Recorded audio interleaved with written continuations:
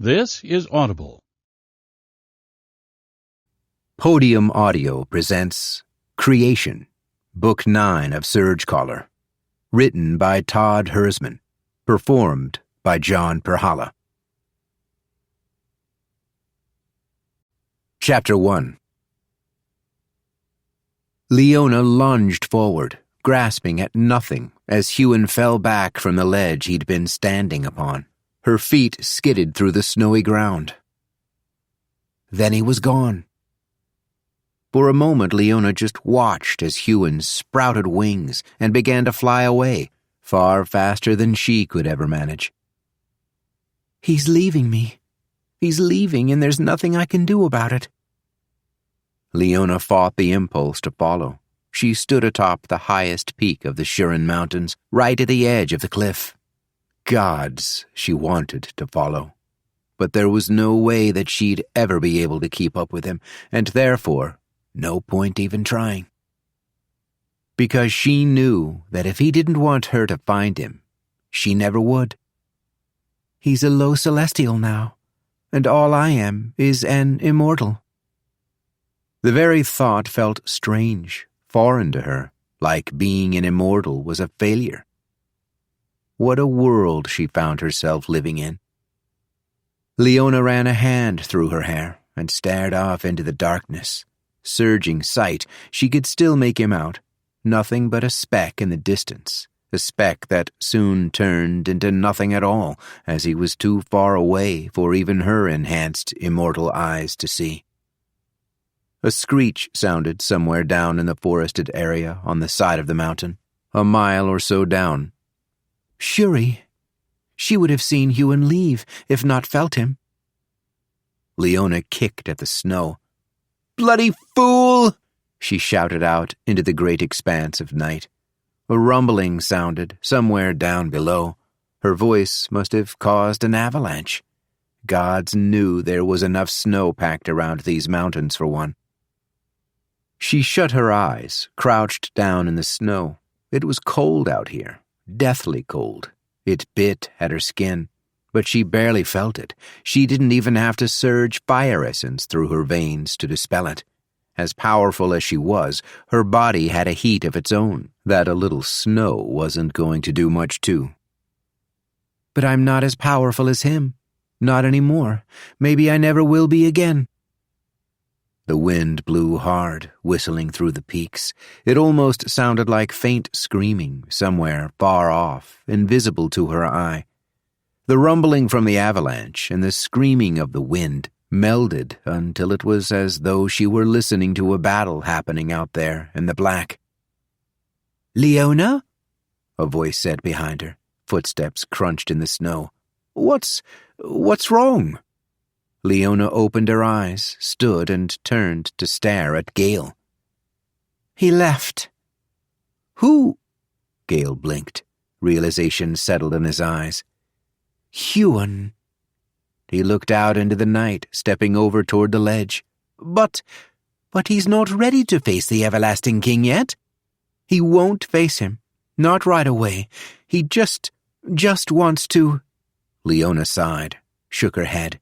"He wants to see if he can see a link between the Everlasting King and his cores." Leona nodded. "Then he'll return." "Because there's no way he's doing this alone." "I guess that means we should stay here." Gale crossed his arms, sighed. "There's no catching up to that man, is there?" Leona's gaze turned downward.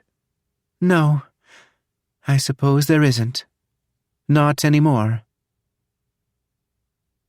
Less than a week after Huon left the Huron Mountains, the Everlasting King came for them. But before that happened, time had passed as slowly as it ever had. Carlon, once Tyrol, the immortal of Earth, had carved out living quarters within the cave, building more space inside of it and closing off different sections to give people privacy. The way he'd set it up, it almost looked cozy. Leona was thankful for this. On that first night they'd spent there, the cave had been far too crowded, and though there were countless people around her, Captain Avery, Gale, Eliko and Cirrus, first mate Horrell, along with the rest of the crew of the Strongwind, the 3 former members of the Immortal Seven, Kelny, Karlon, and Emera. Leona felt more alone than ever. And the cave, sectioned off as it was with stone furniture surged from earth, reminded her of nothing more than the cave that she'd spent time with Huon in when they'd been in Temtoria, the longest time they'd ever spent alone together. It didn't help that they'd spent time alone in this very cave first. Shuri came to her that night. The bond between them, inexplicable as it was, let her feel the beast's emotions. She found some comfort in the beast's presence, large feathered wings draped over her, offering a warmth that, while not needed, was appreciated. But whenever she delved deeper into their bond, she felt an echo of her own loneliness within the Sky Eagle, an echo that made her want to pull back into herself. The days passed by slowly. She hated every second she was apart from Huon. The last time they'd been apart was back when he'd been stuck in the tower of the Southern Sect, when he'd been forced to fight in the Tournament of Grace. Considering the 2 of them had gone to Temtoria, spending more than a year there, it felt like eons had passed since then. Leona couldn't pout and pine for long, however. She knew that even though she wasn't near as powerful as Huon, she could still be useful in whatever battles came next. So she trained. Every day she trained as hard as she ever had, cultivating ever more soul essence, discovering new and unique ways in which to use it. Though she did not have Huon to spar with, there were 4 other immortals here now.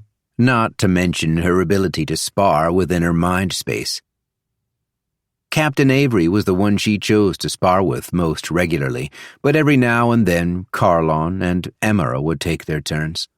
The 2 former members of the Immortal Seven had adapted to being free of their bonds far faster than Kelny ever had. Kelny, too, would spar with her. The former Immortal of Fire was not her favorite person in the world, but somehow she'd grown to respect the man. He'd volunteered to be bound to Huon before the 2 of them had gone into Glenhaven together.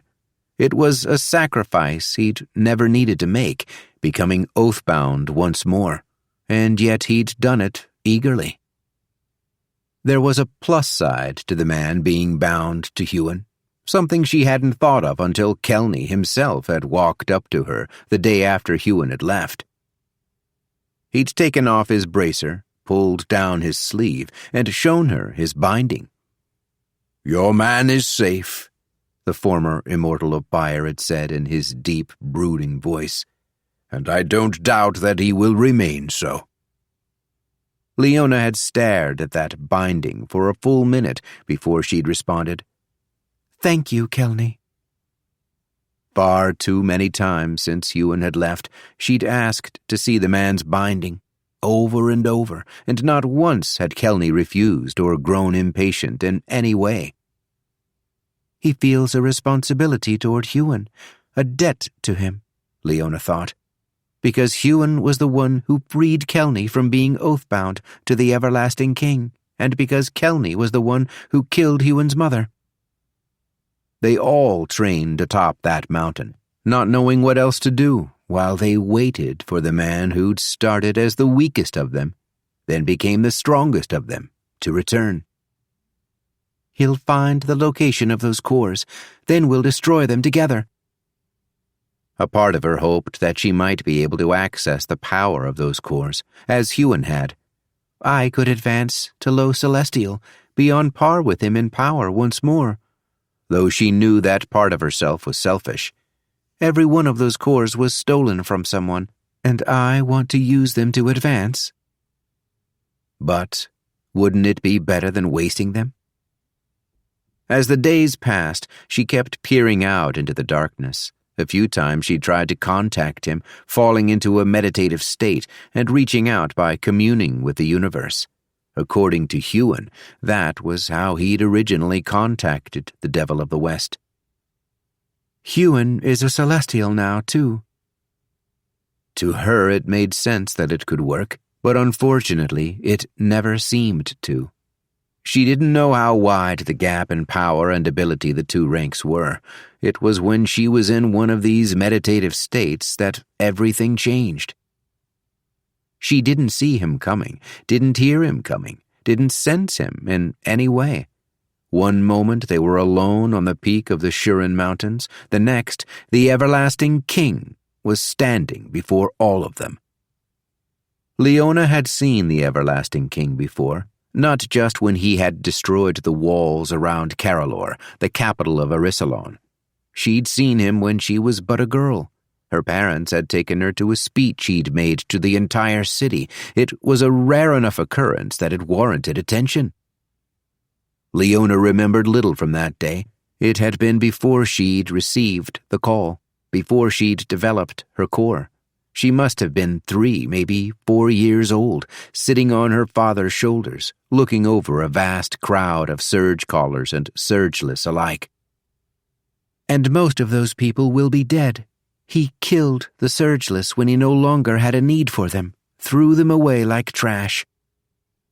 Leona stood, put her hand to the hilt of her sword, but she knew that there was nothing she could do. All she could think of was Huon. She stepped forward, toward the man. She couldn't fight him. Even if she wanted to, it would only end in her death. She'd seen what he'd done to Glenhaven, the explosion of power. "There's no way we can get out of here fast enough." "Huon," she swallowed. Did you kill Huon?" She would have known if that had happened, wouldn't she? Kelny would have told her if something had changed with his binding. The everlasting king had black hair, almost dark as pitch, that contrasted his pale skin. He wore armor akin to the honor-bound, except it was lined with gold where the many plates met. There was a power radiating off him, not like that of a core unveiled. This was different, and terrifying in its ferocity. He must have cloaked himself on his approach, or perhaps he'd simply teleported straight here. "Huon is the only one who knows where we are." "Huon lives." The everlasting king smiled at her, a calm smile, though he had no small amount of mirth in his eyes. "But he has done something he should not have done, stolen something he should not have stolen." Rushing footsteps came toward them. The others had noticed what was going on. Captain Avery stopped beside her, staring wide-eyed. Gale came to stand on her other side. "They should have run. Why didn't they run?" "Leona," the everlasting king said, "that boy cares for you most of all." He tilted his head to the side, gazing intently at her. "You shall remain alive." The man raised his hands. He did not hold a weapon in them, though he had a sword at his belt. He let out a breath, clapped his hands together, and suddenly Kelny, Carlon, Emera stood in front of him. The rest of the people hiding atop the Huon Mountains appeared around them. Kelny stepped back. "No!" He shook his head.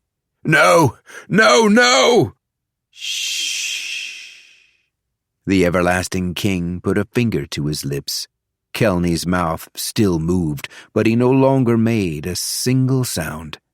The side of the king's lips kicked up as he made his right hand into a fist. Kelny stopped walking backward. He froze. The only thing moving were his eyes. "I am a man with almost boundless patience, but I will not tolerate my tools being used against me.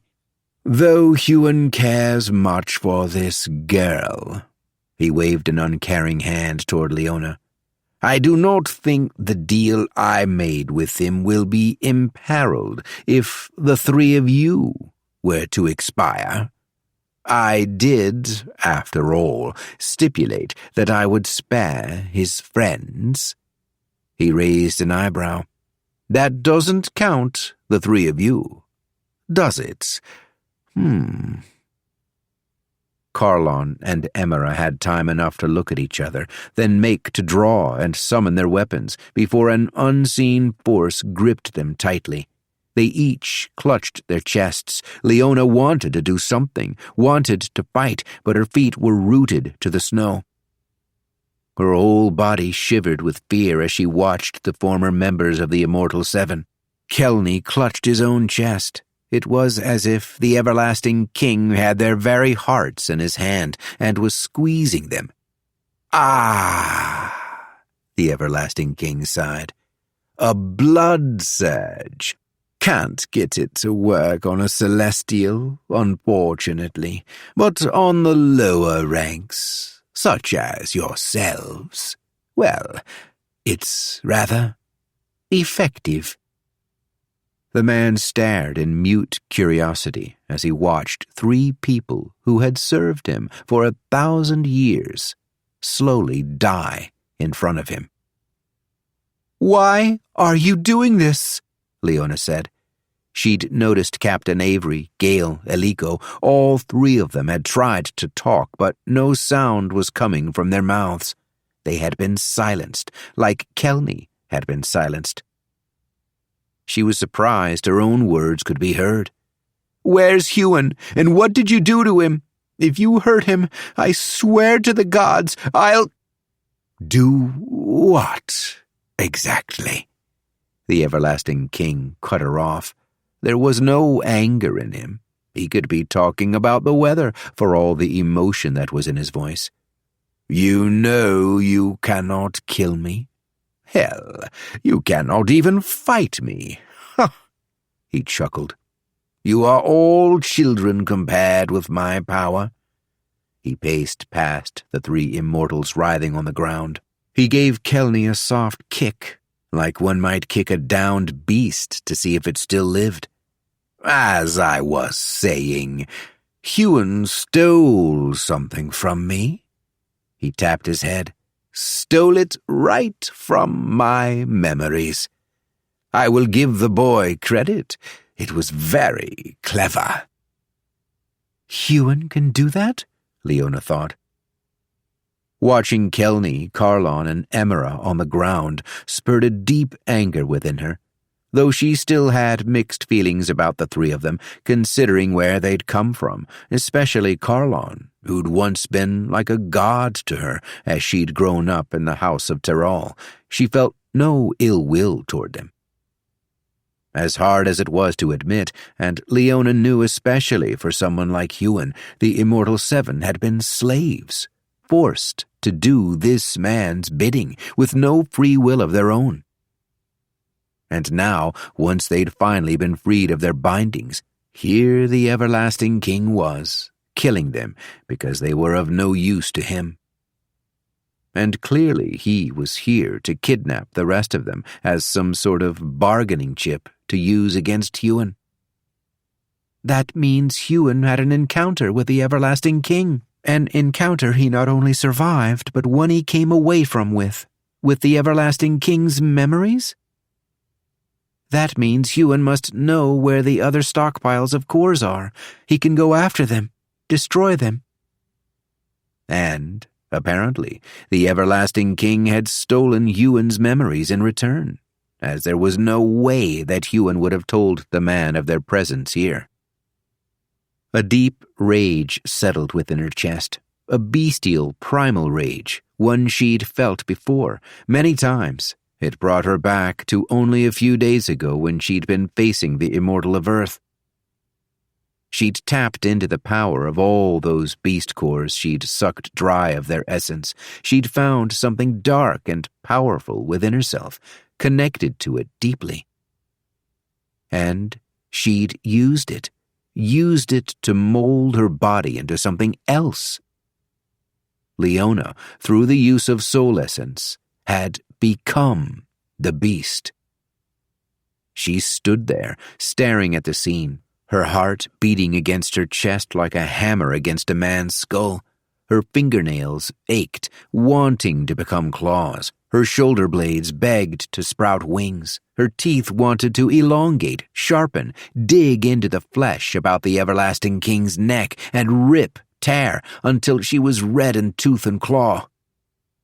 But she didn't move, because she could sense something about the everlasting king. He may not get angry, but he would punish.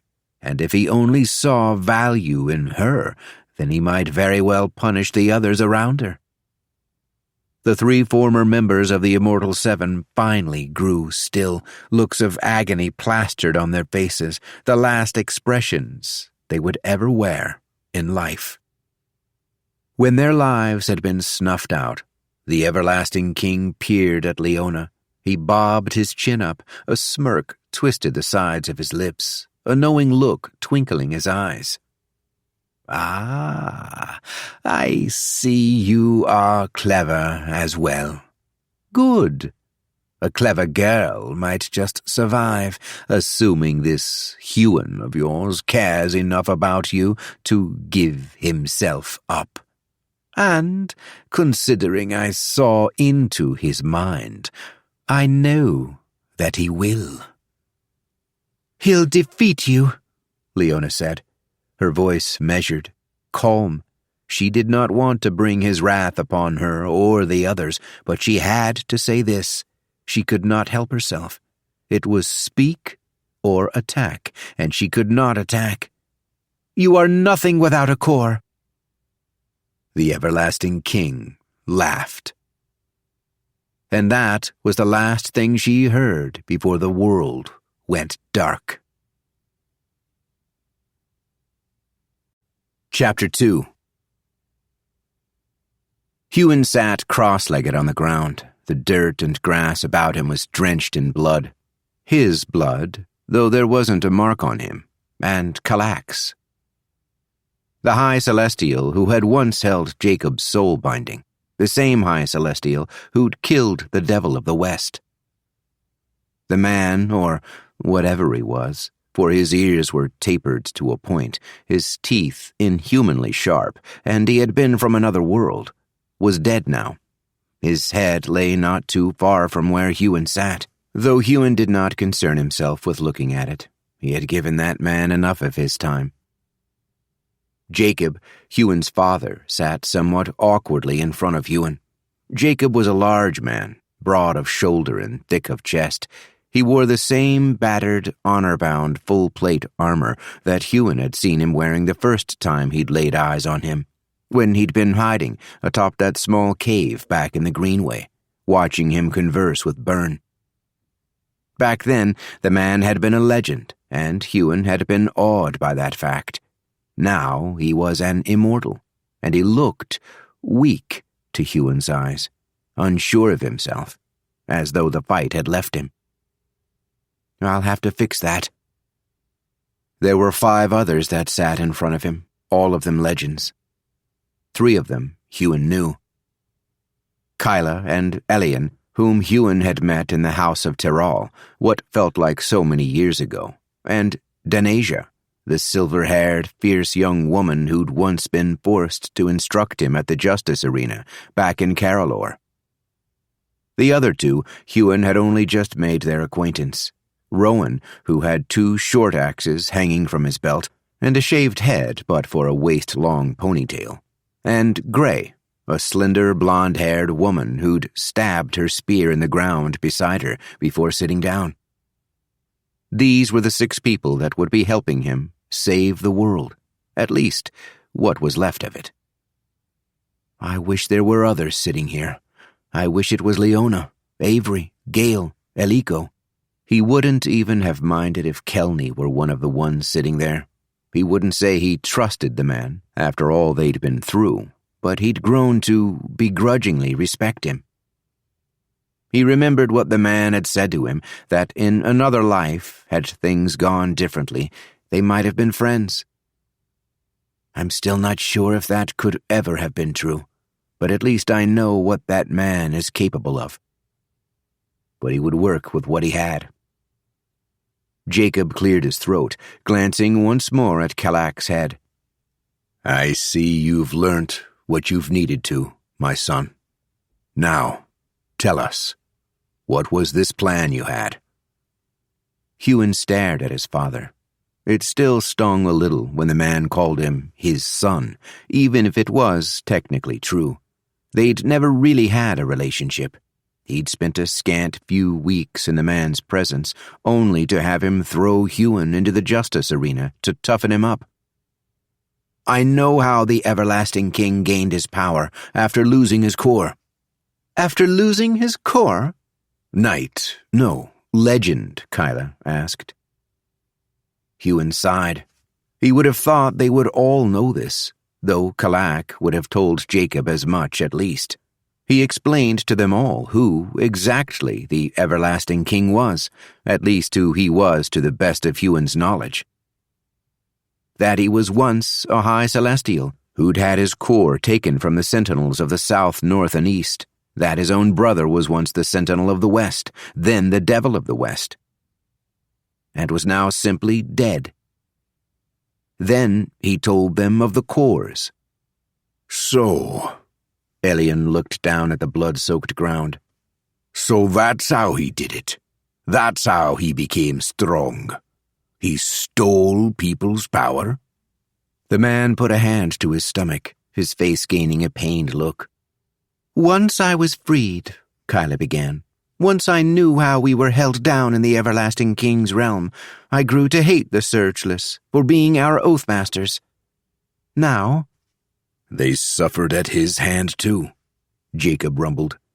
"But that does not forgive their actions." Huon nodded. "I agree."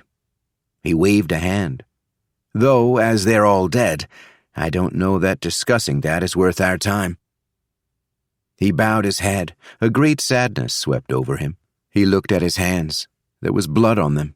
Literal blood from the fight he'd just had with Kalak, and figurative blood from all the lives the Everlasting King had taken when he'd broken the bonds of the honor-bound. Almost every last person on the Harrowland continent lost their lives. He knew that wasn't his fault. He'd even accepted that during the fight with Kalak, but that didn't mean the guilt had simply disappeared and let him be. No, he wasn't sure it would ever leave. They'd died as a direct consequence of his actions. Because he'd freed them of their bonds, they'd become useless to the Everlasting King. And what he doesn't have a use for, he destroys. The man had taken every single one of their cores, as they'd become far more valuable to him than their lives. Which means he might have another stockpile somewhere now. "So, where are these cores?" Denasia asked, snapping Huon out of his thoughts. "And why haven't you gone after them?" Rowan nodded, his ponytail swaying. "I'd like to know the answer to that too. If you're strong enough to do what you did here, surely you are strong enough to destroy the source of his power." "It isn't that simple." Huon bit his lip. "Originally there were 7 stockpiles of cores. The first, the original, was below the Everlasting King's castle." He raised a hand, curled his fingers into a fist. "I destroyed that one less than a week ago." Had it really only been that long since he'd reached this rank, since he'd surged creation essence to reforge his body and mind, making him stronger than his rank, stronger than he had any right to be? Jacob perked up, leaning forward. "That's how you became so strong." Huon supposed there was no point in lying. In fact, maybe it would be a good thing if he were to tempt the 6 of them with the power those stockpiles of cores held. "Yes. The only way I knew how to destroy those cores was to absorb the power in them. It activated my advancement from immortal to low celestial." He paused, thinking of the chaos that had been in his core afterwards, how he'd almost died from it. "Among other things." Once again, Huon's father looked over at the dead man's head, perhaps doing some mental calculations, suddenly realizing how it could be that a low celestial, one newly minted at that, could have defeated a high celestial like this one. Huon himself hadn't spent too long thinking down those lines, though. It did make him wonder. He might have only defeated Kalak because he'd pushed the man, or whatever he was, through that portal and into a world where the gravity was twice as strong, thus putting him off balance. But he had defeated him. And Kalak had defeated the Devil of the West, a high celestial so strong that it had taken the other 3 sentinels banding together to take him down. Does that make me near as strong as one of the sentinels? Stronger? Or did I just get lucky? He shook those thoughts away. It wasn't particularly important whether he was as strong as or stronger than the sentinels. They weren't the ones he would be fighting. The Everlasting King, on the other hand, was, and he was most certainly stronger than the sentinels. "And the other stockpiles?" Denasia asked. "Where are they?" Huon sighed. Then he explained to the 6 of them one of the many reasons why this wasn't all that simple. "I stole the memories of their location from the Everlasting King." The first memory he had stolen was of a grove where the trees had purple leaves, their trunks a deep brown verging on black. One tree had stood out from the others in the center of the clearing. Though its leaves and trunk resembled those around it, it had a dim glow about it, as though it radiated power. There had been a hole, a staircase leading underground, straight to the first stockpile of cores. The next stockpile was in an underwater cave. The third, the dungeons of a solitary tower atop the tallest mountain Huon had ever seen.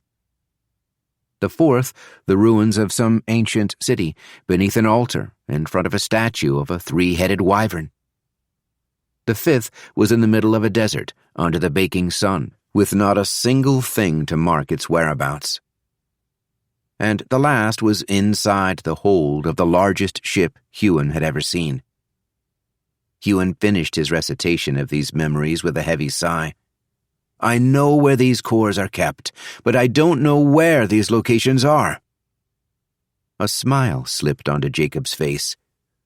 "Good thing you've got your old man looking out for you then, isn't it, Huon?" Huon frowned. "You know these places?" Jacob, who'd been sitting slumped on the ground, straightened. "I've been keeping a close watch on the Everlasting King's whereabouts for almost the last 20 years. Ever since," he ran a hand through his hair, looking at Huon, "ever since Kalak freed me of my bond." Huon dipped his head in a nod. Perhaps Kalak had inadvertently done something to help Huon while the man was on his selfish quest for power. He leant forward, staring intently at his father. "Maybe he'll be more useful than I thought." "Where? Where are they?" Jacob let out a puff of air, deflating a little. "I think I can accurately pinpoint at least 3 of those locations. 2 I'm less sure about. And the last—" He tilted his head to the side. "I've seen the ship you mentioned. It's a part of his fleet, but if he knows you know where it is, he could easily move it." "He could move all of those cores," Rowan cut in. "Couldn't he? I mean, there's nothing stopping him from doing that, is there?" They all stared at Huon, their sharp looks questioning. Huon shook his head. "The cores can't be moved. That's why." For the first time in a long time, he bit the inside of his cheek, a nervous habit he'd thought he'd dispensed with long ago. "That's why he's kidnapped those closest to me." "Leona?" Jacob asked. His face was blank, no hint of emotion on it, but his feelings leaked into his words. "You're worried about that girl?" The man's voice shuddered with rage. "The entire world is at stake, and you're worried about a girl? And what, some friends?" Jacob stood, stared down at his son. "I thought I burned the weakness out of you." Huon didn't move from where he sat. He simply stared at his father. He could feel his own rage bubbling up inside of him, threatening to boil to the surface. Part of him wanted to strike Jacob, like he had before when he'd been a knight trying to leave Harlan. He'd locked his father up in a rock surge and pummeled his face, trying to cause him pain. Jacob had smiled, goading him into doing more. But Huon had changed since then. "Sit back down!" His voice thundered with command, as though all the power within his core was behind it. It wasn't an Oathmaster command, but the way his father reacted, it looked like one. "You may be the man who impregnated my mother. You may technically be my father, but you have not earned the right to treat me like a child, let alone your own." The others were frozen, staring between the two of them, until Kyla slowly leant forward. She hesitated to speak for a moment, then her words flowed out of her. "The Everlasting King wouldn't bother to do such a thing unless he saw you as a true threat. But their being captured isn't the only reason you haven't gone after those cores, is it?" "No, it's not." Huon kept his gaze from his father. "Even if I knew the exact location of every stockpile of cores, alone I could only have gone after one at a time." "And he might be waiting for you, or he would feel the cores destroyed and know where you were and come for you," Kyla said. "Indeed," Huon nodded. "Even if I destroyed 5 of them, he might still be strong enough to kill me, and he'd be waiting at the last stockpile, though I doubt I could get that far." "That's why you needed 6 of us," Elian said. "We're to help you destroy those stockpiles." "At the exact same time, or as close as we can manage, but there's more than just the location of the cores that we need." Huon paused. "For you to be able to destroy those cores, I need to teach the 6 of you how to cultivate and surge soul essence." The 6 of them looked at him in confusion, clearly not knowing what soul essence was. "And, well, once you've absorbed those cores, you may very well become as powerful as me." Chapter 3. Huon didn't want to waste any time, though they may have been in Temtoria, a world where time moved more slowly than their own. He knew that the months he had here still might not be enough to accomplish what they needed to do. He wasn't only tasked with training these 6 Surgecallers in essence circulation, turning the eternal wheel, and in the cultivation and surging of soul essence. No, he needed to drag the 5 who were legends all the way to the rank of immortal. And that was a task he didn't know if he would be able to achieve. He'd spoken to them, explaining just what he'd gone through when he'd taken in all that essence, all the power that was held within the cores beneath the Everlasting King's palace. It had left his own core in chaos, in a turmoil he'd only just been able to control, something that would have, eventually, gotten him killed if he hadn't learnt how to surge the creation essence that had been locked, stuck, inside of him. The others blinked as they listened to him. He'd worried there might be some hesitation, some misgivings toward his plan, worried that some of them might say that they were safe now on another world. But these people had volunteered for this. They'd stepped forward, even being a part of the resistance at all. They knew they were risking their lives. His father, already being an immortal, wouldn't have to undergo as much training as the others, but Huon worried about the mental strain that learning to surge creation essence might put someone under. He wanted to ensure they would all be ready. And so, that's what the next few months became. Huon was glad that he'd already been through this once before. He'd helped train Avery, Eliko, and Gale how to cultivate and surge soul essence, not to mention the entire crew of the Strong Wind, and it was a far easier thing to do in Temtoria than it was to do back home. But the people he was training now? He could show them each how to use essence circulation to create their own pure essence. Essence they could turn into soul essence without the need to cultivate it from this world. Coming back to their own world, they would instantly have an advantage that Huon and Leona had lacked. One step at a time.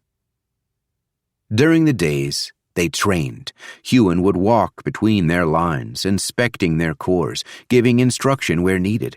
As far as they knew, there was nothing on this world but beasts, so Huon didn't worry about the others having their cores unveiled for his examination. Nothing short of an immortal advancing to the rank of low celestial, or a low celestial advancing to high, was likely to attract any divine beings. During the nights they stayed in the same cave that Huon and Leona had been in, before they'd faced the Immortal of Fire. Huon had carved out a larger section of the place and opened up the wall to the outside world. When he'd been here with Leona and Shuri, for the most part, they'd kept themselves hidden when needed. That was no longer necessary. As the weeks passed, Huon felt as though he were in a daze. He only had 2 tasks: train these Surgecallers up so they could each destroy a single stockpile of cores, and ensure he knew exactly where those cores would be. One by one, he pulled them all into mind spaces, inspecting their memories and building a stronger map of the Harallan continent.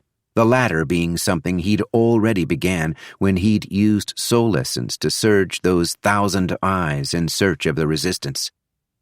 He'd started with his father, the same day the man had told him that he knew the locations of some of those cores.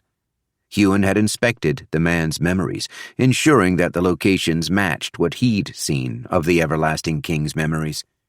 Of the 3 locations that his father said he knew the whereabouts for, Huon could only confirm the exact location of one, the Grove of Trees. Jacob himself had followed the Everlasting King there. The other locations, Jacob only had the word of those in the Resistance that he'd had follow the Everlasting King, and, unfortunately, all of those Surgecallers were dead. The Grove of Trees, with the purple leaves, was in the outskirts of the Everlasting King's realm, and using his father's memories, Huon knew exactly how to find it. The other 2 stockpiles that Jacob knew the location for, but had not seen himself, were the ones in the ancient ruins and the ones atop that tall tower. The ancient ruins were in the Empire of Solitude, a place his father had heard much about, but never set foot in. He'd avoided the place, for the people there were too chaotic. Apparently, the ruined city was something their people had destroyed themselves. The more they surged essence from beast cores, the more bestial they'd become, until eventually they eschewed all things civilized, including civilization itself. Hard to think a place like that could be called an empire at all. The mountain, too, was actually a place that Huon had passed by without realizing. When he'd traveled from Ganadon back to the Everlasting King's realm, they'd headed through a valley between 2 tall mountains. At the time, he hadn't realized what had been at the top. Though he'd had the ability to fly, they'd tried to stay close to the ground as they'd traveled. We passed right by a stockpile of cores, on the way to take down another. The more locations Huon nailed down, the more confident he began to feel. Unfortunately, 2 of the locations, the underwater cave and the one in the middle of the desert, his father was less than sure about. One of his resistance agents had seen the Everlasting King dive into the ocean on the coast of what had once been the Queendom of Arisalon. As neither of them could think of another reason for the man to do such a thing, they both assumed it was where his cores were kept. "The man who brought me this information died after I sent him out again. Died or was captured, and so either way, he is dead," his father had said when telling Huon of it. "He probably thought he died not having done anything of true value to the cause, probably thought he had disappointed his savior, disappointed me. I know the location isn't specific, but I hope it will help us." The desert was the place that Jacob had been least sure of, as there were several deserts across the Harlan continent. But when he showed it to him in Huon's mind space, Jacob confirmed that the everlasting king had been sighted making more than one visit toward this specific one. "It's not just a desert, not a normal one anyway. It's a desolate wasteland in the dead center of the continent. There's no essence signature in that place, as though something terrible happened there. It is a place devoid of water, where the wind does not blow and fire does not burn," his father had said.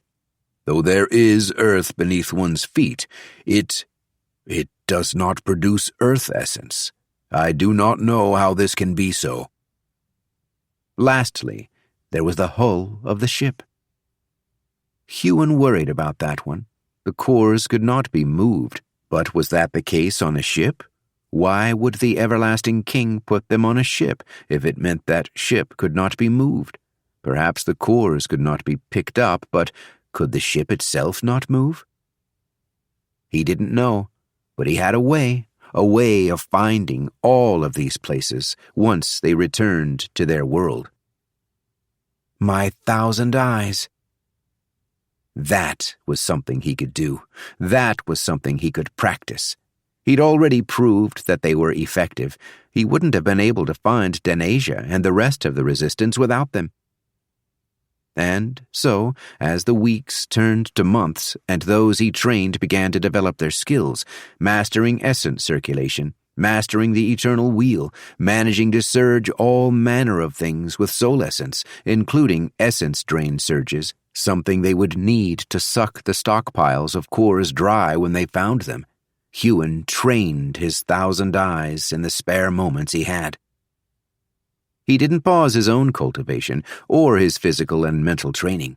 He spent as much time as he was able in a mind space of his own, fighting against the everlasting king, over and over and over again. He had to ensure he would be ready next time. He wouldn't let the same thing happen again. "Leona and the others are only in danger because of me, because I couldn't stop him from breaking into my mind." Though all he had to go on was their past fight, a fight that hadn't even been real, it seemed like the right thing to do. When 3 months had passed in the world of Temtoria, and he had been deep in meditation inside a mind space, a huge rush of essence pulsed outward, piercing his mind space and breaking him from his concentration. Instantly, he pulled out of the mind space and ran outside. He knew what that rush of essence meant, knew that that amount of power being unleashed could only mean one thing. One of the 5 Surgecallers was advancing to the rank of immortal. Huon couldn't help but smile. He'd known who it was, but he'd wanted to see it for himself.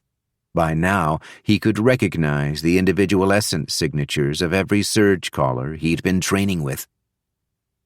Denasia, the woman who'd taught him how to cultivate while fighting, the woman who'd taught him to strengthen his natural base, to strengthen his surges, who'd gotten him to the rank of knight, she was finally going to be an immortal herself.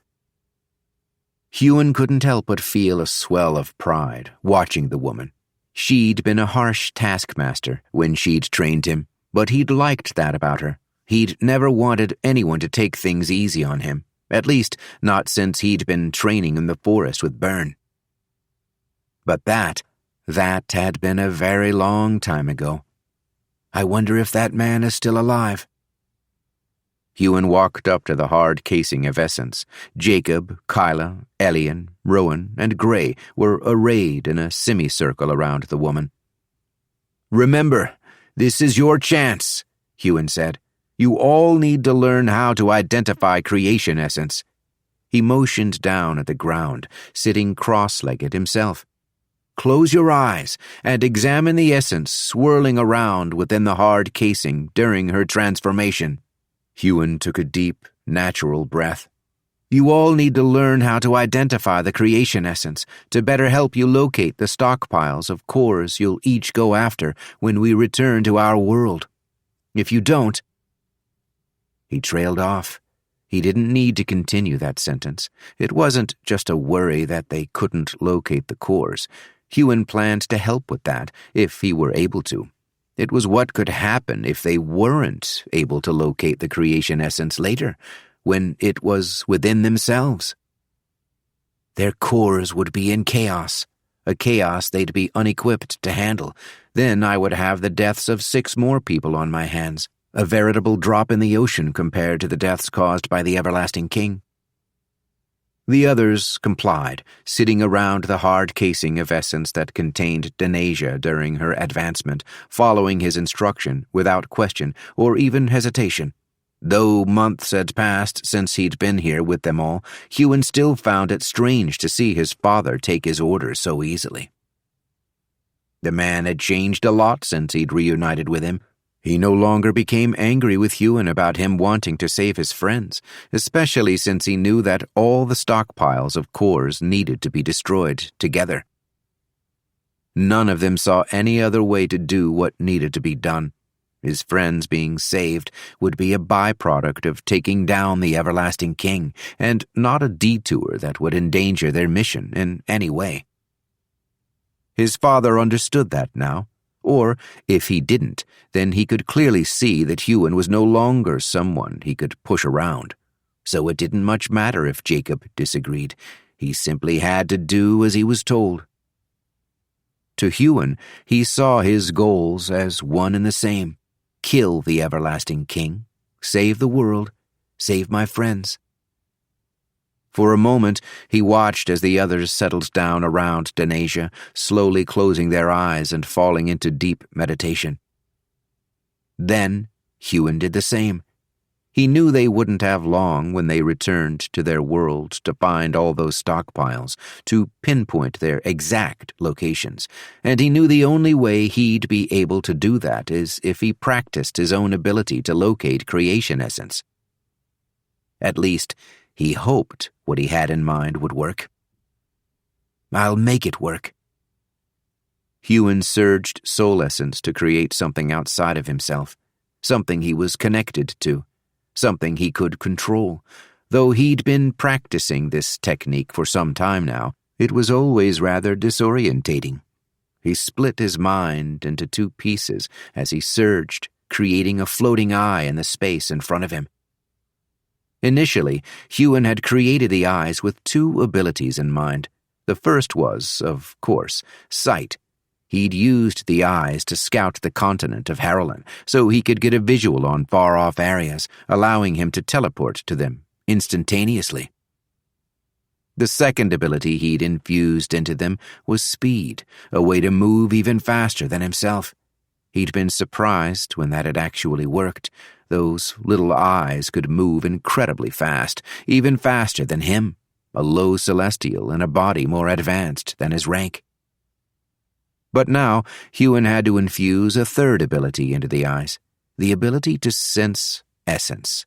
Though a Surgecaller at the rank of immortal and above could sense the essence from an advancement from the other side of the world, the type of essence they needed to sense now was far more difficult to feel than that and required much closer proximity. And when they returned to Harlan, Huon wouldn't be able to afford to spend his time physically moving from place to place.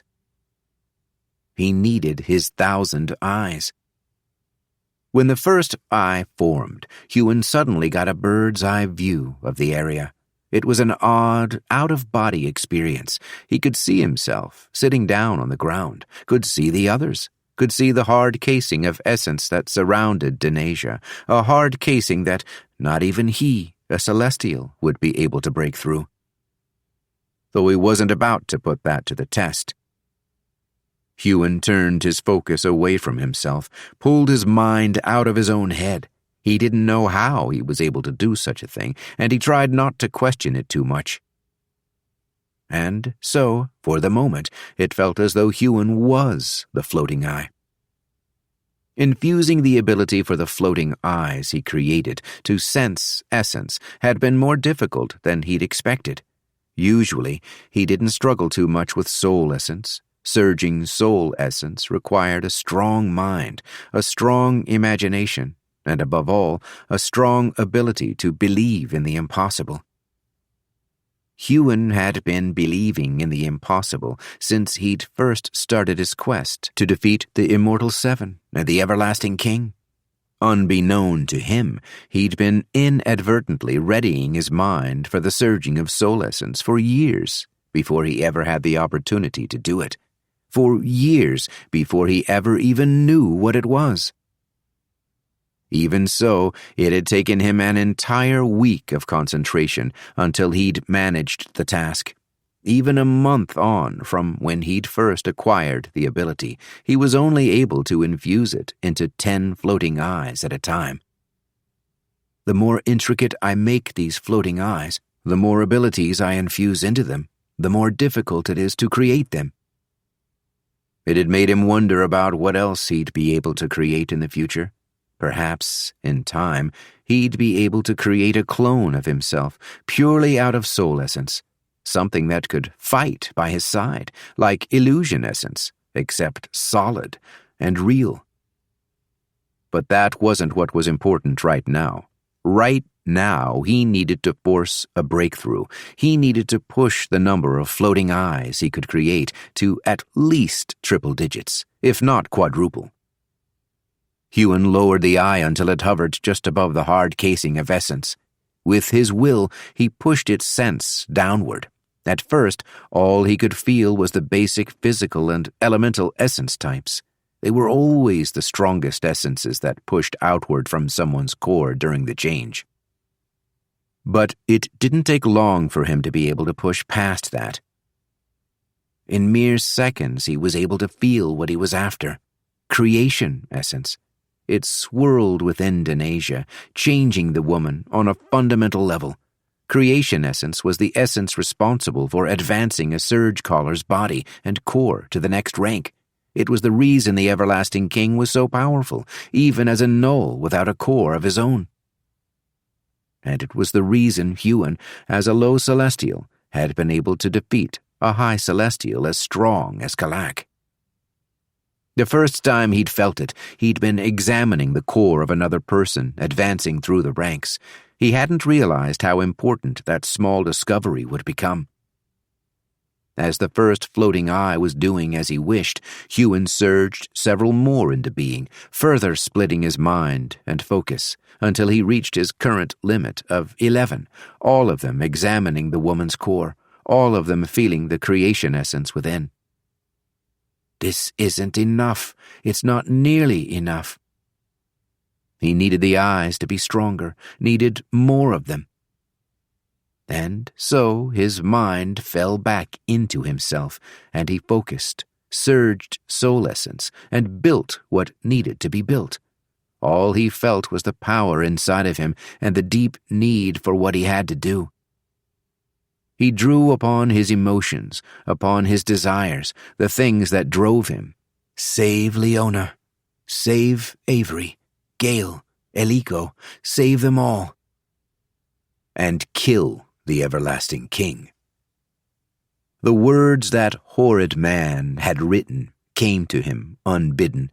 Huon's immortal memory had frozen them in his mind with perfect clarity, even long after he'd discarded the note. If you go after my cause, I will know. I will find you. You will die long before you can weaken me enough to defeat me. And your friends will be long dead. And then that stupid little way the man had ended the letter, as though they were simply friends, keeping touch, exchanging long-held correspondence. Warmest regards. As the minutes passed, Denasia's body, mind, and core advancing, Huon advanced his own abilities, breaking through thresholds that had kept him locked these past weeks, stretching himself to new limits, driving himself ever further, with only his goals and his task occupying his thoughts.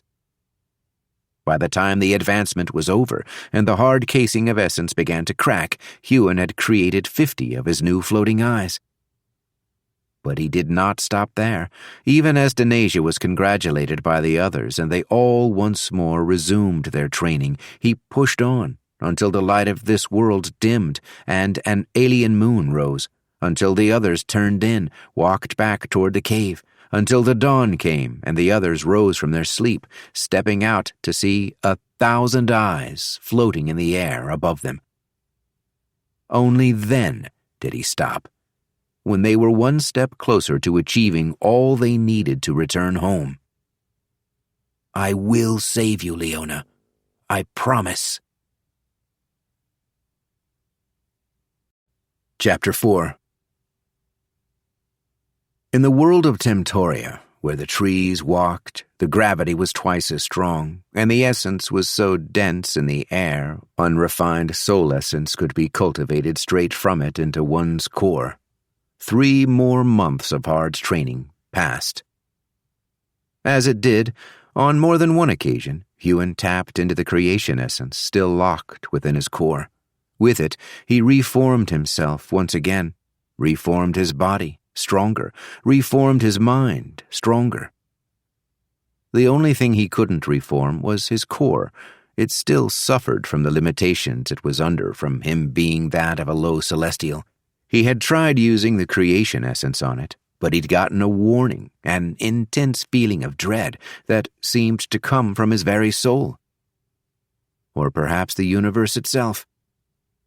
It wasn't something he'd ever felt before, though there had been a time when he'd gained small insights from the universe. That had been a long time ago, and as they hadn't happened for years, he'd began to think that they had been mere flights of fancy, never anything that had actually happened at all. Now he was beginning to wonder if he had been wrong. Perhaps this is why Celestials are called Celestials in the first place, because they have a tentative connection with the heavens, one that the lower ranks don't have more than scant access to. It would also go a long way toward explaining why those above Celestials were called divine beings. Huon had heeded the warning, assuming that either it wasn't possible or there was some barrier preventing him from making it possible, and that wasn't a barrier he knew how to break through. Certainly not in the limited time that they had. Too much time had passed already. He didn't know the exact number of days that would have passed back home. Dwelling on that lack of knowledge only served to swell his anxiety and worry about Leona and the others. He hoped it had only been a few. The Everlasting King only gave me a week, and it took me enough time to find the resistance, then get us all to this place. He would need at least a day before the deadline, at least a day to find the exact locations of all the stockpiles and get the others there. He already knew how. As the last of the 5 Surgecallers reached the rank of immortal, and all of them, including Jacob, who had not needed to advance, were able to cultivate and surge soul essence as well as anyone else Huon had taught, Huon knew they had lingered in this world for too long. His heart ached to see Leona, and not just Leona, either. All of them. He stood in the dirt outside of the cave that had been his home on more than one occasion. A strong breeze blew in from the north, bringing with it a biting chill, a chill that his tough, enhanced skin barely felt. Immortal Kyla walked up to him. She dipped her head. "I'm sure I've done this enough times to make you tire of it, but I once more find I must thank you, Huon." Her expression became thoughtful. "When I first saw you, when you found what remained of our resistance, I honestly couldn't believe that you had come as far as you had. But watching you, as you trained in this place, as you instructed each and every one of us, as you pushed us and yourself toward new limits, I understand how it is you came to be who you are." She put her hand on his shoulder and squeezed. "I'm glad I took you on as my squire. In a way, it doesn't feel like much time has passed since then. In another, the world has changed more than I could have imagined." Kyla looked down at herself. "Even I've changed more than I thought possible." She touched a hand to the underside of her wrist. Oathless, immortal. She looked up at the alien sky. In another world. Elian, Denasia, Gray, and Rowan came to stand behind her. Elian bowed his head at Huon. I'll echo her sentiment. Thank you, Huon. We wouldn't have been able to achieve what we have without you. The other newly minted immortals bowed their head, muttering their thanks. Jacob, arms crossed over his chest, stood off to the side, leaning against the rock wall outside the cave. I'm proud of you, son. I'm not your son, Huon almost said. Instead, he simply nodded, taking in all of their words. It had been strange, working with these people over the past 6 months. They didn't feel like his family, even though his father was one of them. Not like Leona, Avery, and Gale, even Eliko felt like his family. But it was hard for a bond not to develop between those who trained together, especially as intensely as they had. It almost felt like a betrayal becoming close to these people when his own were in such danger, such peril. A danger they wouldn't be in if not for me. Huon simply bowed his head. Thank you all for your kind words. He paused, ruminating on what to say next. Though these may not be the people he wanted by his side the most for this mission, he was glad he had them at all. Glad he wasn't alone. Without the 6 of you volunteering for this mission, he trailed off for a moment. I may have found a way to defeat the Everlasting King, he said, thinking he could perhaps have finally found help from those in the Talaniar continent. But it would have been too late to save those he holds captive. Not to mention the Everlasting King could very well have gathered more power by then, if he were able to assault Talaniar before his demise. More death, more cores ripped from innocent people, more stockpiles and more power. He would truly become unstoppable, at least by anything we have in our world. Kyla put a hand on his shoulder. We will save your friends. She paused. Your family. I remember Leona. She was always strong. I am not surprised she has survived by your side for so long. Huon dipped his head. The time for contemplation, for training, for talk, was over. Now was finally the time to act. Years of training, hours upon hours of working toward this one goal, it would all soon come to pass. Huon stepped away from the cave, staring at the ground outside of it. He drew in a long breath of Temtoria's air. This was the 2nd time he'd traveled to this world, and he had no idea if he would ever be back.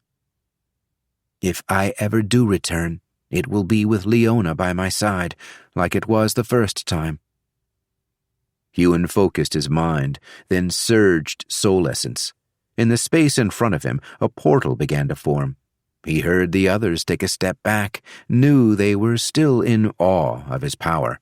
Huon couldn't blame them. He was in awe of it too. Come on, Huon said. It's time to return home. The moment they passed through that portal, time would move quickly once more. They wouldn't be able to dally any longer. It's time to finally kill the Everlasting King and stop his reign of terror once and for all. Huon stepped through the portal. A moment later he stepped back out, standing in front of a large tree, the largest he'd ever seen, in fact. Huon stared at the tree. For a moment, after spending 6 months in Temtoria, he half expected the tree to pick itself up by the roots and walk away. He shook his head, walked a little ways from the portal to give the others space when they came through. His body felt light, lighter than ever. A weight lifted, not just from his shoulders, but from every part of him, every muscle, every limb. It wasn't the first time he'd experienced this difference in the way the two worlds pulled down at a person. It was always refreshing returning here, feeling a renewed strength. Though there was one thing that wasn't refreshing. The difference in the density of the essence. It was as though he'd stepped from an ocean straight into the desert. But, as he'd lived in the desert all his life, it didn't take him very long to adjust. Good thing I know how to create soul essence here. Huon turned, watching as the others came out of the portal. Jacob was first. The man had a hand on the hilt of his sword, as though expecting the fight to begin the moment they returned. Denasia came next, her silver hair blowing in the wind. Kyla, Elian, Rowan, and Gray followed after, until they were all arrayed outside of the tree. Huon shut down the portal, its radiant light snapping out of existence. "We must discover how much time has passed." Jacob marched straight to the large tree. He rapped his knuckle upon the thick bark, eliciting a hollow thud. Too slow, too fast, too slow again. A second passed, then another, then, just as it had the last time Huon stood in front of this tree, a door appeared, as though from nowhere. Though Huon had experienced much in his life, he still wondered how this usage of essence worked, wondered what it was that might be controlling the door. Perhaps it's something as simple as illusion essence, and there's someone inside with an ear for anyone wishing to enter. The door could have been there all along, only to be revealed when there's a knock on the tree's trunk. He'd seen illusion essence fool even the most powerful of Surgecallers. Byrne had disguised himself as another during the Tournament of Grace. He'd only been shown to be who he was because Huon had cut the use of his surge with will essence. There had been 4 high celestials and over a dozen low celestials presiding over that tournament, yet they'd been oblivious to the fact that there was an imposter in their midst. Though a part of Huon couldn't help but wish for it to be something less mundane and more fantastical than that. They stepped inside the massive hollow tree, the tree that looked even larger inside than out. Spiraling wooden stairs clung to the sides of the trunk, crawling ever upward to the higher floors. 8 people stood inside the tree room. Their gazes singled out Huon. The last time he'd been here, every single one of them had stepped forward, volunteering for his plan. He hadn't needed them all, of course. Perhaps he could have afforded to take them all, but he hadn't wished for the extra burden of training more than was strictly necessary. "Eldon," Jacob said, walking up to a stocky, heavily bearded man standing at the front of the others. "How much time has passed since we left?" Eldon lowered his head, somewhere between a nod and a bow. 3 days, Savior."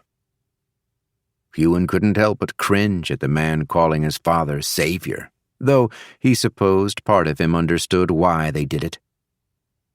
I might have felt the same about the man if I had lived much of my life as a slave, only then to be saved by him. Perhaps that's why Byrne revered him so much. 3 days, Huon nodded. Good. That's not as long as I thought. A tension he hadn't even realized had been in his shoulders eased. That meant that they still had 3 days in which to meet their deadline, 3 days to find the stockpiles of cores, and not only that, they knew where the man would be. There would be no way for the Everlasting King to escape, not once his cores had been destroyed. He would not be able to hide away in some dark corner of the world and regain his power. No, he would finally be dead, made more than just surgeless. He would truly be made into nothing. Huon walked back out of the tree and sat on the dirt outside of it. He bowed his head, closing his eyes to cut off his normal sight. Then he surged soul essence and summoned his floating eyes. He created them, one at a time. Then Huon sent them out into the world, splitting them into 6 different directions. More than anything, he wished to send them to the Huron Mountains. He'd give anything to know that Leona was still okay, even if she was the Everlasting King's captive. But there was no way he was going to risk those floating eyes being seen. If he catches me spying, he might simply kill them. He may fear what I know, and part of him might even fear what I am, but I have seen him kill hundreds of thousands of people, those that were once his own army, simply because they were no longer under his control. A man like that would not hesitate. Chapter 5. The Everlasting King had never been one to be wasteful. Some Surgecallers would lay waste to an army and then simply leave the dead's cores within their bodies. He was different, better. The Everlasting King, after he'd captured those Huon cared for, left them trapped in that cave atop the Huron Mountains. He had plans in place, should they try to escape, inventions that would get them killed. So if they knew what was best for them, they would not try. He didn't much care whether they did or not. Capturing them, blackmailing Huon, that had never been his true plan. He'd just needed to distract the boy. When the Everlasting King had his memories stolen by that child running around with a low Celestial's core and the body of a damned high Celestial, he'd known he was in danger, true danger, for the first time in 1,000 years. He'd thought he'd planned for every eventuality. The whole reason he kept an army around in the first place was so that he could draw upon their cores if he ever needed to. But then his army had been snatched out from under him. The Everlasting King smiled. His hands were folded neatly behind his back as he walked down the stairs. Surging earth, the steps were created for him as he walked, one at a time, coming into being a split second before his foot touched down upon them. It was a satisfying thing, but it wasn't why that smile was on his face. During his struggle with Huon, in the mind space the child had tried to lock him in, he'd seen quite a lot of the young man's memories. Heard much of his thoughts. He'd even glimpsed the boy's soul. He knew that Huon would stop at nothing to destroy him. And he knew, unlike others in the past that had vowed to do that very thing, Huon, if left unchecked, might actually be capable of achieving it. He's come so far already, so much farther than he has a right to. That fact made him grit and ground his teeth, his jaw setting, the smile falling away. Emotion. It wasn't something he usually bothered with, so it was unusual that he would feel such anger for someone. I have no need of anger. And yet, having that child steal his memories had triggered something inside of him. Perhaps that's why he'd killed the former members of his Immortal Seven. There hadn't been any true reason to cause their deaths, not when they could have been used as leverage. But, well, sometimes you just needed to do what felt right. The Everlasting King walked down 10,000 steps until he reached a spot he considered deep enough. He formed a large cavernous space and walked toward its center. Pillars of stone rose from the ground. The floor smoothed out. It didn't look perfect, but it wasn't half bad, considering. Though he could see clearly in the dark, he snapped his fingers, creating 100 floating fireballs around the place to give it some better lighting and a more fitting ambiance. Then he got to work. One of his most favorite inventions, something he was exceptionally proud of, was a tool he was sure had been discovered before in the wider universe. It was too useful not to be. It was what he called a spatial storage item. He touched a hand to the breastplate of his armor.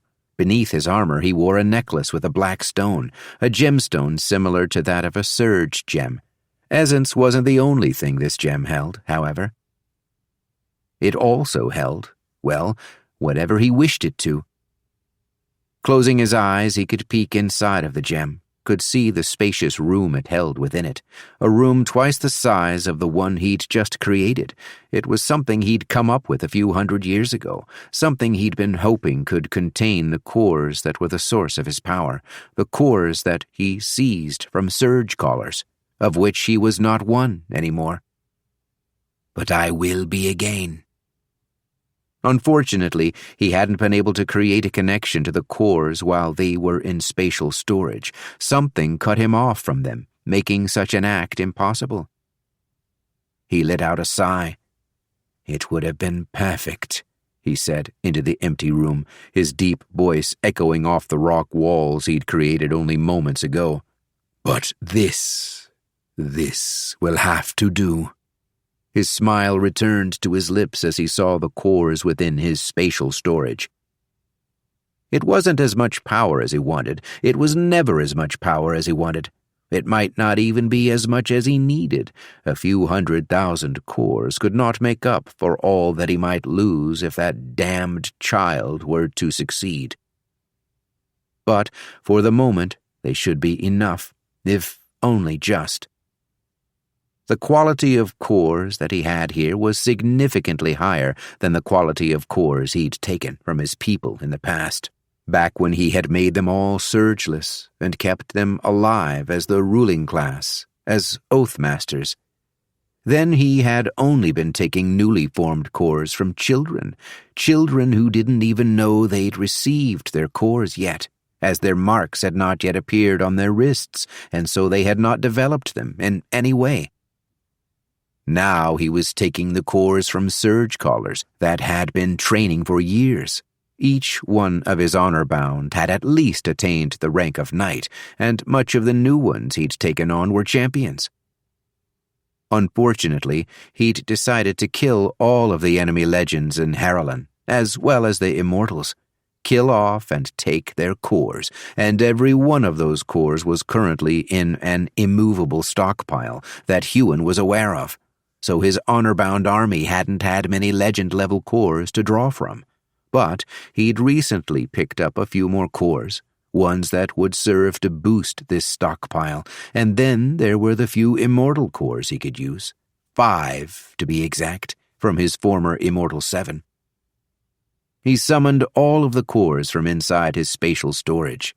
They appeared in a pile in the middle of the room he had just created, the room 10,000 steps down into the bowels of the world.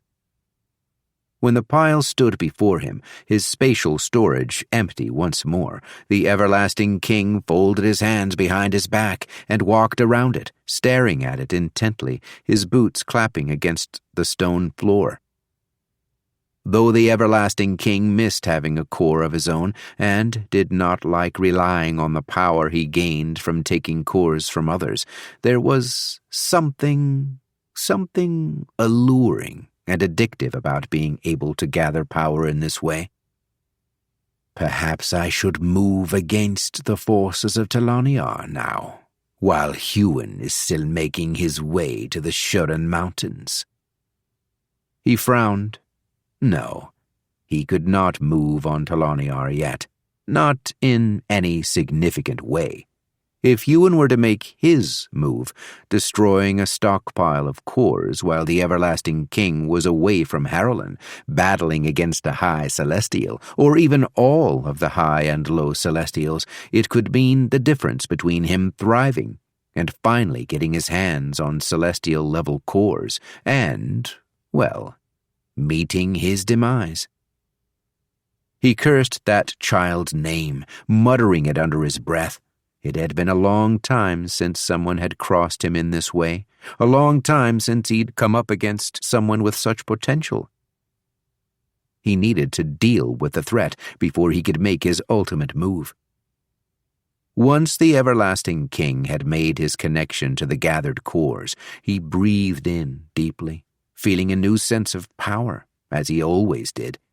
His entire body and mind thrummed with energy, and he could feel a new source of reality essence in which to draw upon. This was the strongest he'd ever been, far stronger than when he'd been a high celestial, when it had taken 3 sentinels banding together to restrain his power, though he wasn't sure if it would be enough. And that made him worry, a niggling, small worry somewhere deep inside his mind. He liked to be prepared for the fights that he came into. That's what he'd been doing for the last 1,000 years, consolidating his power, ensuring that he would have enough to take down every single other country on the Harlan continent, and ensuring that enough time had passed that the Sentinels no longer thought about him, let alone worried about him. They could have killed me all those years ago, yet they let me live, thinking I could never be a threat to them ever again. That was their mistake, and it was a mistake that he would make them pay for dearly. But this fight with the child, in the mind space, the Everlasting King had actually struggled. He should have been able to take down Huon with a single thought, and yet I had been weakened within the mind space. If that fight had occurred in reality, I would have torn him to shreds. And now he had insurance. He doubted the child would be able to destroy every single one of his stockpiles, especially since the Everlasting King would be waiting for him. But if somehow he managed to, he now had this one, hidden away, somewhere Huon would never be able to find. The Everlasting King walked up those 10,000 steps until he reached the surface. The sun bore down on him, his boots crushing grass underfoot. A breeze rolled in, playing with the leaves in the nearby trees. A stack of firewood sat by those trees, an axe leaning against it. The Everlasting King gazed down at the hole in the ground. With a thought, the hole closed. Grass grew where once the earth had been disturbed, and the area looked perfectly untouched. The spot he'd chosen for these cores was a peaceful little area in the middle of a large forest. The clearing he stood upon was large enough to hold an entire village worth of people, and it had been doing just that for hundreds, if not thousands of years. He walked through that village now, past the stacked firewood, away from the place he hid his 7th stockpile of cores, stepping over the bodies of those he'd slain. The village wasn't particularly large, and taking these cores hadn't added a great deal to his power, but when he had pulled this village from Huon's memories, it had seemed like the perfect hiding spot. The village was cleverly disguised and hidden from prying eyes by a locked incantation and some very strong illusion essence. Illusion essence happened to be what the Everlasting King had specialized in, back when he'd had a core of his own. He was perhaps the only one in the entire world that was able to break through into this place, and no one would expect him to put his cores here. In the village of Aralon, in the continent of Talaniar. The Everlasting King took a deep breath. The air was still fresh. The scent of death had yet to rise from those he'd slain, but that would happen soon. And not just here. When I've dealt with this child, it will happen everywhere. Then, maybe, he would finally be able to ascend from this wretched backwater planet. A great emptiness seemed to yawn inside of him as he thought of that, an emptiness where his core should have been. And as his anger had already been flared by thoughts of the child celestial, Huon, now that anger was fanned into a flame as an image, a memory of the Sentinel of the South pulling his core from him, assailed his mind. I'm already stronger than I was back then. I am not empty. I am not nothing. I am everlasting. Chapter 6. For 5 days they had been stuck inside of this cave with no way out. 5 days since the Everlasting King had come, killed the 3 former members of the Immortal Seven as though they were nothing, and those 3 people happened to have been the strongest Surgecallers among them now that Huon was gone. And still there appeared to be no way of getting out of here. Leona walked over to Gale. The young legend was running a brush through his giant white wolf's fur. "She doesn't like being cooped up in here," Gale said, not looking away from his work. "She wants to run free."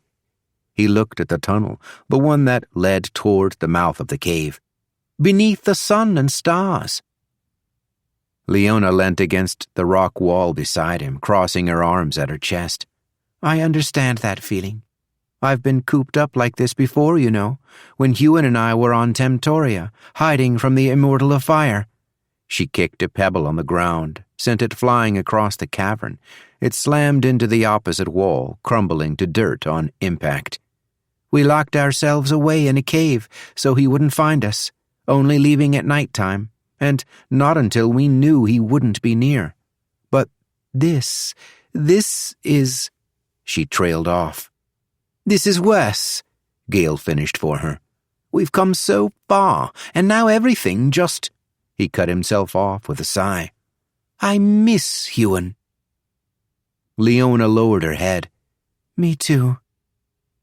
Captain Avery noticed the two of them talking and walked over from where she'd been sitting by the fire.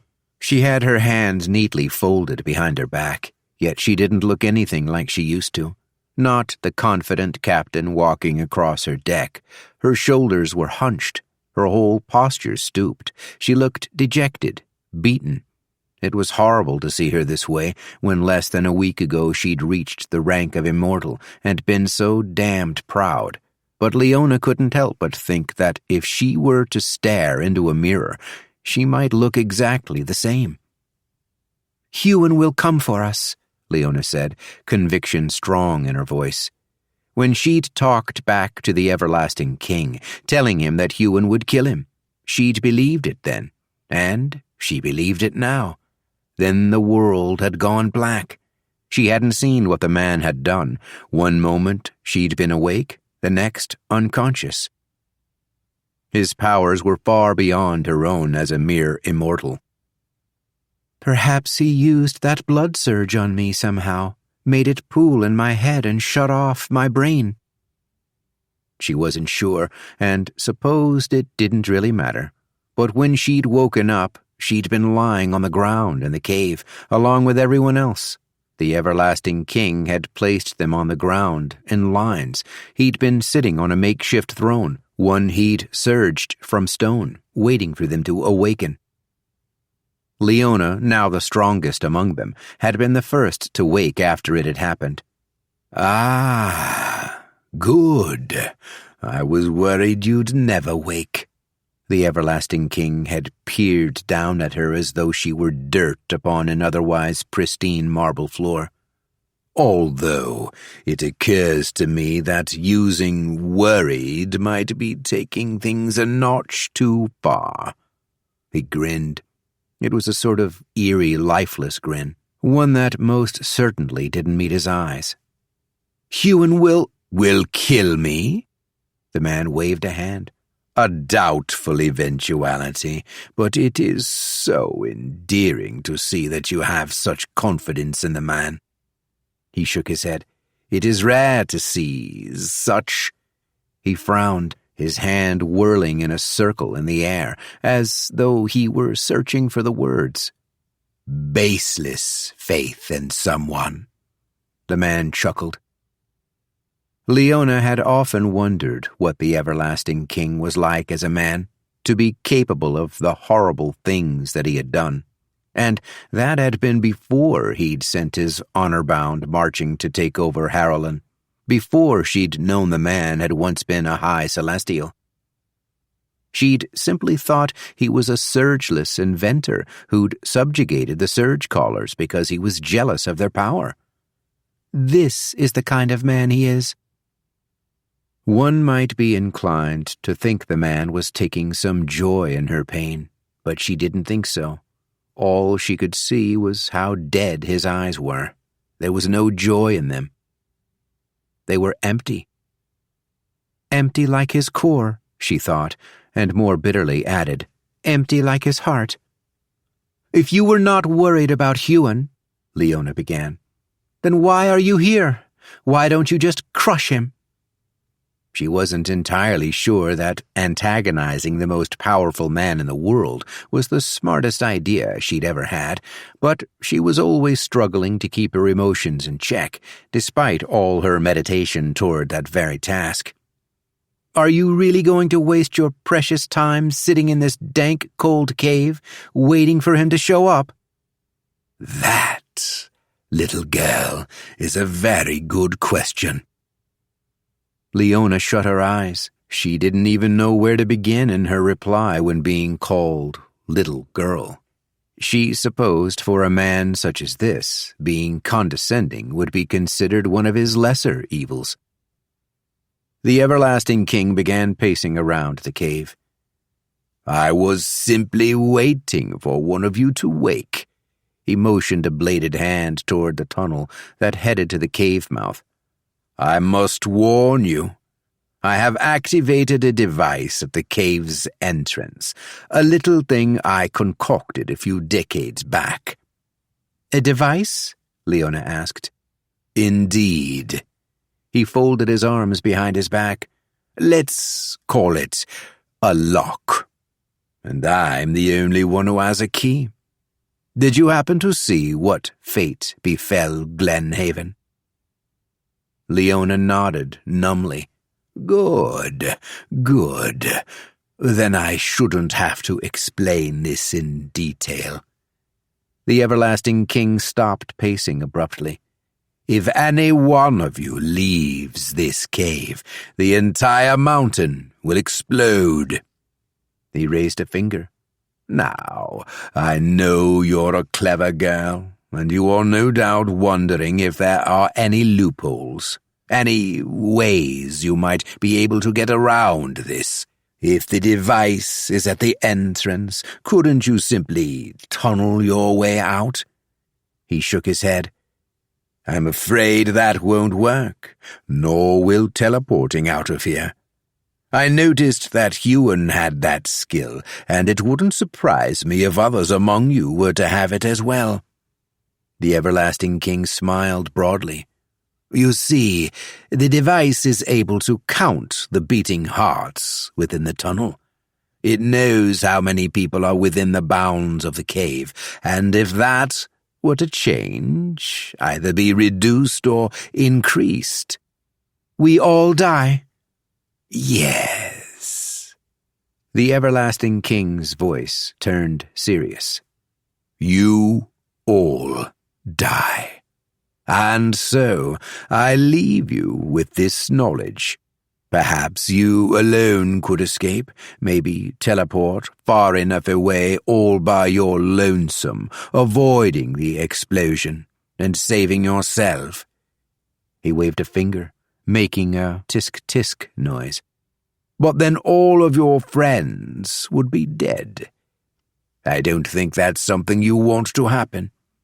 He tilted his head to the side, peering at her. "Is it?" Leona lowered her head in abject defeat. She'd never heard of such a device, but if one were to truly exist, it didn't surprise her that it was in the everlasting king's possession. "All you must do is remain within the cave." The everlasting king turned around and walked toward the tunnel. "This will all be over soon. And don't worry, the device does not count my heart." "Because you don't have one," Leona thought, staring daggers into the man's back as he left. "Leona?" Captain Avery said. Leona blinked, snapped out of her memory. She looked up at the captain. "Sorry, what were you saying?" "The device the everlasting king left. You said that if the number of hearts beaten within the cave increased, then it would be activated. So if Huon comes for us—" Leona nodded. "I know. If he comes for us and doesn't know about the device, then there's every chance that we'll die. I don't even know if he could survive an explosion of power of that magnitude." Gale kept brushing Snow's fur, his face scrunched up and far too lined for that of a teenager. "There must be another way. There must be something we can do. Deactivate the device? Move it somehow?" They'd talked about all of this before. Leona didn't know why they were rehashing it like this. As far as she could tell, the Everlasting King had thought of all of these eventualities. Though that didn't stop her from trying to discover a way out. "We'd need to all get out at the exact same time," she thought, "and get out far enough that the explosion doesn't hurt us." It sounded far easier said than done. Though Leona could technically teleport with the use of soul essence, she could only do so as far as she could see. She'd walked to the entrance of the tunnel, found a wall of red glowing energy of some sort blocking her way. A barrier. Staring at that barrier, she had wondered if it was just a bluff. Perhaps passing through the barrier itself would activate the device, but how would teleporting out do it? The barrier only seemed to be at the entrance. But she did not doubt the Everlasting King's power, nor was she willing to test something that would get everyone killed. Many of them could turn incorporeal and walk through the cave walls. They wouldn't even need to tunnel through them and avoid the barrier. But that simply wouldn't be enough. Leona glanced around at the others in the chamber, at the crew of the Strongwind. Ever since she and Huon had taught them how to cultivate and surge soul essence, she'd become used to seeing the crew in deep meditation, using essence circulation or turning the eternal wheel. But now most of them were sitting around the fire, dejected looks on their faces, barely even talking. Eliko was the only one in meditation, but the hope that could usually be seen on the woman was no longer in evidence. It was as though she were simply cultivating out of habit, something to do to pass the time and take her mind off the situation. Leona couldn't blame her, or any of the others, for feeling an intense lack of hope. She was right there with them, after all. It wasn't that she didn't trust in Huon. She did. She knew that he would be able to defeat the Everlasting King, given enough time. How could he not, considering all he'd achieved already? But she was beginning to wonder if, even if he were to achieve that, if he would be able to save them. "We'll keep thinking," Leona said, finally replying to Gale. We'll find a way out of this." Chapter 7. Huon could see everything. At least it felt like he could see everything. As the day went by, he forced himself to create more floating eyes, until once more he hit a limit. One, it appeared, he could not push past. Not yet. 3,000 eyes flew all around Harlan, searching for the 6 locations he'd stolen from the Everlasting King's memory. The grove with the purple trees was the first one that he had found. When he had, he'd stood up from his meditation and called upon Jacob. Then he'd teleported his father to the grove. Together they surged earth, broke through the ground, and revealed what lay beneath. When the Everlasting King had done this in the memory Huon had, the man had created a set of stairs leading down. What Huon and Jacob did was less elegant, but still effective. Huon walked over to the lip of the hole that led straight down toward a cavern below. He nudged a small rock into the pit with his foot, waiting to hear it hit the ground. It took some time. "That man is thorough. No one would be able to find this unless they knew where to look," Jacob said. He looked at his son. "Were you able to sense creation essence in this area?" Huon shook his head. "The earth essence between here and that cavern was too strong, but I can feel it now. Just a hint. A whiff." Jacob lowered his head. "Then it may very well be more difficult for you to find the other 5. "It may." "You wish me to remain here until it is time?" Huon sent a floating eye down through the tunnel. Then, with a stomp of his foot, he closed the hole and shook his head. "I don't think that would be wise." He glanced around the area, past the purple trees, to rolling hills of green grass beyond. He suddenly had the feeling of being watched, though he was sure it was just paranoia. "There's a chance the everlasting king might come here, might check on this area." Huon grunted his reply, with his mind split. He could see the chamber below, had an eye on the cores. "When the time comes, I can teleport you directly into the chamber. You can deal with the cores there." Jacob nodded. "Sounds like a good plan, son." The man put his hand on Huon's shoulder. He didn't know if that was some sort of attempt at a fatherly action, or because he needed to be teleported back to the hollow tree that held the resistance. Either way, Huon returned them. 1 stockpile located, 5 more to go. Outside the hollow tree, Huon returned to his seated position, drawing in a deep, natural breath. It had taken less than 2 hours for him to find the first of the stockpiles. The achievement should have brought him a sense of pride, a sense of progress. But, in a way, it felt as though it had been a little too easy, deceptively so. He had a bad feeling in his gut, something that told him that while destroying all the different stockpiles of cores would help, it wouldn't be enough. The everlasting king is no fool. He is patient and scheming. Even his contingency plans have contingency plans. The thought was his own, but the voice they were spoken in was that of the devil of the West. Huon didn't think the man was speaking to him beyond the grave. He knew it was simply his mind warning him that not everything would go as he hoped. "Of course not everything will go as I hope," he thought. "If everything went to plan, the everlasting king wouldn't be holding Leona and the others hostage." Jacob didn't return to the hollow tree. Huon heard him walk over to it and lean against it. He remained there, watching his son. But Huon wasn't paying much attention to what was happening in his immediate vicinity.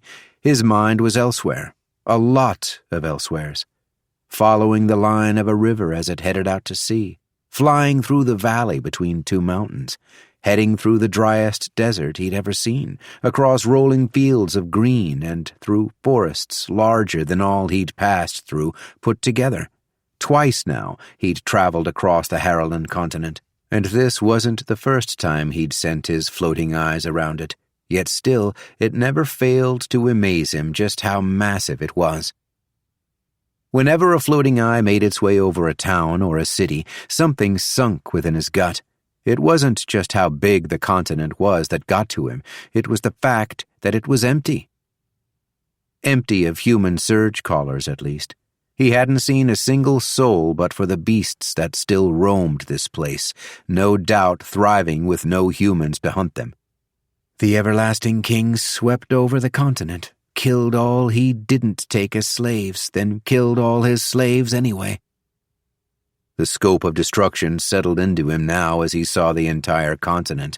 There were places he'd already known were destroyed, like the forest city of Landor, where Gale had once been called Surgecaller, where he'd had 2 mothers that were both alive. Huon had spent time there, seen some kindness, some indifference, some outright hatred, but he had met some of the people who'd lived in that place. The same with Carolor, the same with Ganadon, even if he hadn't spent much time in that port town with all of the pirates, where he'd almost been robbed, perhaps killed, until Captain Avery had come to his aid. And there were so many places he'd never had a chance to visit, so many villages and cities both quiet and bustling. But all were quiet now. The buildings in most of those cities remained, the ones that hadn't been burned to the ground, but all the people were now gone. A whole continent worth of people gone. How many millions of people were lost because of the everlasting king's unending lust for power? He recalled what they all knew of the everlasting king, that he would burn the world to achieve his goal of ascending beyond it. Huon had always believed it was true, but he hated seeing the evidence of that. Even taking all of this in, it was still difficult for him to truly understand the scope of loss. There are only a few of us left, and Leona and the others don't even know the army is no more. As the floating eyes flew around the continent in search of the other 5 stockpiles, Huon focused on making their detection of creation essence even stronger. If he'd only been able to detect the barest hint of the essence when he was standing in that grove, then how was he supposed to find the others that were in less obvious locations? Several of his floating eyes reached the top of the tallest mountain on the entire Harlan continent, where an ancient-looking tower stood. Huon couldn't help but wonder who'd created that tower, but it wasn't an important question to delve into. He sent the floating eye into the structure, then called upon Danasia. It was time to find the second stockpile of cores. It took the better part of 5 hours for Huon to locate 4 of the 6 stockpiles. The last 2 were giving him some trouble, and it seemed as though he would have to locate them in person. Though his floating eyes were getting better at sensing creation essence, they still weren't as good at it as he was. Huon stood up, surged breath, and teleported straight into the ocean. He had a few hundred floating eyes searching around the water, looking for the cave deep in its depths, but so far they hadn't had much luck, and he kept losing the eyes to nearby beasts that would swallow them whole. When Huon arrived in the water, a massive shark-like beast swam toward him. From how fast it moved, it couldn't have more than legend-level speed. As he watched it, he couldn't help but remember when he was just a knight, diving off the side of the strong wind, fighting mantis sharks and barely surviving. Now, he didn't even have to raise his hand. Huon surged fire essence. A great stream of flame shot forth and consumed the shark-like beast, turning it into ash that floated through the water. The flames had been so hot and powerful they'd obliterated the beast's core in the process. Huon didn't feel proud of what he'd done. It was no large feat, destroying a beast of a lower advancement level, but he needed to put on a show of power to clear the area without dropping his veil and revealing his core. There had been other beasts, ones he'd seen and also felt with his touch essence nearby. They scampered away, swimming as fast as they could. Huon surged touch. He hadn't needed to do that to feel the beasts in the general vicinity of where he'd materialized, but he wished to feel even farther than that. For a split second, the sheer depth of what he felt beneath the waves threatened to overwhelm him. His mind mapped every rock, every beast and fish, every piece of seaweed drifting through the black, and every monster that lurked in these dark waters. Every beast swam away. They'd felt the massive pulse of fire essence that he'd emitted, and they knew what he was. Had the ancient kraken scattered beasts this way? Would it have cleared a whole section of the ocean? He sprang wings into existence, then plunged downward. He couldn't yet sense the essence he needed. It was difficult to sense essence down here. The sheer amount of water essence in the ocean was simply too overbearing. He should have known it would be difficult. He'd used a river to hide his essence before. That was why he'd had to come here himself, why his eyes hadn't been enough. The wings he'd created were more leathery than the usual ones he might make. He hadn't thought about that as he'd surged soul essence. They'd simply come into being that way, as though some deep part of his mind was guiding him. Maybe it was the universe, though he thought it more likely that it was from when his mind had been reforged with creation essence. It worked more efficiently now. He hadn't even thought to change his wings, hadn't wondered how differently they might work underwater. Yet now he moved incredibly fluidly, more fluidly than any aquatic beast he'd ever encountered. For an instant, he just enjoyed the feeling. He pushed away all of his worries and fears, as best as he could manage to, anyway, and flew, or, well, swam, ever down into the depths of the ocean. As it always seemed to be, he hadn't had much of a chance to truly appreciate his new powers, his new advancement. When his thoughts came back to the forefront of his mind far too quickly, it made him yearn for a time he always yearned for, life after the everlasting king. That's when the deep worries hit him, the ones he'd been trying to avoid. It was easy to focus upon only one thing, especially when that one thing was the world ending. But if they were to actually succeed, then he would have to face the fact that he didn't know what the future held, that he wanted children with Leona, and that was something they'd given up when they'd become immortals. I'll find a way to change that. We both will. If we can get through this, then there's no way that we can't get through that. He wasn't sure how long he swam for. It was difficult to keep track of time down this deep in the ocean's dark waters.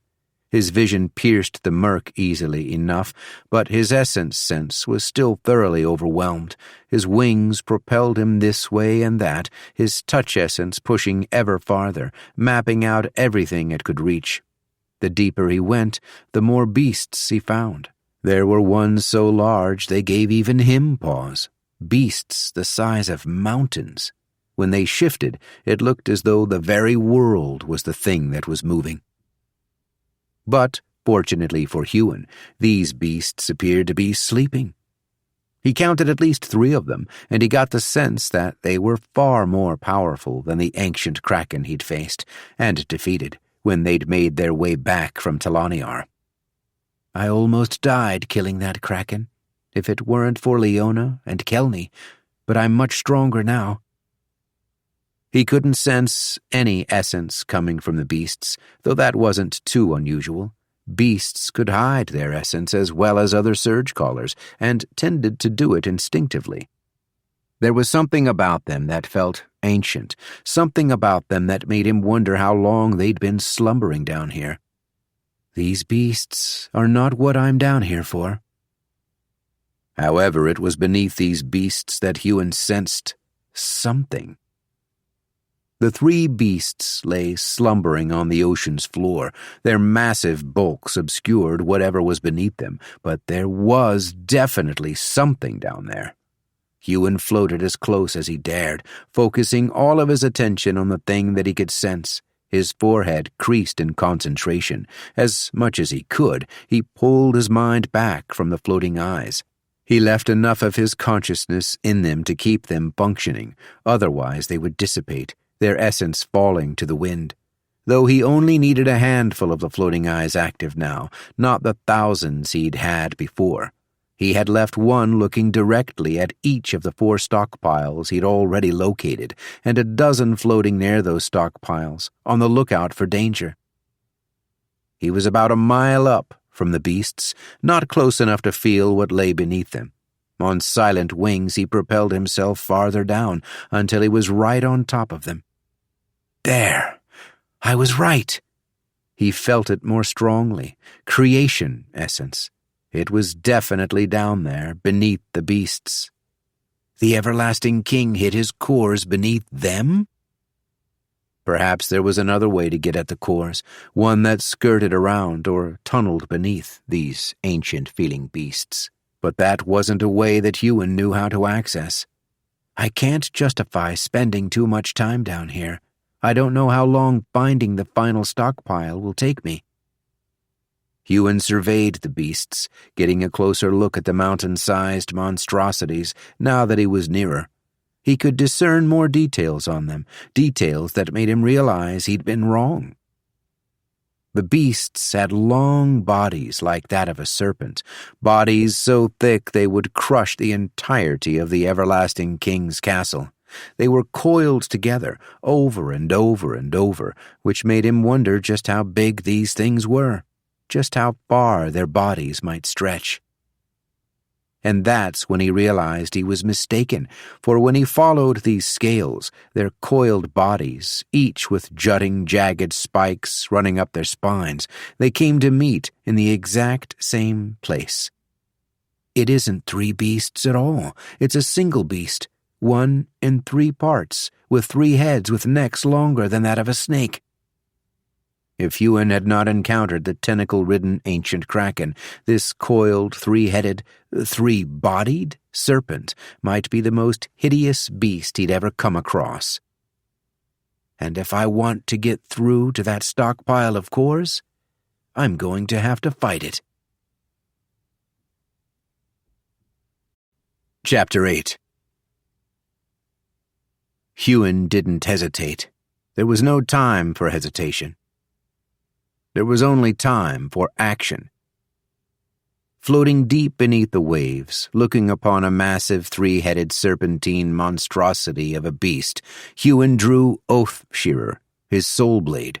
He turned the dagger into a spear, one 10 feet tall, with a large bearded blade like that of a huge war axe. Surging ever more soul essence as he floated silently through the murk, Huon made the spear's blade grow and grow until it was ridiculously long as the beast's necks were thick, something he never would have thought possible, even when he was an immortal.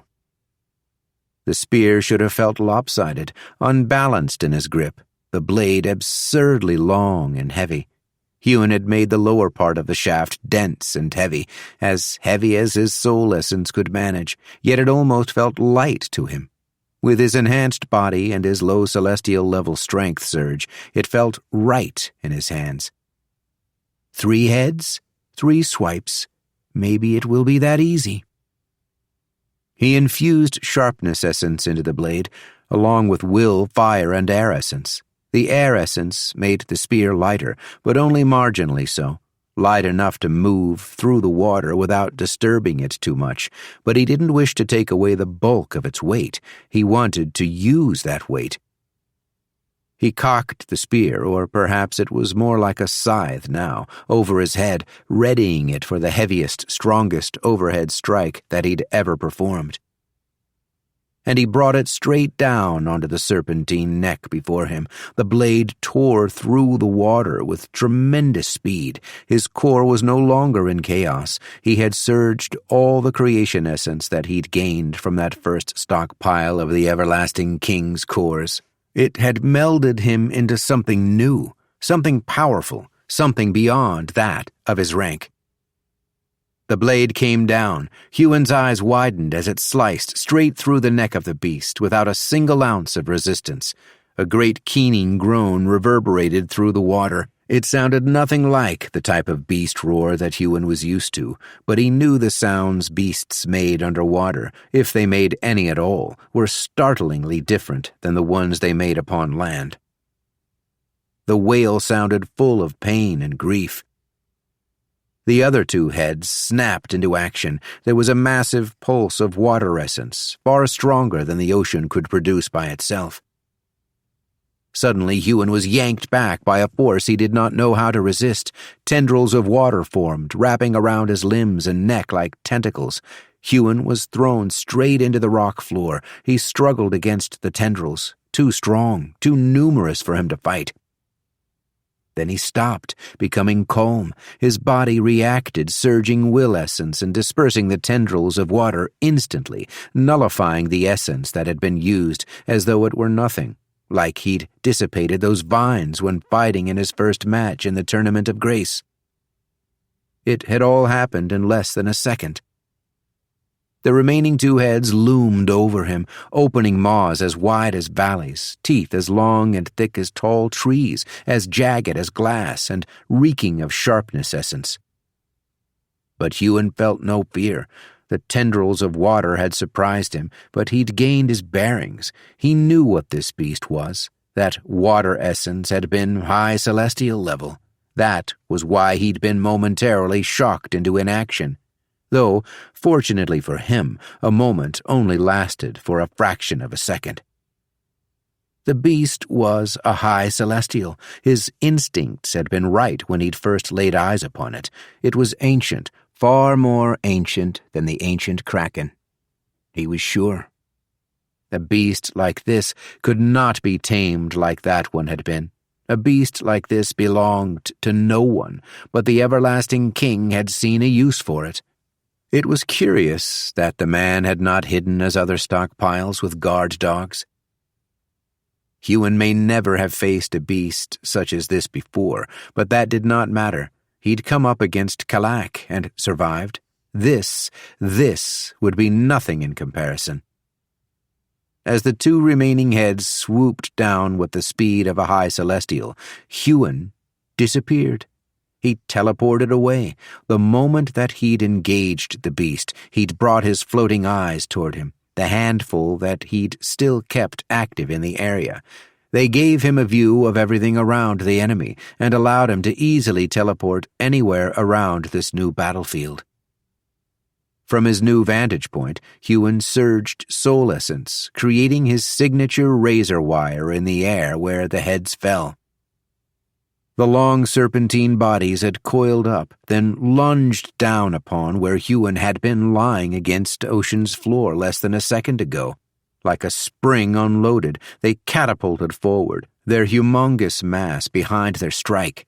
The beast heads slammed straight into 100 crisscrossed razor wires standing in their way. Huon had not been idle in Temtoria over these last 6 months.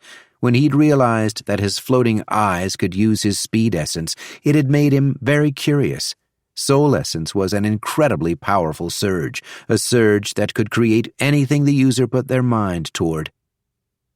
Anything at all.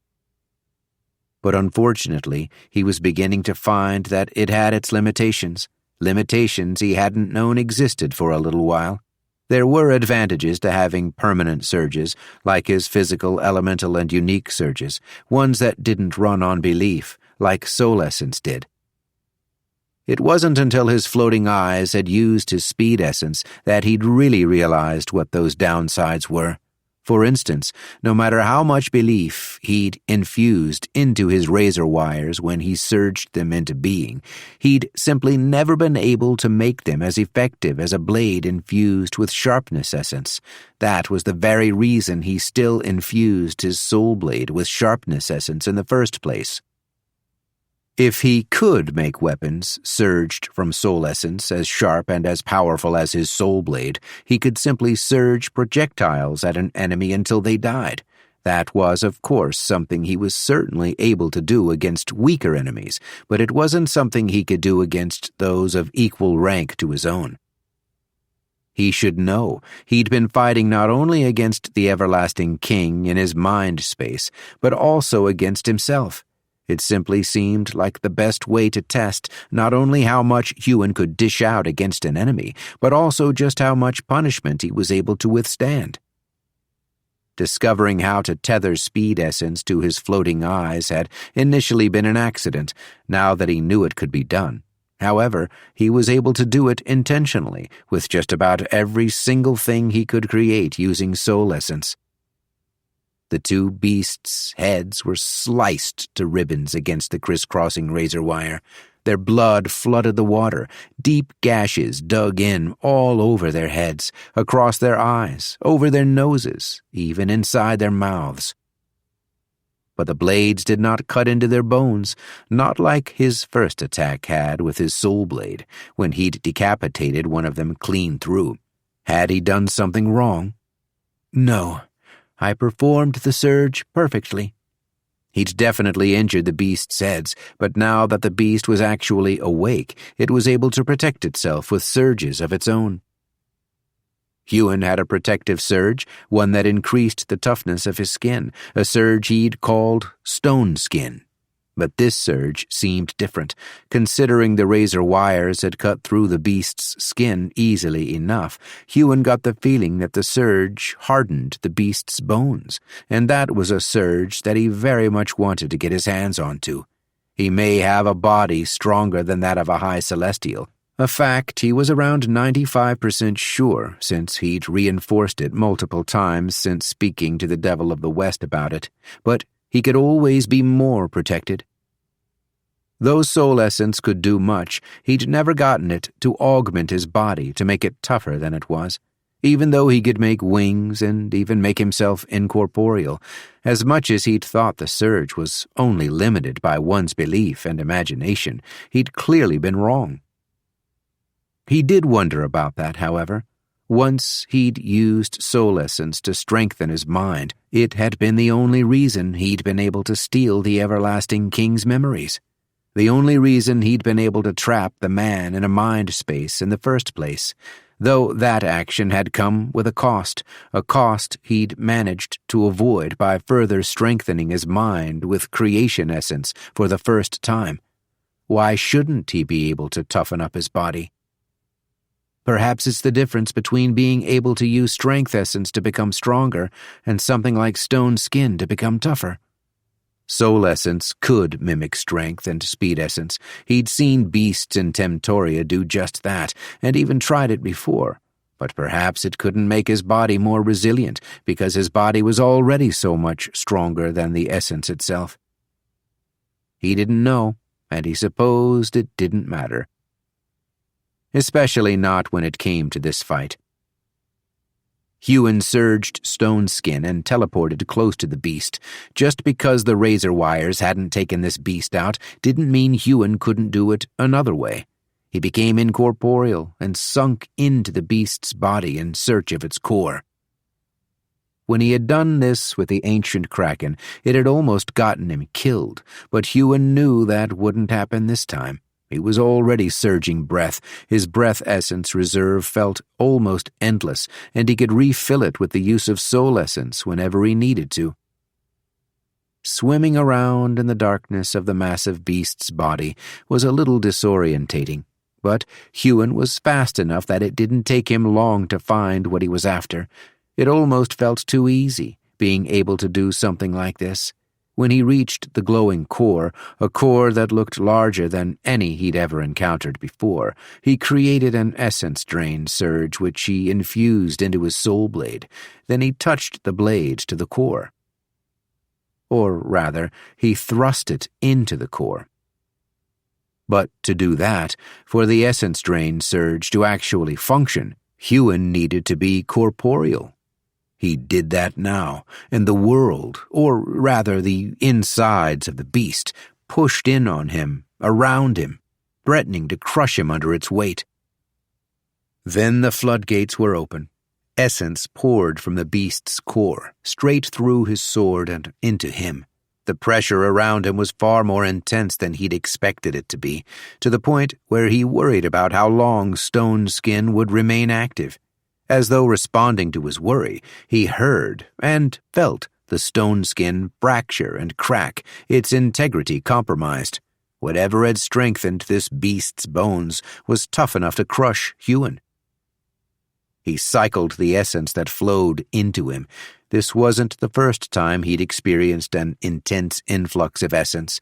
It was more than a cultivation pill, more than he'd gained when he'd drained the core of the ancient kraken. But it wasn't near as much as he'd gotten when he'd drained the stockpile of cores beneath the Everlasting King's palace. Still, he couldn't let something like this go to waste. For an instant, he almost cultivated the essence, but that wasn't something he could or should do. He'd been a fool when he'd thought of taking this beast's unique essence and cultivating it for his own. Because he had thought of himself as stronger than the beast, he'd momentarily lapsed on the fact that he wasn't a high celestial, and the beast most definitely was.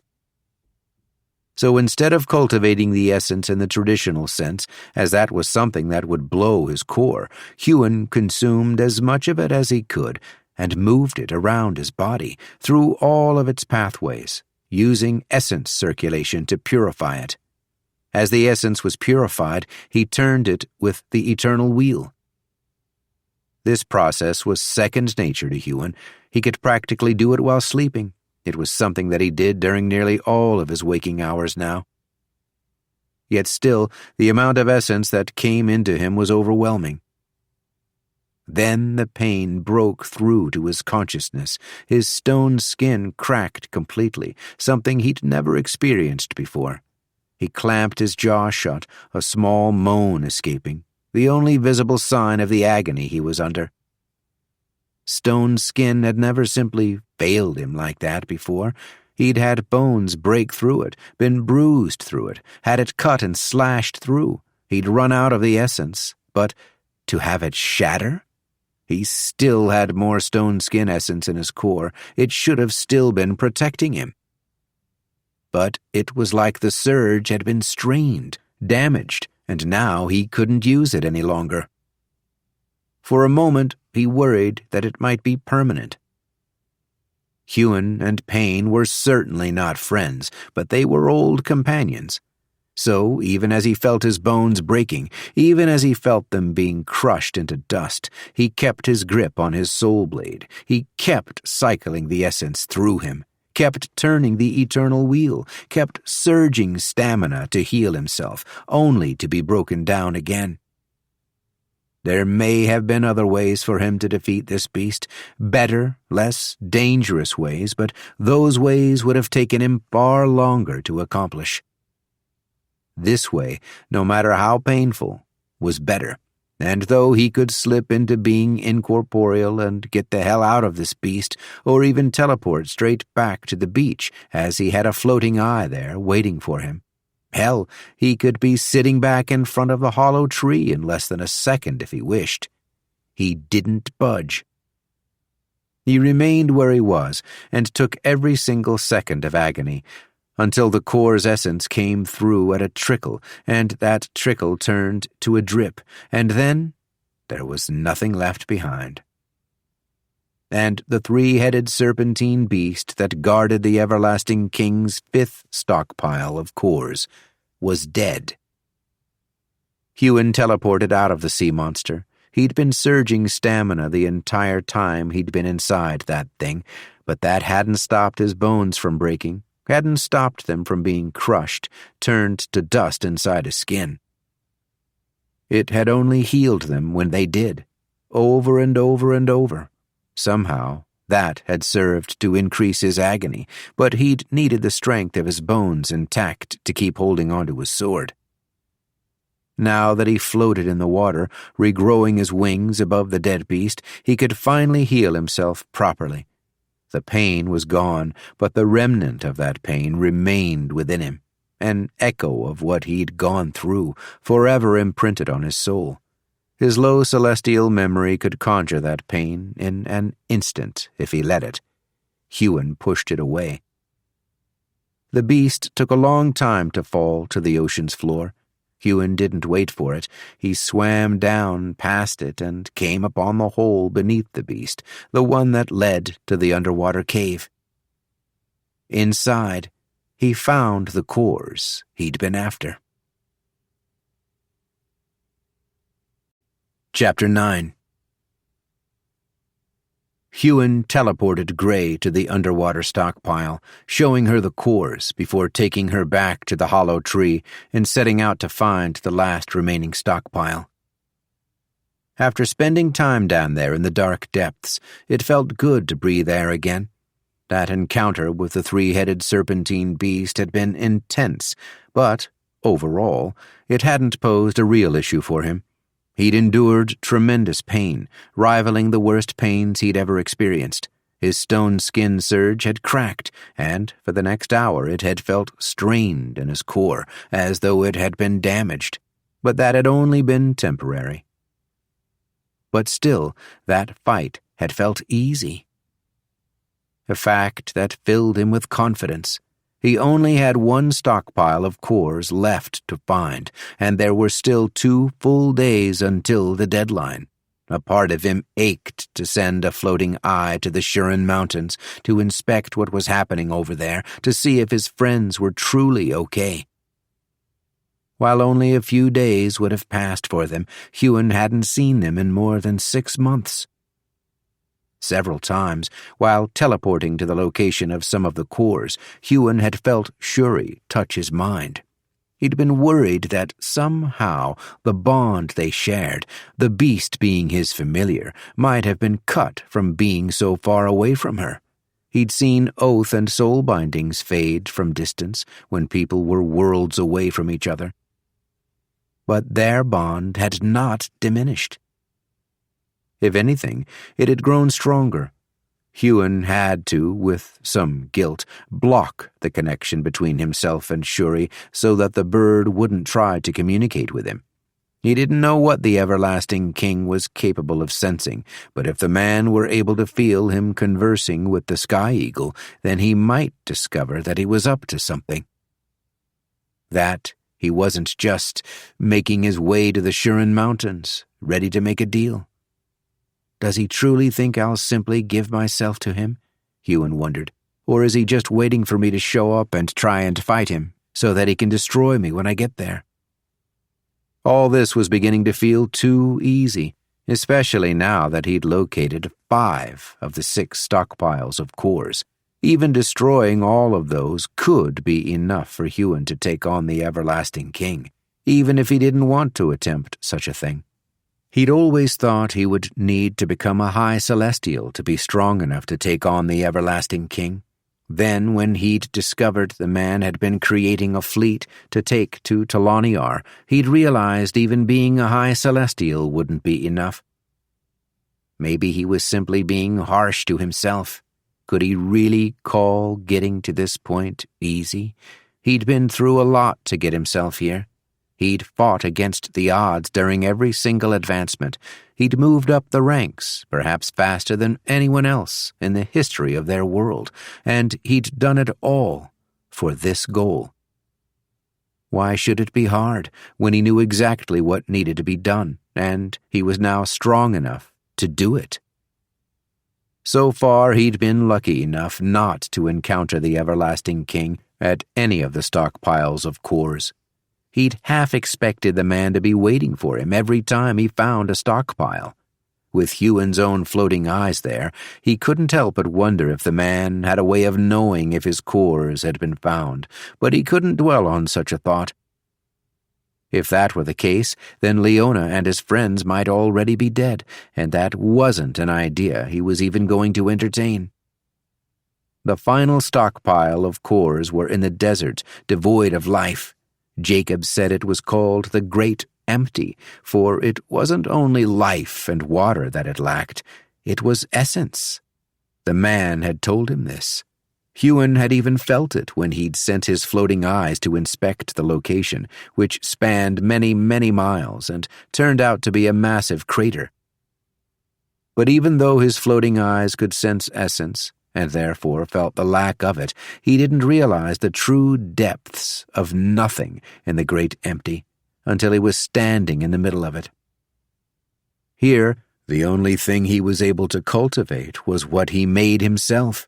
The physical surges. Of course, that didn't matter much when he could create soul essence and use that to fill all his reserves. What happened here? Huon muttered, gazing left and right at the great expanse of nothing. This place was like the direct opposite of Temtoria. Where that world had been dense with essence, this desert had none at all. He slowly walked over the cracked earth and wondered how such a thing could have come to be. Essence had never appeared to be a finite resource, and yet this land was drained of it to the point where it was dead. It was like a core harvested from a beast, drained of its essence, then left to lie in the sun. The core would never be able to retain essence after that. As he walked through the place, pushing his essence sense out as far as it would go, he wondered what or who could do such a thing. He had to agree with his father. Something terrible had happened here. Perhaps thousands of years ago, maybe before the oldest celestial in the land was even alive. The Sentinel of the North had been around for 5,000 years, but he was simply the oldest of the current cohort of High Celestials. There had been people before him, and before them. 10,000 years ago, there had been a purge. Someone had been trying to hide information. Stories of the great Gantra had been lost, and many more besides. Like any mention of Temtoria. Huon had read from perhaps the only surviving book of stories from that time. It was how he'd found out about the Eternal Wheel. When the Devil of the West had spoken about the Purge, Huon had long wondered what it was that they'd been trying to hide. He'd thought it was soul essence. Perhaps he'd been wrong. Perhaps it had been whatever had happened here. But what did happen here? He crouched down, placing a hand on the ground. It was perhaps the strangest sensation of his life. It brought him all the way back to being a page.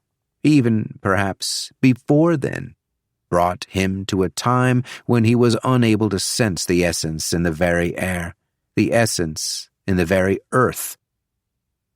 Simply by standing upon the ground, he should have felt the abundance of earth essence within it. He should have felt something. He rose from the ground. This place didn't just make him feel odd or strange. It made him feel hopeless. It made him feel like someone surgeless might feel. This whole area has been turned into a null. He pushed off the cracked ground, leaping high into the air. At the apex of his jump, he sprouted wings. Flying low, Huon pushed his essence sense as far as he could. There was a vast amount of ground to cover. He hadn't known how truly large the continent of Harlan had been to contain such a massive desert he'd never even heard of, not until he'd had his floating eyes scout out around its entirety. His mind worked, trying to puzzle out how a place like this might exist. Essence is everywhere. He'd been told that when he'd been an honor-bound soldier, oath-bound to the immortal of Earth. The blacksmith had spoken as though it were an immutable fact, and everything Huon had learnt about the world, about the universe at large, had proven that to be correct. Yet this great empty flew in the face of that. Huon's world, though not as dense with essence as Temtoria, still had it everywhere one stepped, everywhere one breathed, everywhere one swam. It made him wonder exactly where that essence came from and why it might be more prevalent in one world than it was in another. As his wings worked, flying him around the desolate wasteland, he put a hand to his stomach. A human's essence is held within their core, just as a beast's essence is held within their core.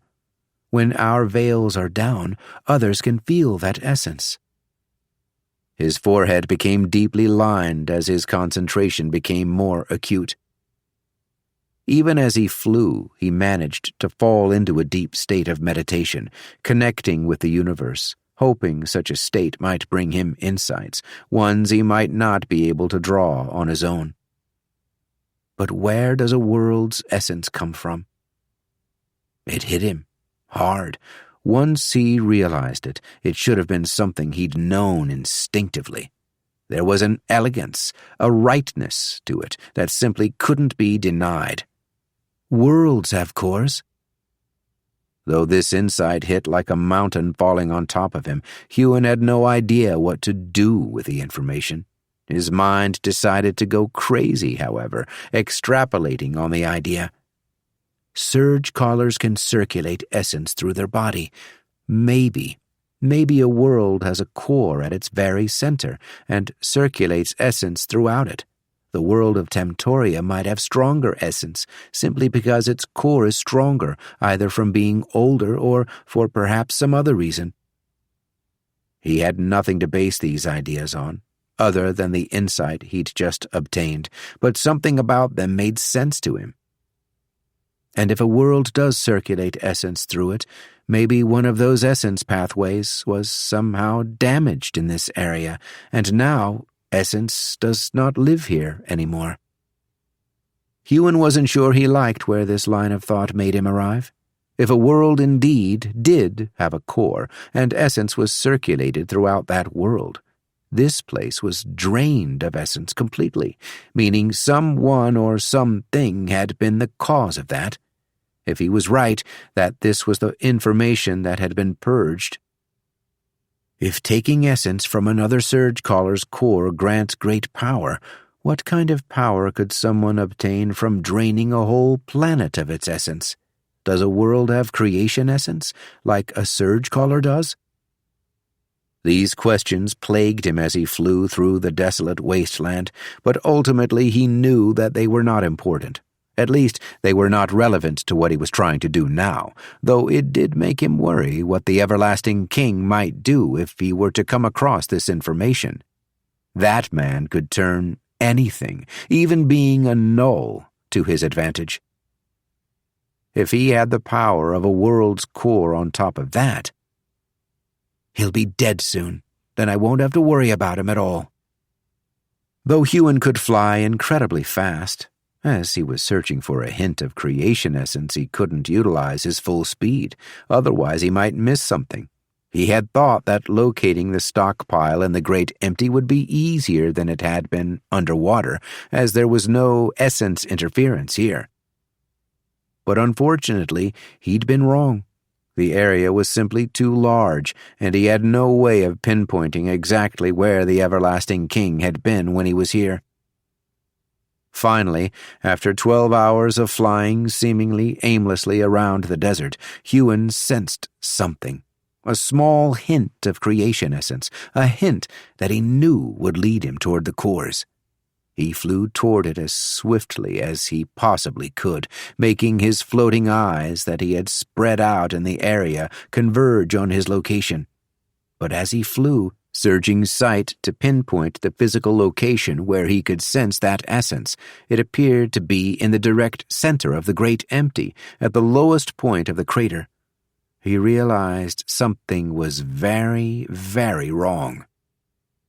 Someone was standing there, their hands clasped behind their back, slowly rocking forward onto the balls of their feet, then back onto the heels, over and over. They were even humming a tune Huon could almost make out.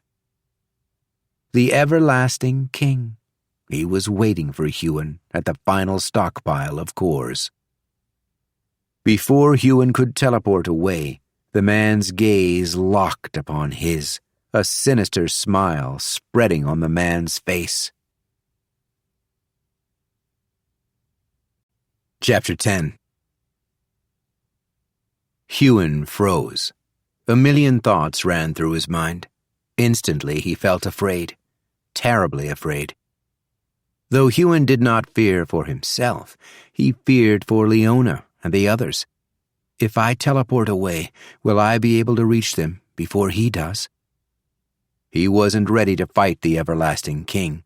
He had a plan, a good one that had been about to come into fruition. And this wasn't it.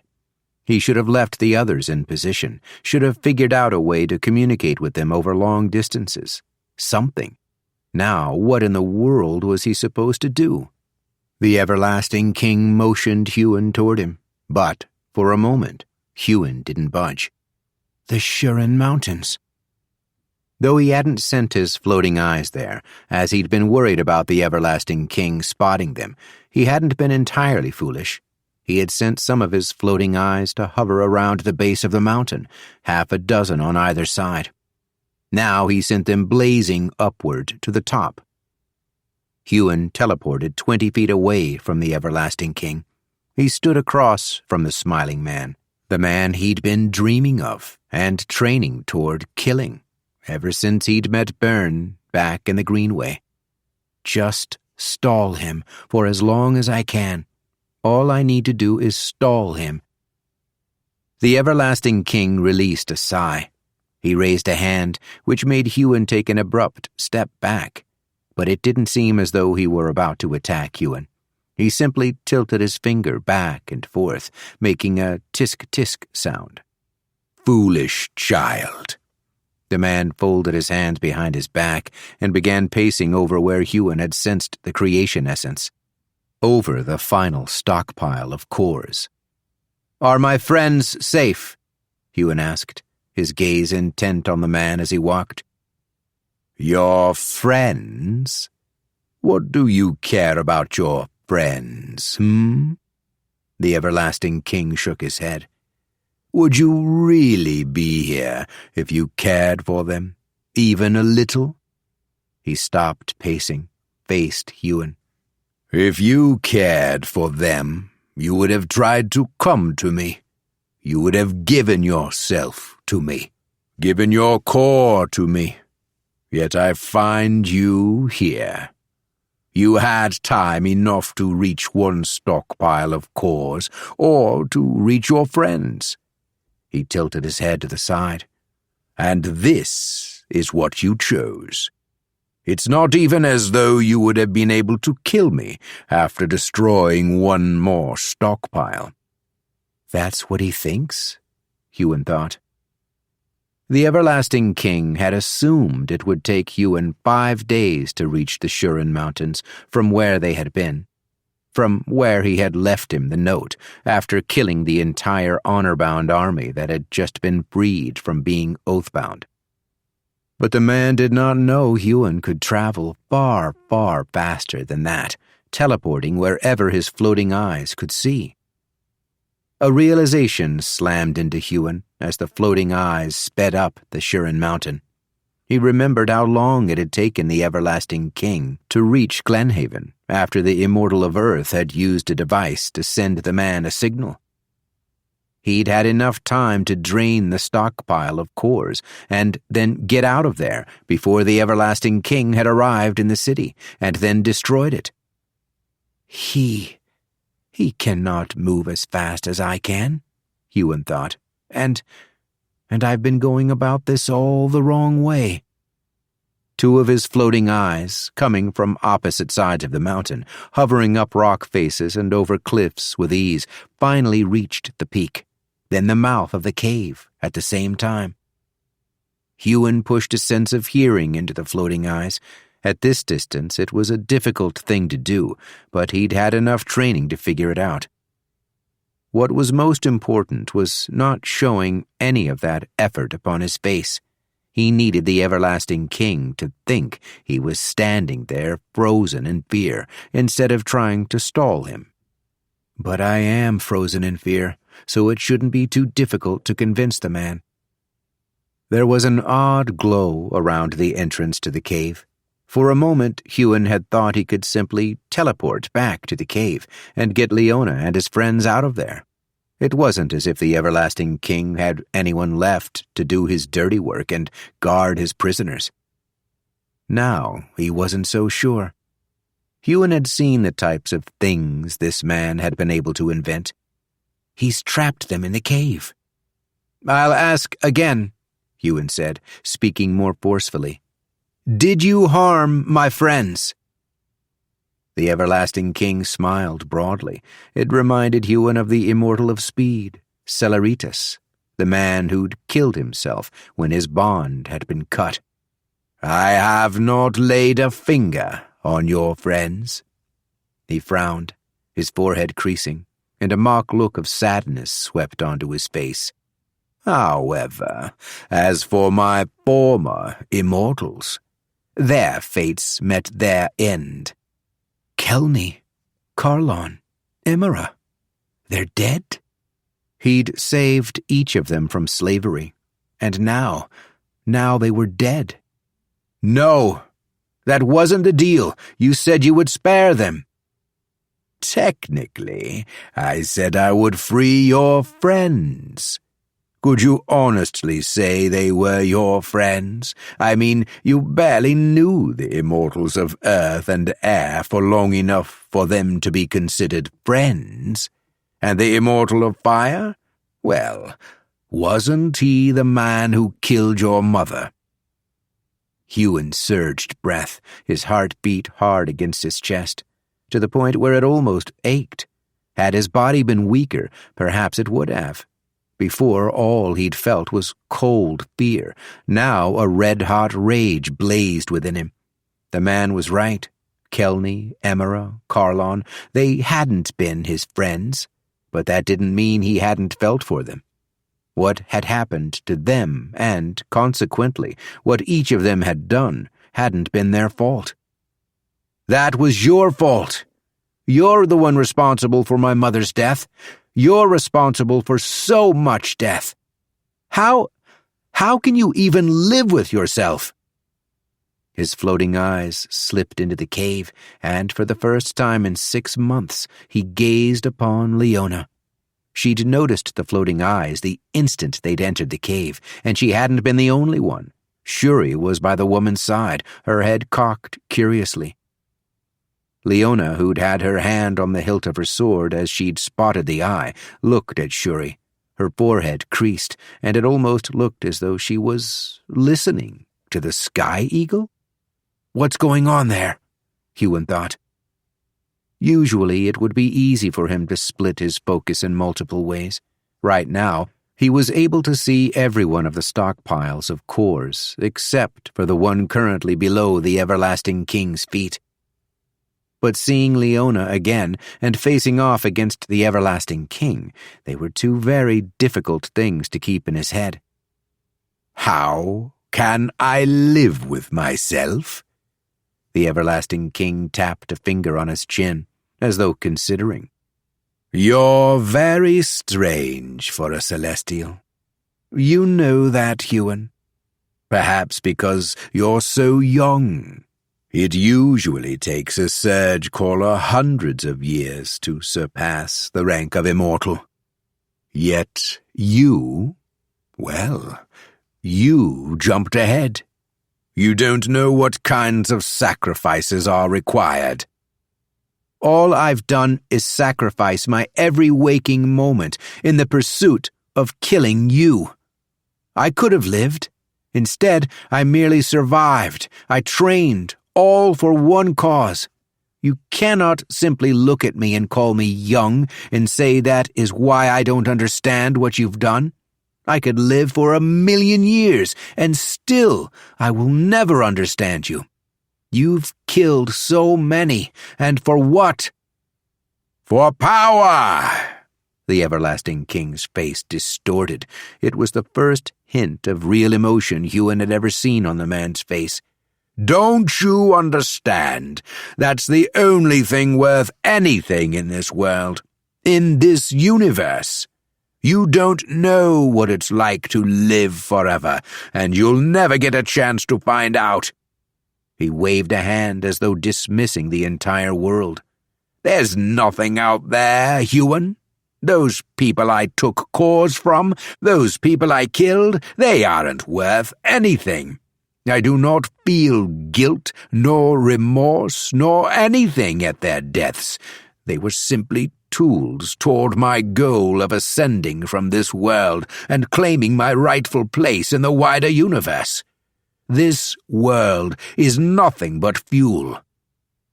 Huon was surprised he'd gotten the man talking at all, let alone this much.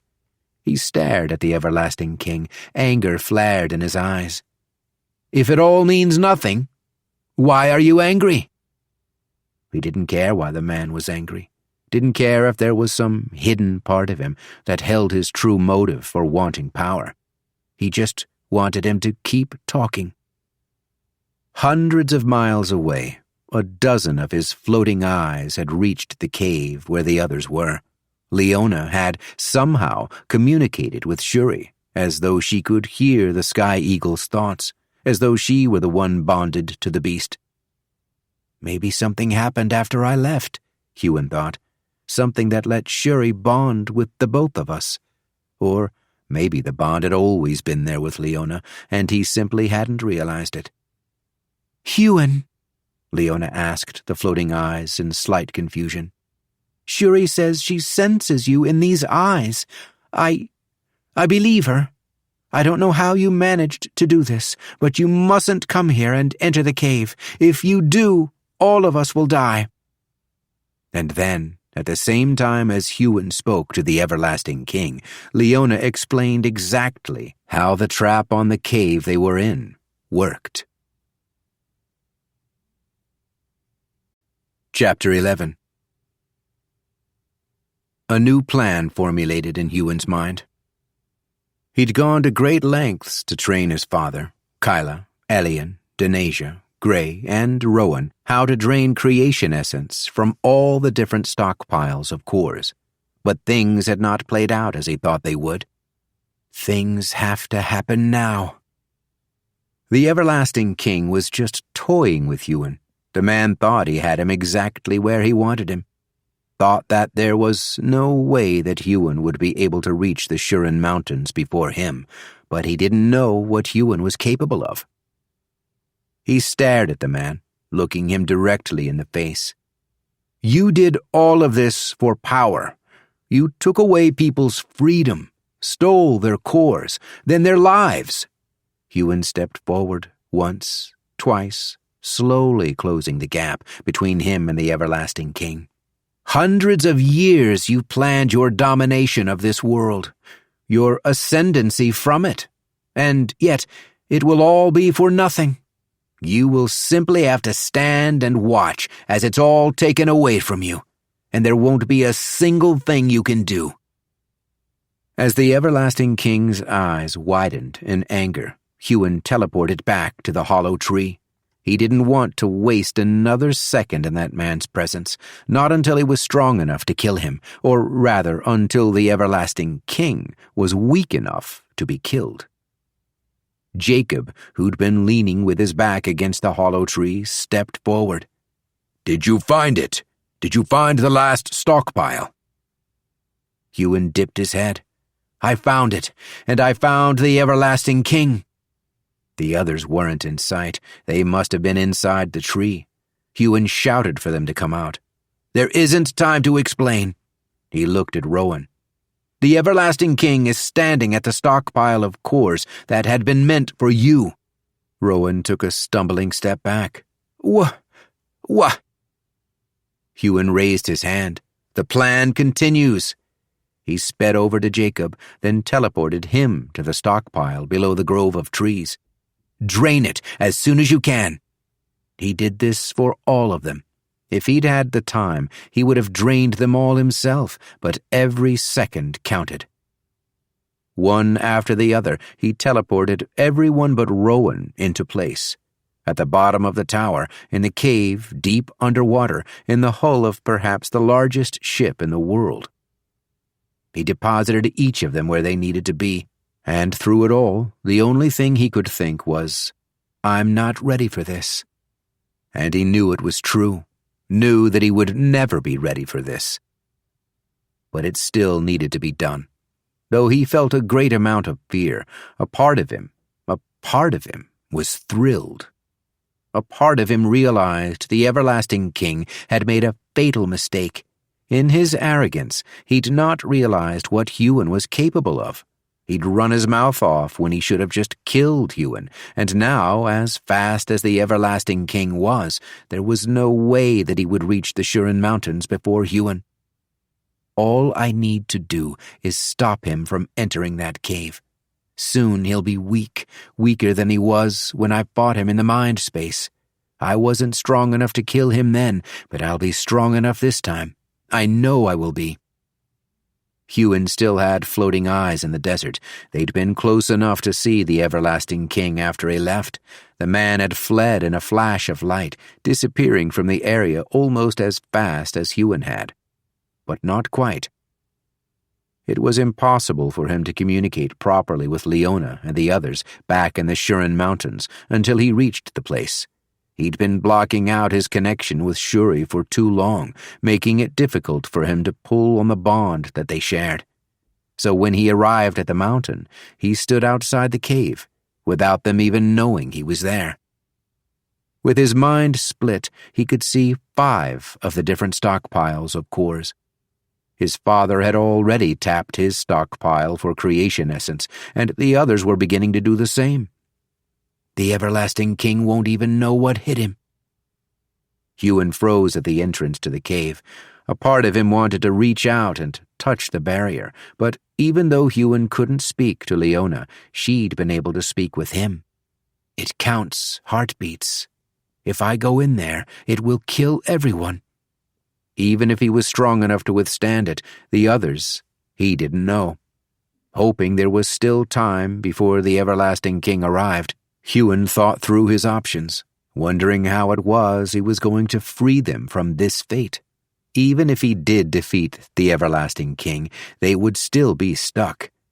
There has to be a way to get them out of there, a way to deactivate the device. There must be something that he could do. He shouted Leona's name into the cave, his voice echoing off the walls. Less than a second later, she was there, standing on the other side of the barrier of light. Shuri and Captain Avery weren't far behind, and neither were the others in the cave. Leona had a stricken look on her face, her eyes impossibly wide. She looked as though she wanted to sprint straight through the barrier and into his arms. He couldn't blame her. He wanted to do the exact same thing. "Huon! Gods, it's so good to see you." Leona shook her head. "But you shouldn't be here. The everlasting king, he could return at any moment." "I know. I'm going to fight him," Huon said, his voice full of conviction. Captain Avery stepped forward, almost touching the barrier, though the woman was precise enough not to touch it by accident. "Fight him? Did you drain the other cores?" "It's happening as we speak. Look, I don't have time to explain." He glanced around, noticing that the former members of the Immortal Seven definitely weren't in the cave. Not that he had thought the Everlasting King had bothered lying to him about killing them. Gale was there, right up front, beside Aliko. He looked more afraid than Huon had ever seen him before. "Do you know how to get us out of here?" Gale asked. We can help fight him." "No, you can't help. None of you can. Even if I knew a way to get you out of here, and I promise I'll figure one out, none of you are strong enough." Huon hated saying the words, but they were true. "We didn't come this far just to let you fight on your own, Huon," Leona said. "Your girl is right. You're not alone. You have us."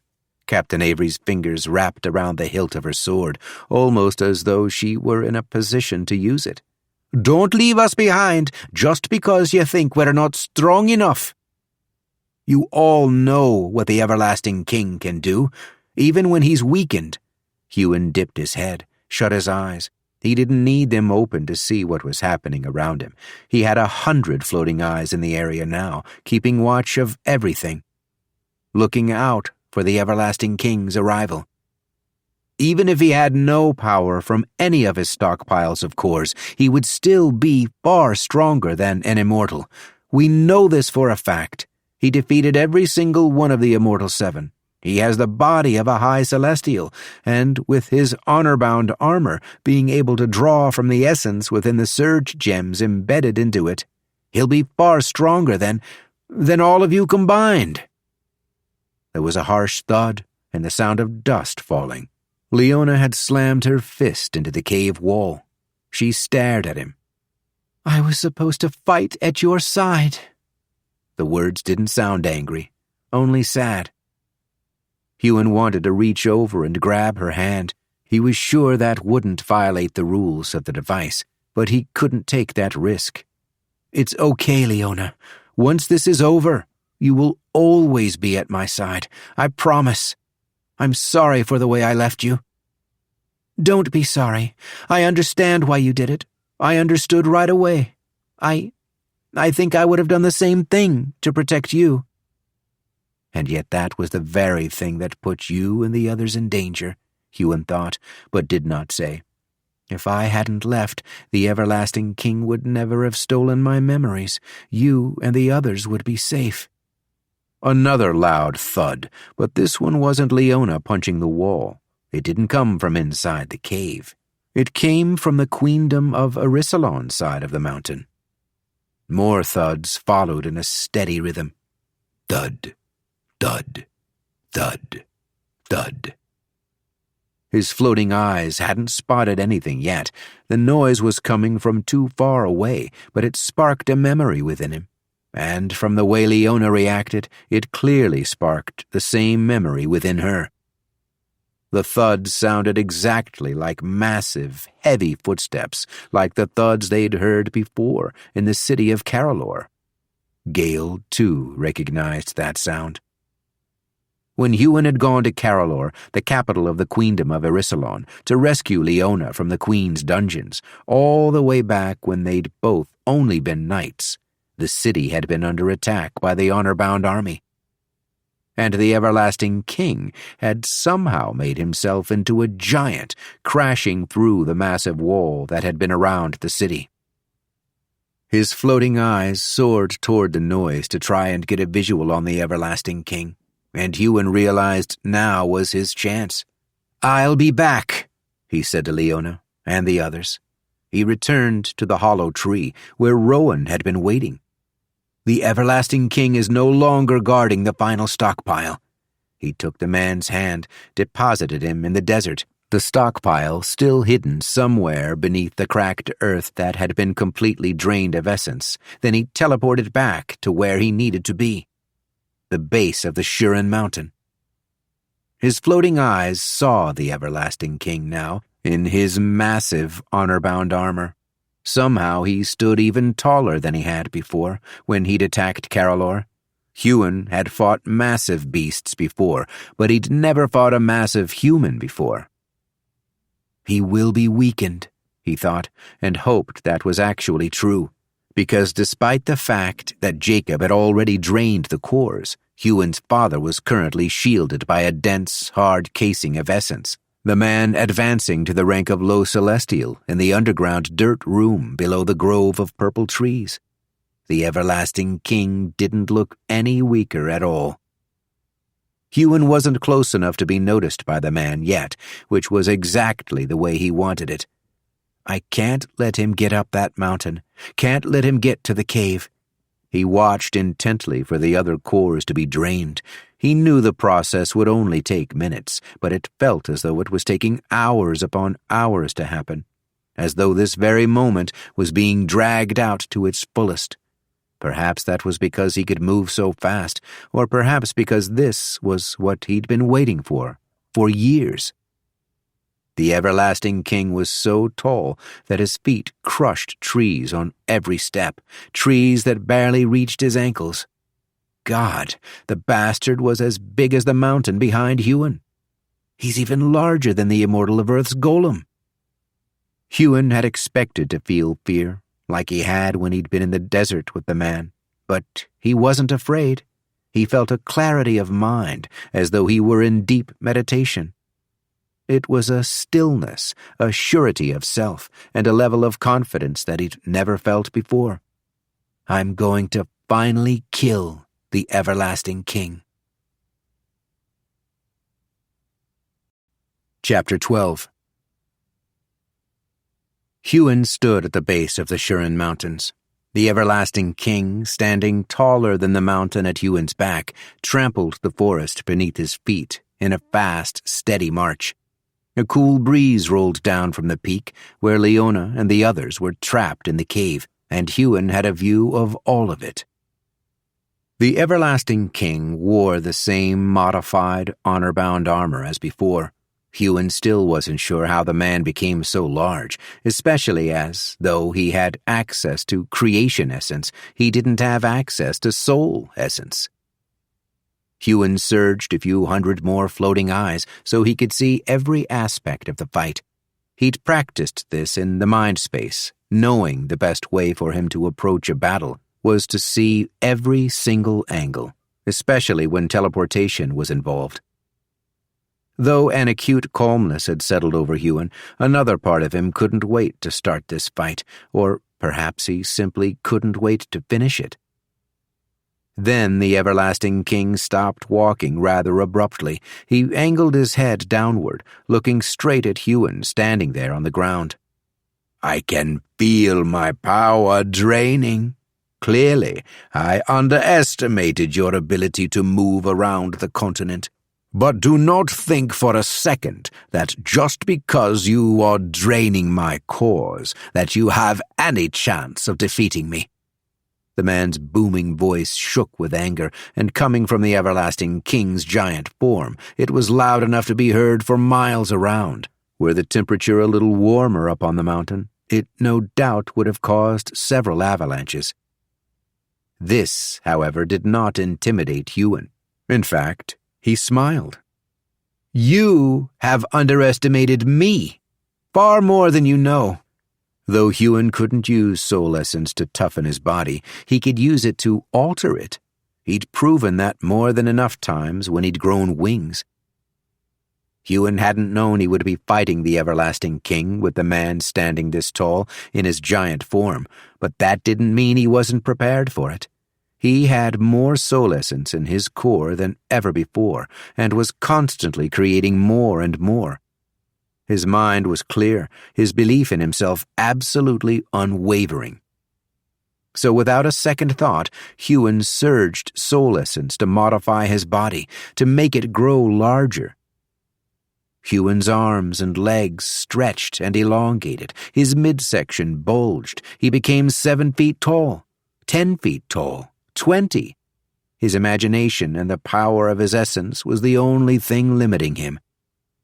I'm a celestial, a true celestial. I have more power in myself than the everlasting king could ever hope for without a true core.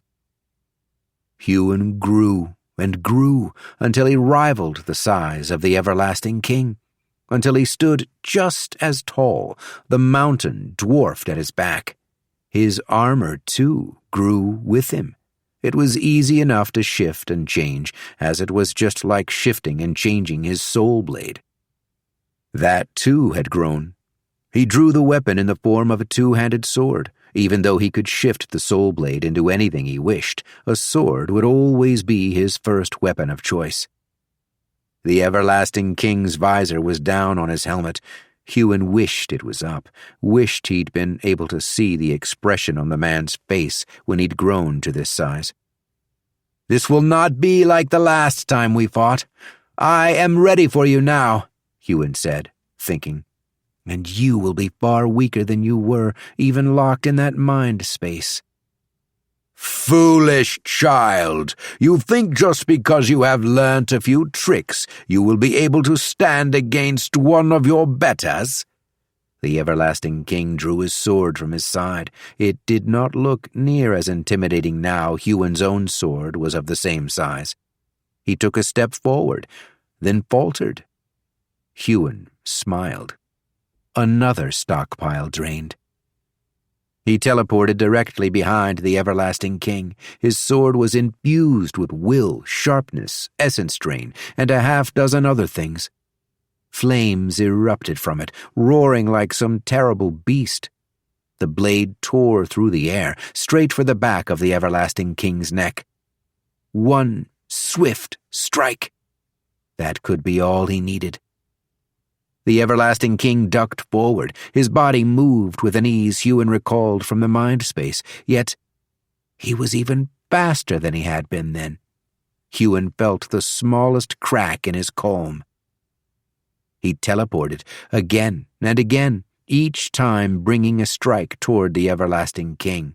At his leg, at his arm, at his shoulder, at the top of his head, and toward his lower back. Huon moved more swiftly than he ever had, thought more swiftly than he previously imagined possible. His swings possessed enough strength to topple the very mountain he was trying to stop the everlasting king from reaching. And yet each of his strikes was dodged or blocked. The everlasting king shifted his leg or arm or body out of the way, Huon's blade swishing harmlessly past. The everlasting king's sword appeared behind him, expertly blocking Huon's strikes, even behind his back or over his head, as though he, too, had 100 floating eyes in the area. But Huon could see when the next set of cores would be drained. He knew when the man would next falter. Getting the flow of the fight wasn't difficult. It was instantaneous. He'd fought this man in his mind space every day he'd trained in Temtoria. 6 months he'd spent in that world this time around. But in that mind space he had spent years. And so, even though he hadn't landed a single strike, that initial splinter crack in his calm was filled up and healed as he fought. The everlasting king may have been faster than he'd been the last time they'd fought, but Huon knew he would soon be weakened. 1,000 times he teleported around the everlasting king, and 1,000 times he did not land a single blow, but he was patient in his attacks. He was not giving it his all, not yet. The everlasting king didn't know what Huon was capable of, and Huon knew that this fight could last far longer than a normal one. He did not want to show his cards too quickly. 5 seconds remained until the everlasting king would feel the effects of another stockpile of cores being drained.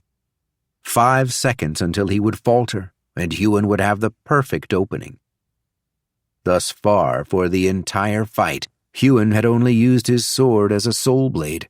Though he'd teleported around his enemy, he knew his attacks were predictable, knew he could be tracked. That was about to change.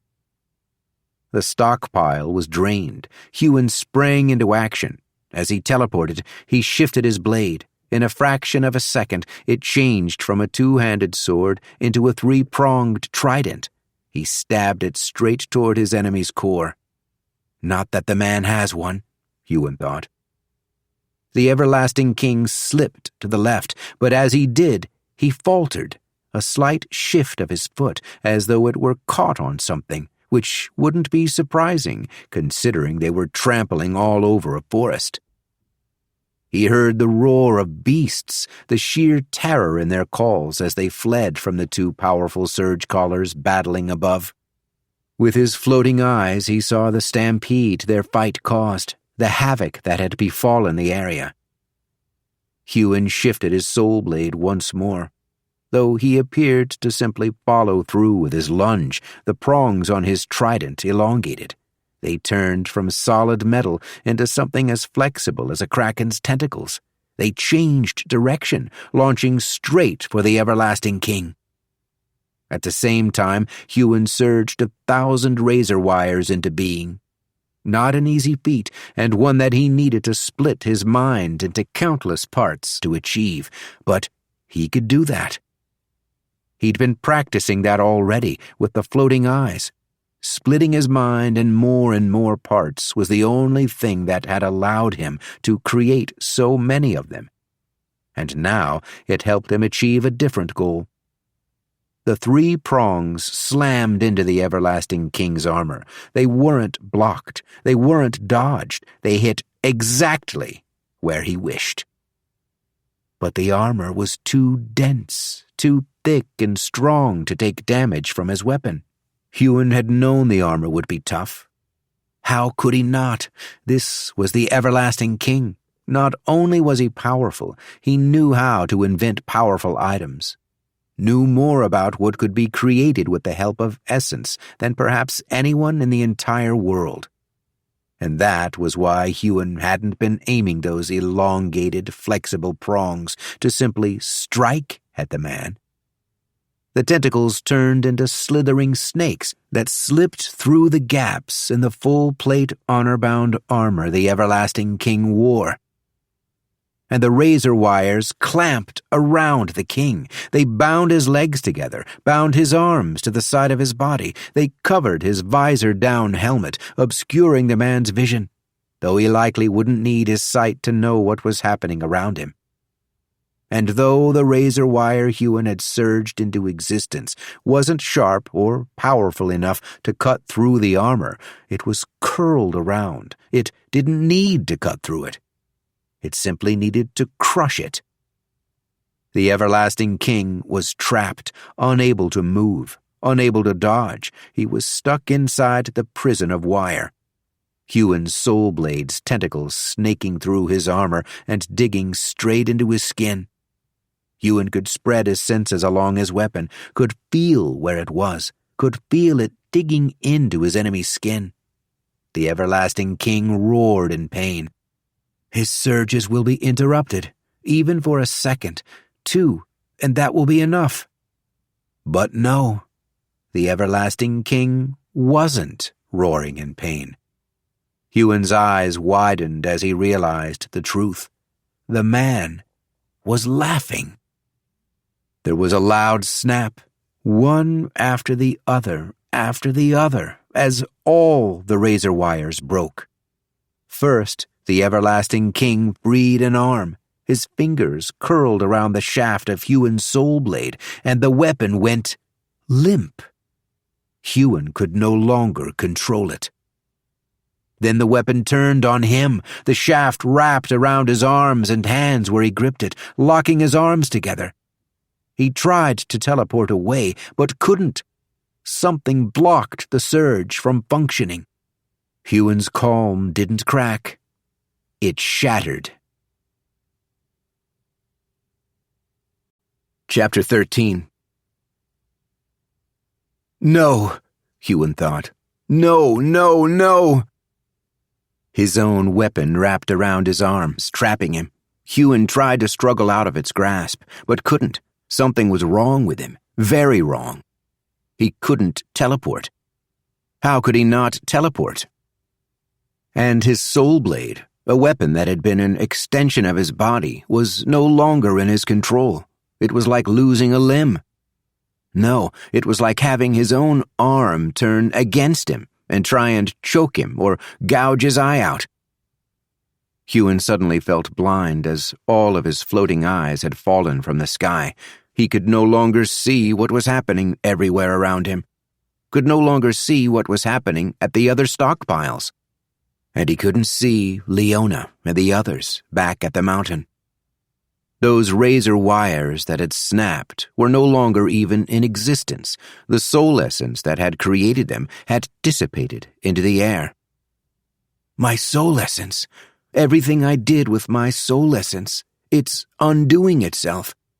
It's not teleporting I can't do. It's surging soul essence. Then Huon's body began to shrink. It happened fast. Within less than a second, he shrank to his normal size, no longer standing taller than the Shuren mountain, no longer facing the everlasting king on his own level. Now he was just a man standing in the middle of a crushed forest, staring up at the most powerful being in the entire world, feeling like an ant wanting to take down a mountain, no longer calm, no longer free of fear. All Huon felt was fear. The same thought kept repeating over and over in his mind in rapid succession. How can this be happening? The everlasting king had locked down his soul essence. Huon couldn't surge it at all. Fortunately, he still had access to everything else. His physical, elemental, and unique surges. But they wouldn't be enough. Ever since he'd gained the ability to surge soul essence, that had been his biggest advantage. He couldn't give up, couldn't run. He had to push through. Besides, he doubted he would be able to get very far. At least my weapon is no longer wrapped around my arms. He'd slipped through its clutches when he'd shrank to normal size. Huon sprinted forward, straight at the everlasting king. He didn't have a weapon, so he surged spikes of earth from the ground and took them in his hands, like he had once before when fighting in the Justice Arena in Carolor. It wasn't enough. It would have to be enough. He infused all the essence he could into those spikes and crafted them into swords. He couldn't fly anymore, but that didn't mean he couldn't move. My soul essence will come back. He felt it inside. It hadn't gone anywhere. He simply wasn't able to surge it, as though he'd been hit with a supercharged will essence surge. It wasn't the first time Huon had been locked out of his surges. He'd lost access to his entire core in the past. This will pass. All I need to do is distract him until it does. Beneath his feet, Huon surged earth up from the ground, making it spring him straight into the air. He leapt off the top of the rock he'd created and soared upward. Gods, he wished he could create wings again. But though he wasn't able to fly like he used to, he realized he'd been wrong to think that he couldn't. He'd seen a Surgecaller fly without wings before. Kelny, the former Immortal of Fire, the man had used his flames to do that very thing. And Huon could use his flames and his wind essence. Low celestial level surges. You haven't weakened me, Huon thought as he pooled fire essence into the center of both his feet. I am stronger than you. He drew upon all the power of his core, all the power of his mind. Flames burst to life. He shot up at tremendous speed. His mind was no longer split into 1,000 parts. It was back into a single one. The everlasting king's sword came down at him. Huon slipped left with a surge of wind, avoiding it easily. Less than a second later, he clung to the outside of the everlasting king's helmet, stabbing his spikes into it, trying to break through. His spikes were not strong enough. "This is impossible," Huon thought, "but I've conquered the impossible countless times." He surged wind to maneuver toward a gap in the man's visor. He dug his spikes into the gap, surged earth to make them longer and more slender. Then he leveraged the visor open. His touch essence surged. He felt the strike coming long before it reached him. He moved away from it easily, the everlasting king's hand trying to slap him away like he was just a bug that had landed on his face. Huon wasn't about to be caught. The visor opened up. Huon stared straight into the man's eyes. They were wide, as though he hadn't expected Huon to get this far. "I'm about to get even farther." A surge of fire and wind made him soar straight toward the everlasting king's exposed right eye. The damned thing was larger than him. Huon cocked both the spikes back, then slammed them down into the eye in a rapid overhead strike. The weapons his. This time, Huon hadn't bothered with will essence. In all his training within the mind space, he'd not been fighting the real everlasting king. And he'd never had a chance to test his will essence surge on someone like Cyrus. He'd wondered if it would truly work, had assumed that it would not. But he'd had to try. But of course he couldn't nullify a null's essence. They didn't have any of their own. He knew this attack toward the man's eye wouldn't be enough, knew it would heal the second he pulled those spikes back out, but that didn't matter. Right now, he wasn't fighting to win this fight. Not right away. "I just need to keep him busy until all those cores are drained, until I can use my soul essence again." Every split second since he'd lost access to the soul essence, he'd been trying to surge it again. But it hadn't been working. And the last of the stockpiles should have been drained. The everlasting king should be far, far weaker than this. But for some reason, he wasn't. Huon managed to stab at the man's eyes 5 times before he was sent flying as the everlasting king wrenched his head to the left. Huon fell through the air and only just avoided the man's massive sword, slashing through the air. Though he knew he only needed to distract the man, Huon felt useless. How could an ant fight a mountain? The everlasting king could simply blow him up, could blow everything up. Huon didn't know if he could survive that kind of power, the kind that had destroyed the city of Glenhaven. So why hadn't he yet? "Give up, Huon. There's still a chance for me to spare your friends if you give me your core." The everlasting king's voice boomed. "You know now that you cannot defeat me." Is that it? Huon thought. He's enduring the annoyance of fighting me because he wants my core? Huon surged wind to slow his descent. He hit the ground, feet first, then fell into a forward roll, getting up in a sprint as the everlasting king's foot came to stomp on him. He's fast, but not fast enough to catch me. Well, if you want my core, you're going to have to follow me. Huon sprinted, fast as he could, over the crushed trees. The ground rumbled and shook with the everlasting king's pursuit. If he could lead the man away from the Huon mountains, maybe he could deal with him. As he ran, he contemplated every aspect of the fight and found himself utterly confused. The everlasting king should have had access to a myriad of different unique surges, yet he hadn't used any.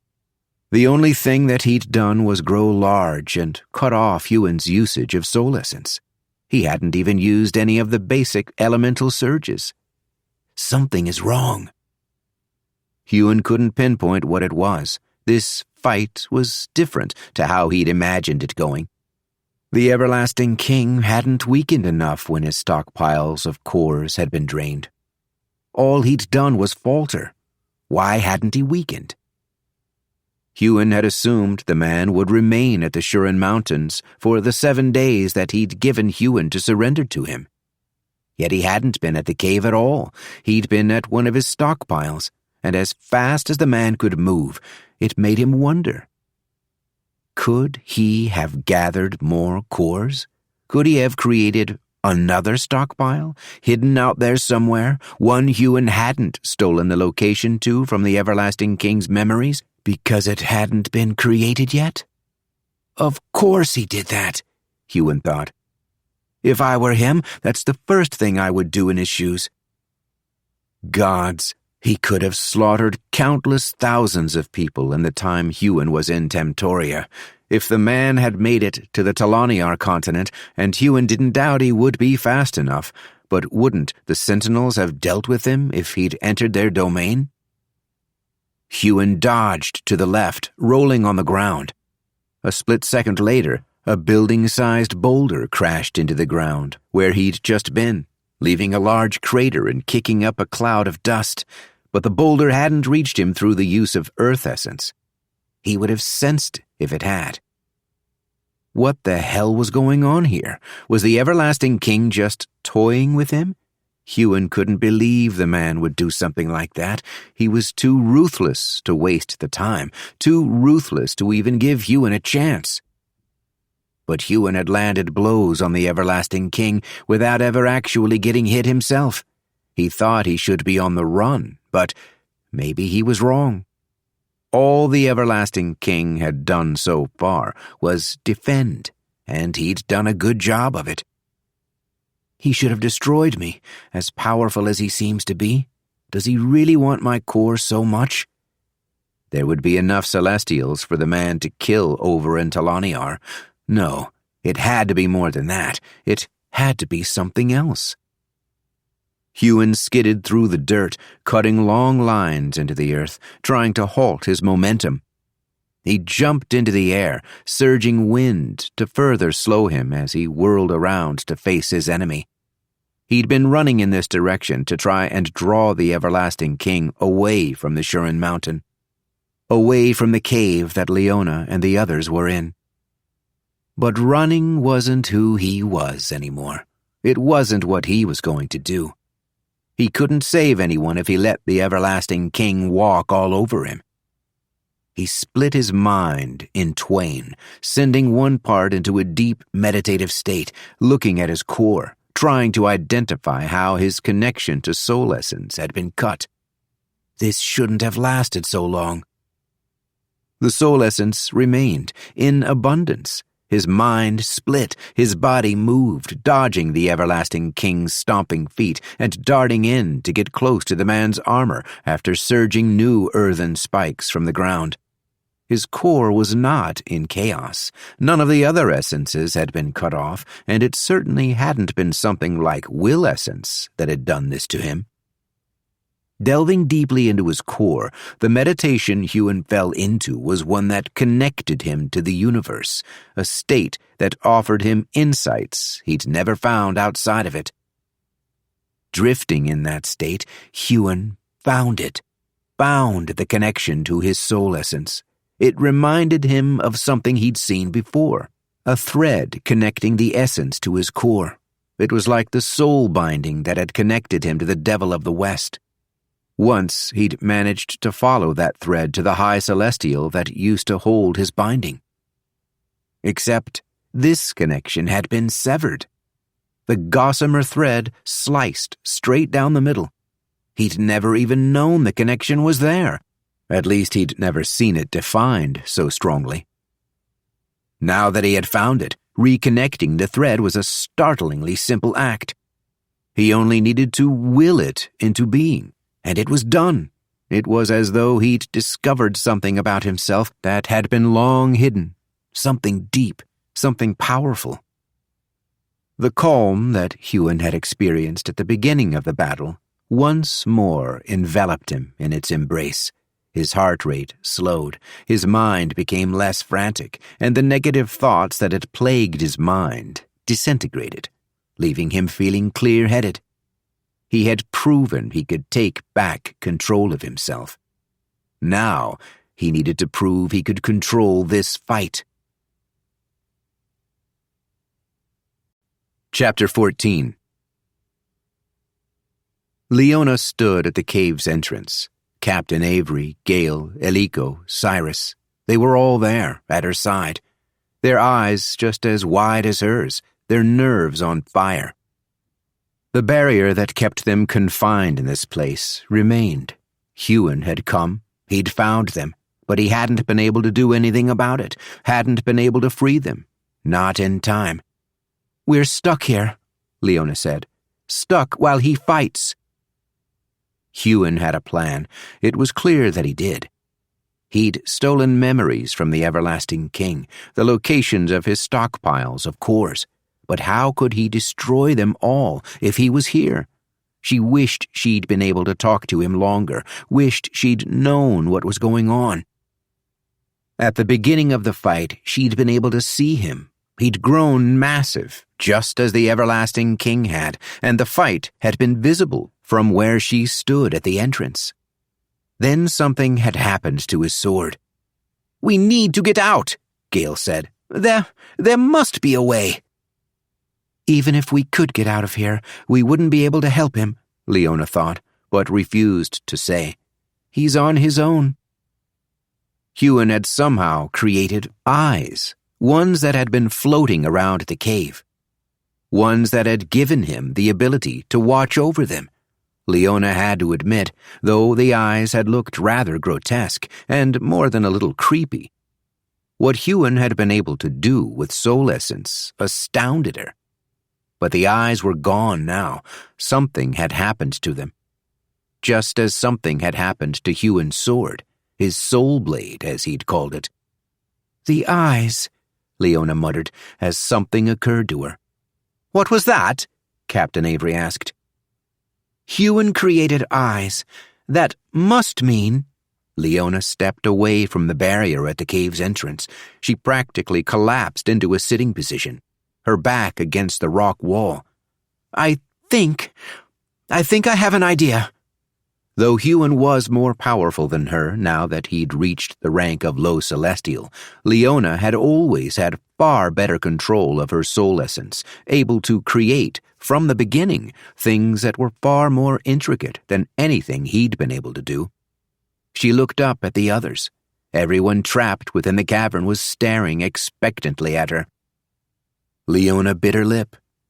"I think I know how to get us out of here. Assuming it doesn't get us killed first." Jacob snapped his eyes open. A hard casing of essence surrounded him. He reached out to it. For the 6th time in his life, he brushed his palm against that smooth surface. After he'd become an immortal, he'd longed for this to happen, yearned for it. But he had never, not in his wildest dreams, thought it actually would. "Thank you, Huon," he whispered. Jacob had a million regrets in his life. His whole crusade had been a failure, but it had led to this point. He had dwelt on the past for too long. Now all he could do was keep moving forward. He pulled his hand back from that smooth surface, curled his fingers into a fist, then smashed straight through it. That shell could not be breached by even the most powerful of Surgecallers from the outside. But from the inside, even a squire could break through. Once he'd gotten a glimpse of what lay outside, he teleported out of the hard casing and stood on the dirt floor of the underground cave where he'd drained the Everlasting King's stockpile of cores of their essence. Creation essence. He touched a hand to his stomach. Shut his eyes.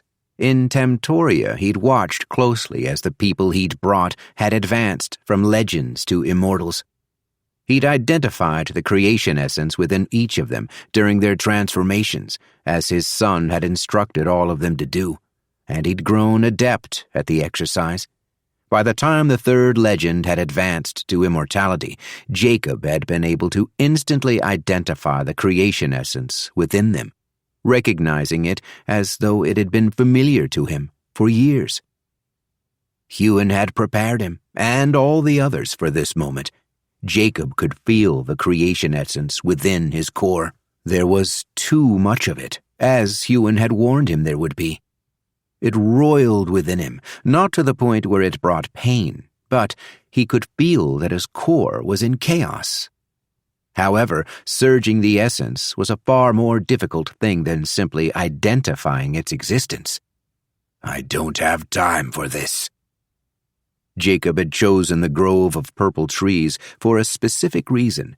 It was not simply because it was the first stockpile that they had located. The grove was on the outskirts of the Everlasting King's realm. Therefore, it was the closest stockpile to the Huon Mountains. As Jacob stood there, emerging from his advancement, his son was fighting the Everlasting King. Jacob believed in his son. He always had. He had simply shown it poorly. He knew that now. But even though he believed in his son, he knew the Everlasting King would not be easy to defeat. No matter how weakened he might become from losing these stockpiles, he would have other tricks up his sleeve. Things that Huon would not be expecting. I need to be there for him. For once in his life, I need to be there. Huon had warned him that if he didn't address the chaos in his core, the creation essence trying to burst free, that it would kill him. He'd warned them all, but Jacob didn't care. He knew that chaos wouldn't take effect instantly, knew that there would be a lag. He would be able to use the powers he now possessed as a low celestial, even if only for a short time. Time.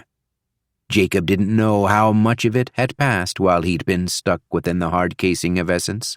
He'd lost all sense of time passing while he'd advanced. I hope you're still alive, son, because I'm on my way to help. Jacob looked to the north.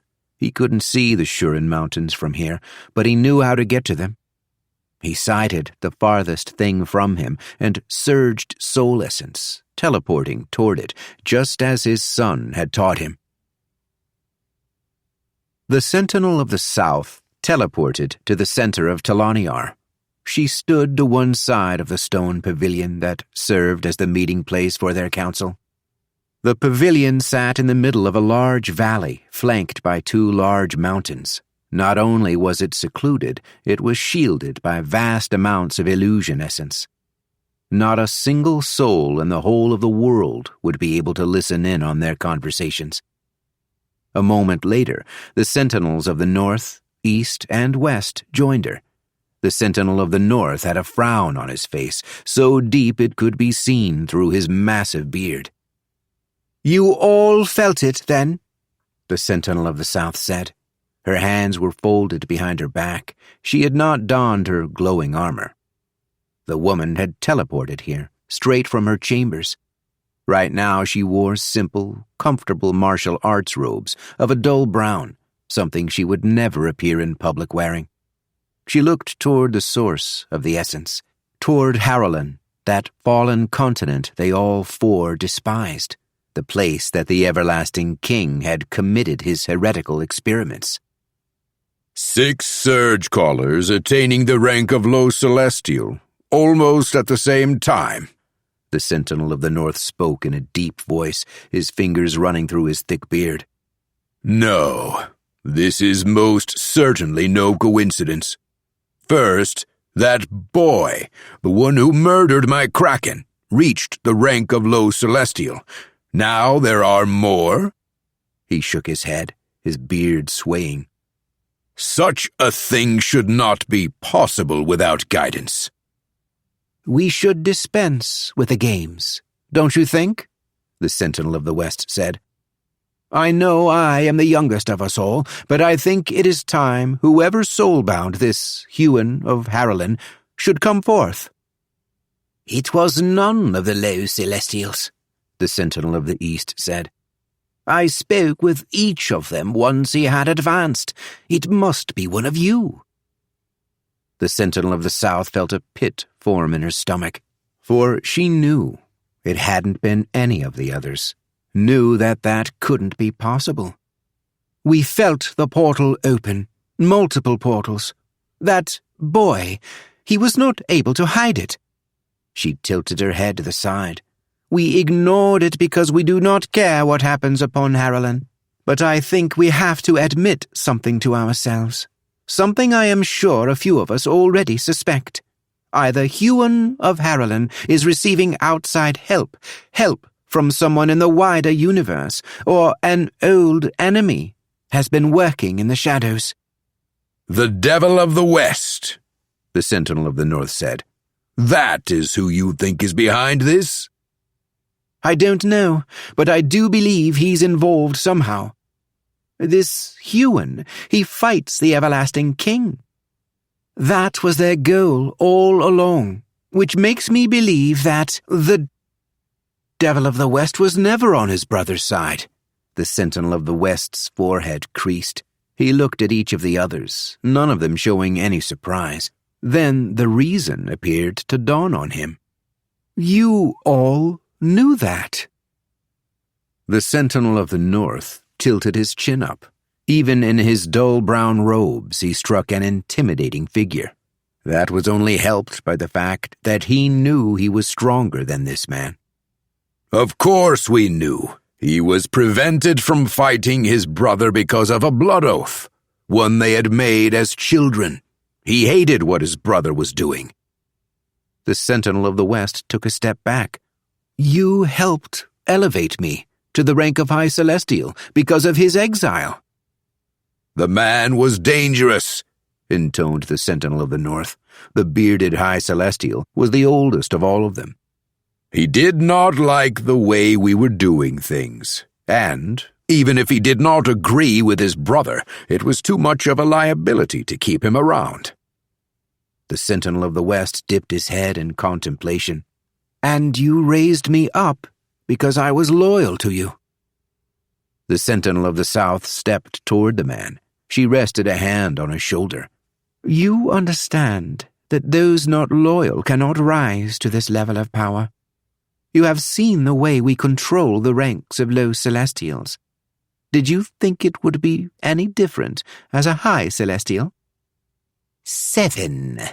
There are 7 low Celestials in Harlan now, the Sentinel of the East said. We must not let this stand. We cannot risk them becoming more powerful. Exile from this world is the only option. The Sentinel of the South's lips quirked up in a smile. This Huon does seem to enjoy traveling to other worlds. Perhaps he would like living in one on a more permanent basis. The Sentinel of the West said was dipped down as though deep in thought. When he raised his chin, his expression wasn't clear, as though he were intentionally keeping his face composed. Surely he couldn't be frustrated by what they had done, exiling the old Sentinel of the West to instate him as the new and helping him advance along the way. We gave you a gift, she thought. Do not spit in our faces by disagreeing with us. After a long moment, the man spoke. I think it would be unwise to exile these new low Celestials. As they are from the continent of Harlan, they simply cannot be trusted.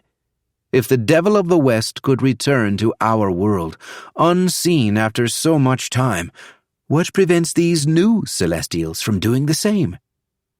A drastic measure, the Sentinel of the East said. However, it does seem like the logical approach. The man tilted his head to the side. And if we are to eradicate these new Celestials, then what, perchance, should happen to their cores? He raised an eyebrow in question to the others. The Sentinel of the South's smirk turned into a full-blown predatory grin. Devouring a Surgecaller's core is only ever something voluntary. That is the whole purpose of the Tournament of Grace. Are you suggesting we go against that?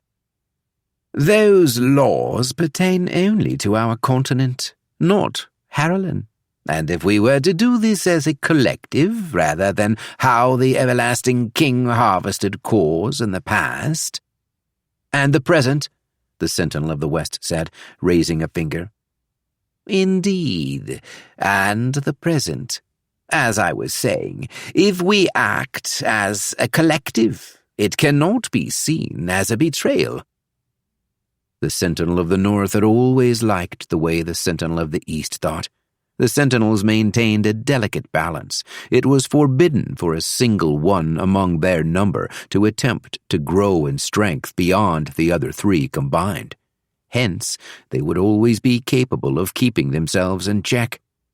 They also could not make personal alliances amongst themselves. Operating in such a way was what had kept the peace for so long. These low Celestials over in Harolyn, however, could threaten that peace, could threaten their perfect balance. Perhaps if it had just been one advancement, they might have been inclined to let it slide, to invite them to Teloniar, to live under their rule. But 7? That simply could not be ignored. It did not take much talk for all 4 of them to agree to this course of action. "This will be the first time we set foot in the Harolyn continent for 1,000 years, the Sentinel of the North declared. Is it time that we dealt with the little nuisance that is the Everlasting King? The Sentinel of the South shook her head. No. They had discussed this several times in the past. Her answer would always remain the same. If he were dealt with, then living upon that continent might feel as though it were a viable option for some of our more disaffected citizens. I do not wish to lose our people to such a place, and we know sending a low celestial over to rule it would be a mistake. It is simply too difficult to oversee. Harolyn was too far away from them to keep a good eye on. That had been the problem with the Everlasting King in the first place, before he'd been turned into a null. He had taken power of a location where it was difficult to know what he was up to, and his experiments, had they been allowed to go on, he would have become powerful enough to take them all out. That had been his true crime. Now that he was a null, it was simply impossible for him to gain enough power to be a challenge for a single one of the Sentinels, let alone all 4 of them, and so they let him be. Though it had been interesting, hearing how worried that Captain Avery had been of the Everlasting King becoming strong enough to invade Harolyn. She'd had to contain herself so she wouldn't simply laugh in the woman's face. Nulls are weak. They are nothing. And there is no chance in the universe that someone who has fallen to such lows could ever climb high enough to challenge us. Shall we vote upon this course of action? The Sentinel of the North looked from one face to the next, his beard gently swaying as he moved his head. All those in favor of eradicating those who advanced to the rank of low celestial in the Harolyn continent, raise your hands. Each of the 4 Sentinels of Teloniar raised their hands. Then it is only right that we should discuss the allocation of their cores, the Sentinel of the North said, a hint of desire bleeding into his voice. Chapter 15. Huon stood upon the ground. The trees around him had been so thoroughly crushed, what lay beneath him was only sawdust, splinters, and disintegrated leaves. The Everlasting King, in his giant form, loomed high above. The man radiated power, not in the same way as a Surgecaller might, but it was there, below the surface, rumbling and roiling and eager to be released, raw and seemingly unending. Though Huon no longer had a weapon at his disposal, he felt more in control and aware of himself than he had in his entire life. Having his connection to his soul essence severed, and then discovering how to reconnect it, had unlocked a new understanding of himself. His core was robust. Every connection within it had been strengthened when he'd healed that gossamer thread. And now that thread was not spider silk thin and vulnerable. In fact, it wasn't a thread at all. Now it was a rope of coiled and hardened metal, a connection that he couldn't see anyone ever cutting through again. Wings sprouted from his back, and he took flight, Powerful muscles pumped those wings into beating, creating a whoosh, whoosh, whoosh that was reminiscent of the red dragon. Whatever happened to the red dragon? Huon couldn't help but wonder. He supposed the beast must have been killed by the Everlasting King, just as its master had been. The Everlasting King took a minute step back, his chin rising.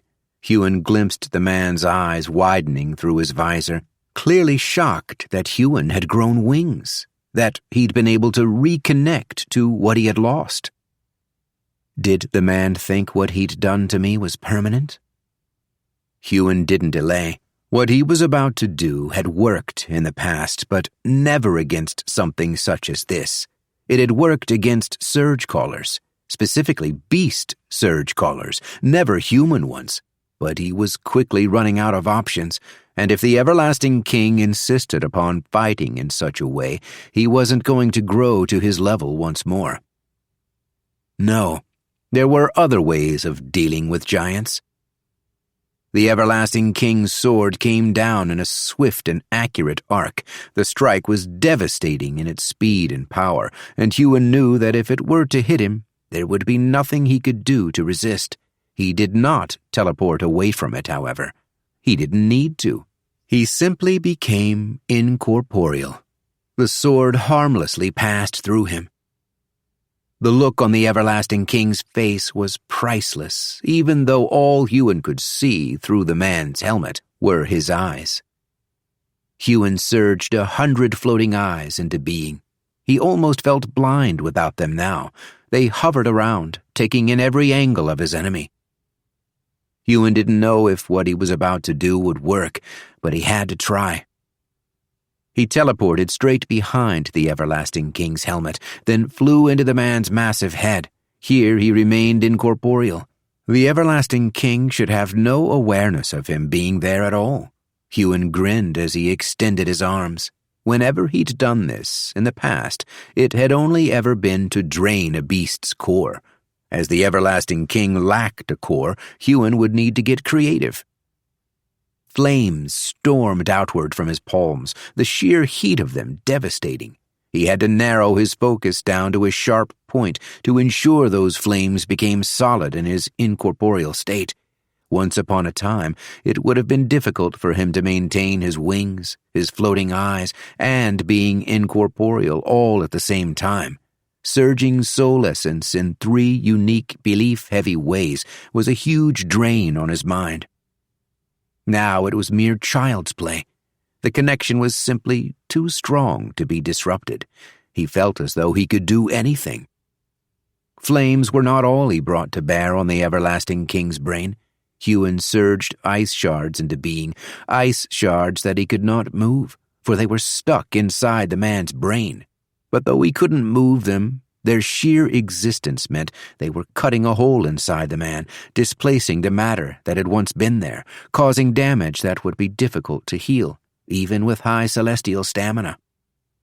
His attacks were like the tumors that he heard sometimes formed in surgeless humans, the ones that could only be healed by stamina from surge gems. Brain injuries were always the worst, especially without being able to remove the object that damaged the area. The Everlasting King must have quickly grown aware of what he was doing. Even with all the damage that Huon was causing, he could see the man's efforts to heal it, and, with his floating eyes, he could see the Everlasting King whipping his head from one side to the other. Other times when Huon had done this, been incorporeal inside of a massive beast, he hadn't had a view of what was going on outside the beast. At least until he'd fought that 3-headed monster down in the depths of the ocean. Having that view outside of the Everlasting King meant that Huon only had to adjust his wings and fly with the motion of the king's head, so he always remained within it. He continued his barrage, opening his mouth to surge roar, releasing a wild shout so loud he worried it might affect those back in the cave.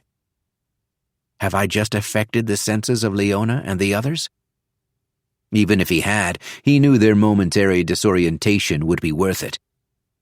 The everlasting king was no longer violently whipping his head this way and that, trying to dislodge Huon from his brain. No, now he was clutching his head, finally succumbing to the pain he was feeling. Huon couldn't help but feel an overwhelming sense of satisfaction. Perhaps this should have been the very first thing he'd done, but he wasn't sure he would have been able to do it if he wasn't in such strong control of himself. He surged more flames, more ice shards. He surged whipping winds that sliced straight into the everlasting king's brain, over and over, a whirlwind of damage and pain. "I'm doing it," he thought. "I'm actually doing it." He was finally killing the everlasting king, finally defeating him. Once this was over, and he'd rescued Leona and the others from that cave, they would be free of him. They would be able to do whatever they wished. "Leona, I'll be able to give you the life you want, the life we both want." The everlasting king released a twisted shout of agony as he threw his head back. He ripped his helmet off and clawed at his eyes. Then he stopped, as though the man had figured something out. The pain was still clear in his eyes, but he didn't appear to be worried about it at all. No, he was smiling. That damned self-satisfied smile that Huon had wiped from the man's face was back. The pain twisted it, made it all the more sinister. The everlasting king began to shrink. In a moment, Huon wouldn't be able to fit inside the man's head. The man had realized that becoming a giant had only been a liability in a fight against someone like Huon. And Huon hadn't managed to do enough sustained damage to the man. Even inside his damned brain, he still hadn't hurt him enough. "How is this possible?" Huon thought. "How am I not strong enough? I should be strong enough." Huon was left flying in the air where the everlasting king's head had just been. The surgeless ruler of Harlan had shrunk back to his normal human size and was standing down on the ground, well below him. He held his sword loosely in his hand, by his side, as though he wasn't at all worried about Huon attacking him. And why should he be worried? Huon teleported to the ground. He retracted his wings, but did not dismiss them. He might still need them. The everlasting king tilted his chin up as he stared at Huon over the divide. "You've lasted longer than I expected." Huon's jaw was set, his teeth gritted. Anger boiled up inside him. So much for keeping calm. "You haven't even tried to kill me." "Not yet. I wished to see what you were capable of first." The everlasting king tilted his head to the side. "There is something about you, something that doesn't add up." The everlasting king took a step forward, shortening the divide between them, but not closing it. "You are capable of things that astound me, Huon. There are things you simply shouldn't be able to do." Huon smiled. Soul essence, that was what was confusing him. Huon's ability to basically create any surge he needed, something that was essentially only limited by his imagination, in theory. Though for all its uses, Huon couldn't figure out how best to defeat this man. "And that's the only reason you haven't tried to kill me?" The everlasting king shrugged. "It is not often I encounter something new." He raised his sword, looked at the blade. It sparked with flame, then thrummed with electricity. "I have access to a great many surges, like the surge that turned me into a giant." The sword shifted through different surges. It became completely black, then invisible, then finally translucent. "But how you had access to such a surge, and how you were able to teleport so easily and often, and then becoming incorporeal." The man made a noise.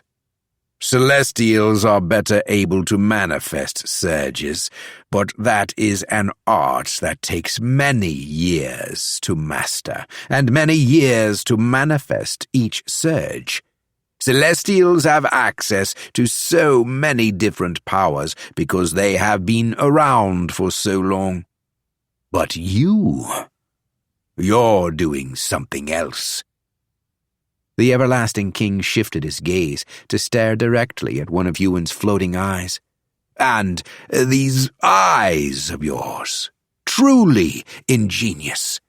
Something like this, in all my years, I haven't seen its like. You are a remarkable specimen, Huon.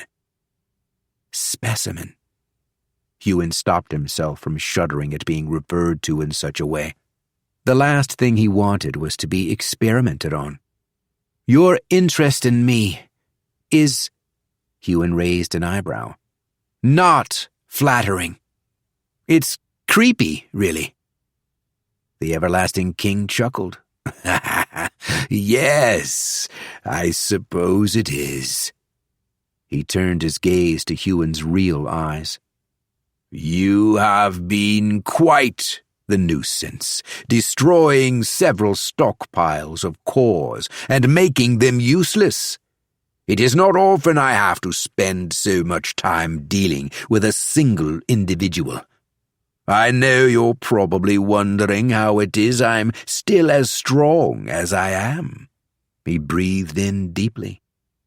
You created another stockpile of cores. Ah, it's interesting that you should know that and still wish to fight me. I'm not going to let you hurt my friends. Whether I can kill you today or not, you aren't going to harm them. Be careful, Huon. You should not tell someone like me what to do. The everlasting king looked up at the peak of the Huon mountain. It would be an easy thing to kill your friends. Do you really think you would be able to keep me from the mountain should I wish to get past you?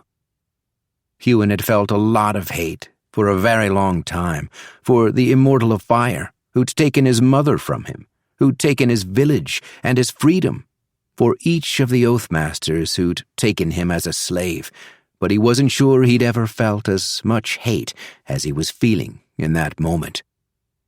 What do you want from me? His mind raced.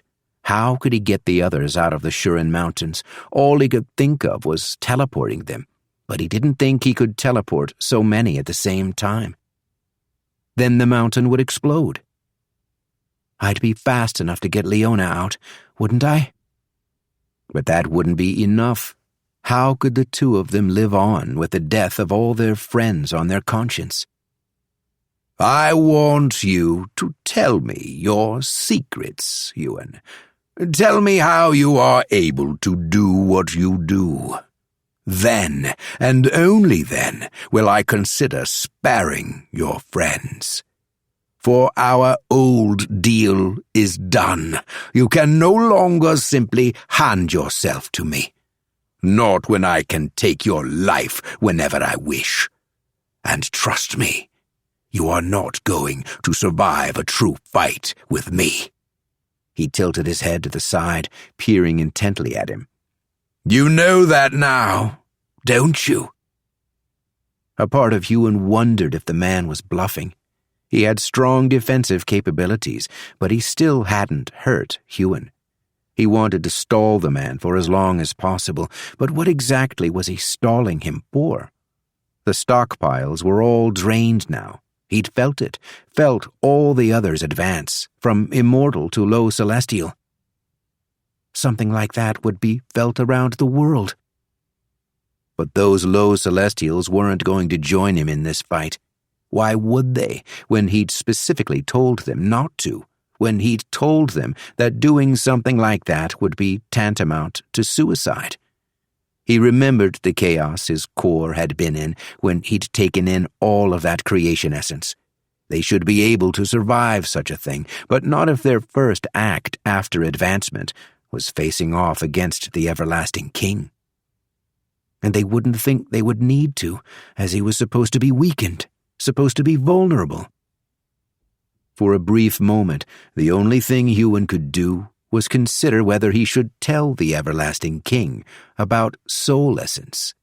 This was a secret that had been purged from the world, something he was sure the Surgecallers here had once known of thousands of years ago.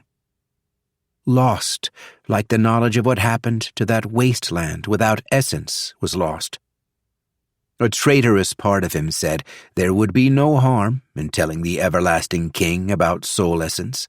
It wasn't as though the man had any way to use it. He was surgeless, a null.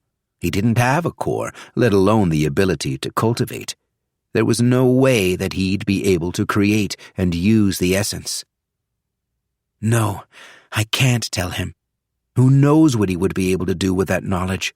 Leona and the others would sooner die than let me divulge such secrets to the man they'd dedicated their lives to killing. Besides, there was simply no way that he would be able to trust the Everlasting King. No way of knowing that the man would actually spare his friends, even if he gave the man his core. I'm not going to tell you a damned thing, and I will never surrender myself to you. The Everlasting King raised his head and released a long sigh. I don't enjoy inflicting pain, you know, but that doesn't mean I'm not adept at it. We shall soon see if you can live up to such strong words. Chapter 16. Huon braced himself, ready for the Everlasting King to go on the offensive, ready for anything. This was the true test of how much stronger he'd become. When this fight had begun, he'd felt calm, as though he could endure anything, conquer anything. Now he was riddled with more doubts than he knew what to do with. He may have strengthened his connection to his soul essence within his core, but for all his efforts, the Everlasting King didn't look harmed at all. The Everlasting King burst into action. He leapt up into the air.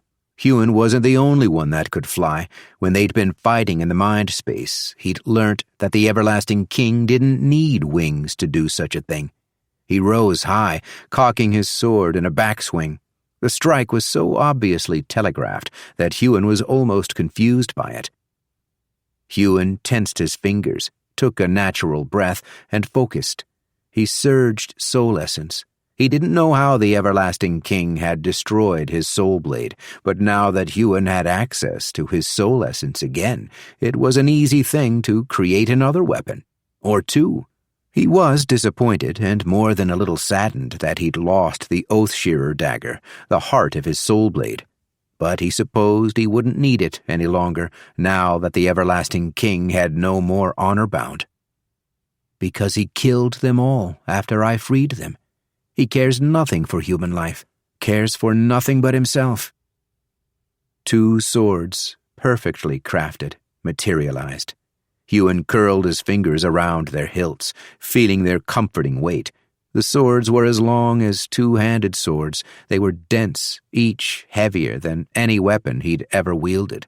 He hadn't needed a weapon when he'd entered the Everlasting King's brain, but if they were going to clash in a more traditional way...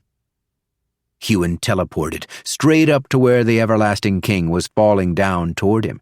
The man responded instantly, bringing his blade down toward Huon's face. Huon could have appeared behind the man, but he wanted to face him, head on, wanted to show him what he was capable of. He extended his wings, surged 1,000 ice shards into being, surged flames up both his swords, surged stone skin to strengthen himself. Then, for the first time in a long time, Huon surged fearlessness essence. In this fight, there was no room for fear, no room for doubt, no room for backing out. Either he would win, or he would die. Huon couldn't help but smile as he fell into the flow of the fight. With his fear gone, his fear not just for himself, but for Leona and the others, all he felt was excitement. The clash of their swords was like thunder booming in the sky, like mountains crashing into one another. A boundless strength overtook Huon. His body was more powerful than any other high celestials in the world. He was sure of it. His low celestial surges multiplied that strength to a staggering degree. His speed was like a flash of lightning, his stamina a never-ending pool of regeneration. The ice shards did nothing against the everlasting king's armor, just as Huon's sword did nothing. But that was just as he'd expected. He had not surged the shards into being for their physical effect. He simply wanted to overwhelm his enemy's inferior senses. He surged razor wire into being once more, wrapping it around his enemy. He didn't know how the man had dispersed it, but it hadn't been instantaneous. It only took a few seconds for the everlasting king's limbs to get locked up once more. His helmet was off now. The man had thrown it off when he'd been trying to get Huon out of his head. Big mistake. Huon thrust his sword straight at the man's exposed forehead. "Resist this!" The blade hit the everlasting king's forehead with a resounding metallic crack. The tip of the sword's blade broke off and went flying through the air. While Huon hadn't thought this would happen, his soul blade had been able to break the man's skin when he'd turned the prongs into slithering tentacles. He was prepared for it. He must have a surge like stone skin, something that he's activated to protect himself. Perhaps he didn't do it last time because he was protected by armor and didn't expect to be struck. Whatever the reason, Huon was sure the everlasting king wouldn't be able to defend against what came next. Surging soul essence, he made his sword incorporeal, inserted it into the man's head, then made it corporeal once more. The everlasting king's eyes widened in abject terror. Then those eyes turned all the way up in his head until they only showed the whites. Blood poured freely from the wound, dripping down to sully those white eyes. Half of Huon's blade stuck out the back of the man's head. The man slumped as though about to fall. Huon blinked. Had he won? The everlasting king's body slid down. Huon's blade, sharp as it was, came straight out of the head. He couldn't believe what he was seeing. His hearing told him there wasn't a single sound coming from the man. His heart had stopped. Huon opened his mouth, but no words came out. Something didn't feel right. He hadn't expected to win this fight, let alone so easily. He stepped forth and kicked the everlasting king's limp body. Nothing happened. Then Huon sensed something. Just a flicker, a shift in the air that his touch sense noticed, as though something or someone was directly behind him, when a fraction of a second ago they hadn't been. In the same instant that Huon had noticed this happen, the body beneath him dissolved, as though it were melting in a pit of lava. Though he didn't understand what was going on, he knew the danger of it. He tried to teleport to safety, but something struck him in the spine before he was able to move. A dozen punctures that bore through his armor, his skin, straight to the bone. He was stopped mid-teleport. His surging of breath essence suddenly ceased. He gasped in air in one large gulp. A heavy pressure pushed into his back, shoving him forward. His legs didn't reply to his mind's commands, and he slammed into the ground, flopping onto it, as though he were simply unconscious. But he wasn't. He could still see, still feel, was aware of what was happening around him. All his floating eyes once again disappeared, his connection to them severed. Huon felt immense pain from the wounds digging into his spine, but was unable to surge stamina. Even the swords in his hands, made from soul essence, dissipated to ash that was caught by the wind, drifting straight out of his grasp. He knew this feeling, the feeling of being cut off from his core completely. It had happened to him before. It had happened every time he surged all of his soul essence from his core. The first time it had happened, he'd worried he'd lost the connection with his core for good. But this was different. This was worse than the dampener that made someone into a page. Boots crunched along the ground, heavy steps walking slowly around him. What has he done to me? Huon's mind scrambled, trying to figure out what had happened. It wasn't making sense. He'd killed the everlasting king, put a blade straight into his brain, seen the life flee from his eyes as blood dripped into them, heard the man's heartbeat cease. Huon had done it. He'd defeated the everlasting king. For one blissful second, he'd thought he'd achieved his goal, thought he and Leona and the others were finally free of him, and what his existence meant for their world, their lives, their futures. Then that damned body had simply melted. Huon had seen much in his life, but not that. Some sort of cloning technique. The man I was fighting, was he not truly the everlasting king? Huon strained his neck, wrenching it to look up at the man standing over him now. The everlasting king had a self-satisfied smile on his face. There was no blood on his forehead, no scratches on his armor. He was utterly unharmed, as though the fight hadn't even taken place, as though everything Huon had just done had been completely useless. He tricked me. Somehow he tricked me. Huon had dealt with illusion essence before, but he knew this wasn't that. This was something else. Some sort of creation the man had made? A puppet that acted out the fight? But how had it been so powerful? Huon opened his mouth, but had no words. The everlasting king released a low sigh. It is disappointing that we must do things in such unpleasant ways. He crouched down in front of Huon, tilted his head to the side, and peered deeply into his eyes.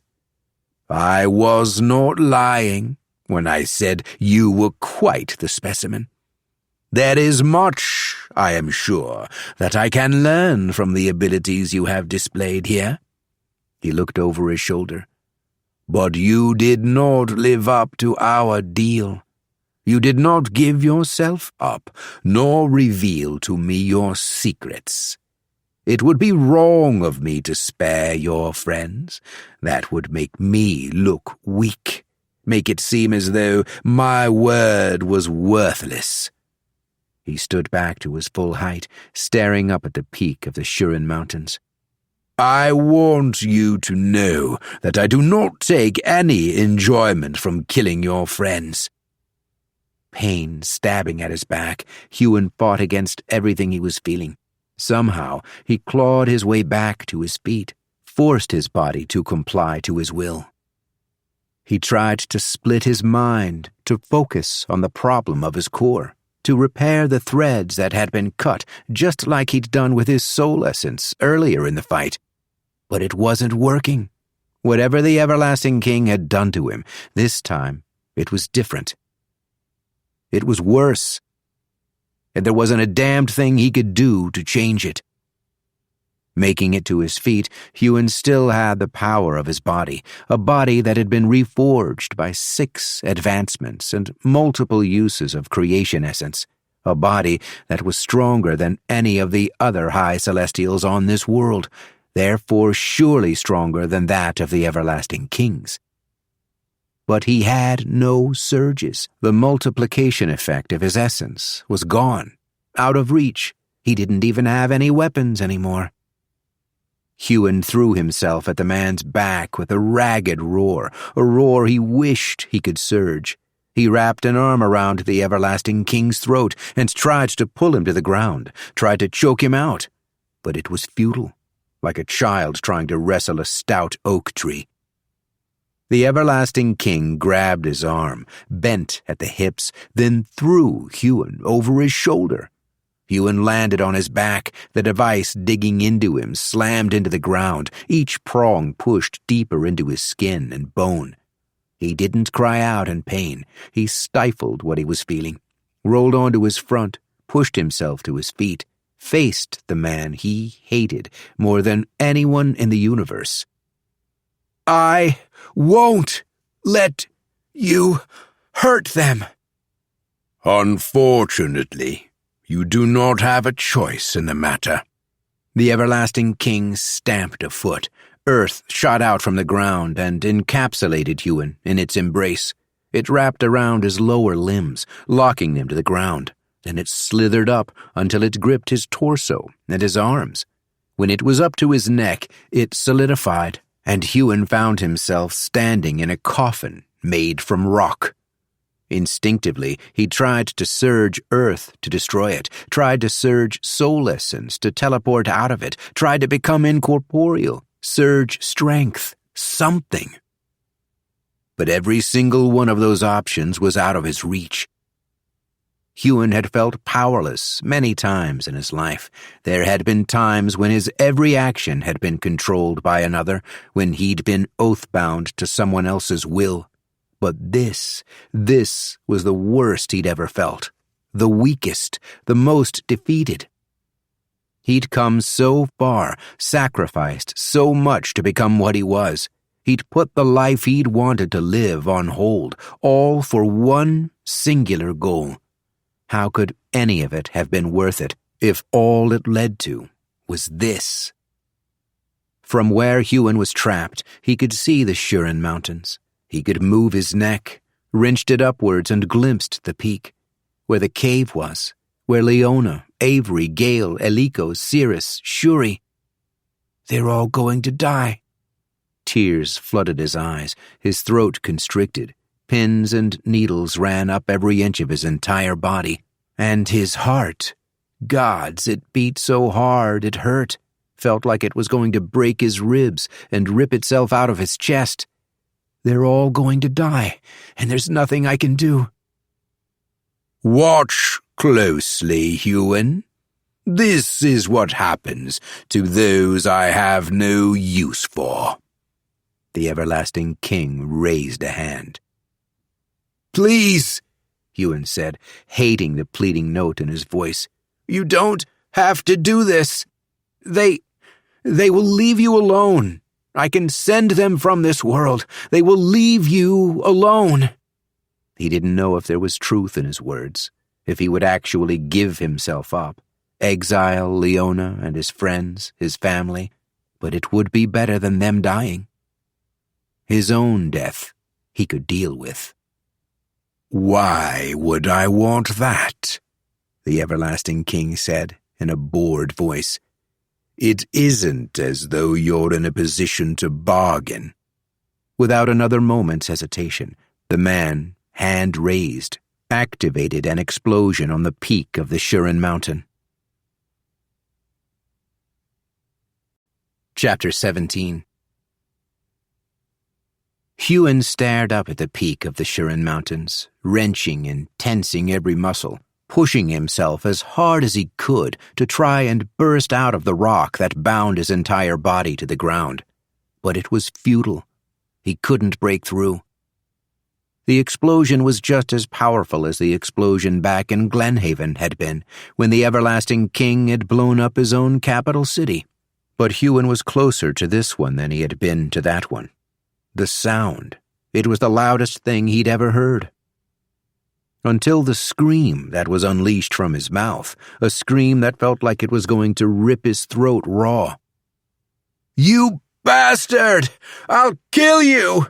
Huon shouted. His vision was blurred with tears, his voice hoarse. He felt a level of rage and despair that he'd never known was possible, more than he'd felt when he'd watched his mother die, more than he'd felt any of the times that he'd been oath-bound, more than when he'd found the army of honor-bound soldiers all dead. This was worse. A dark pit opened up inside of him, one he fell straight into. Leona is dead. Leona is dead and nothing matters anymore. I failed, even if I succeeded now, without her, without the others. Huon was done. The everlasting king tilted his head to the side. The self-satisfied smile wasn't on his face any longer, but he had an eerie look of calm about him.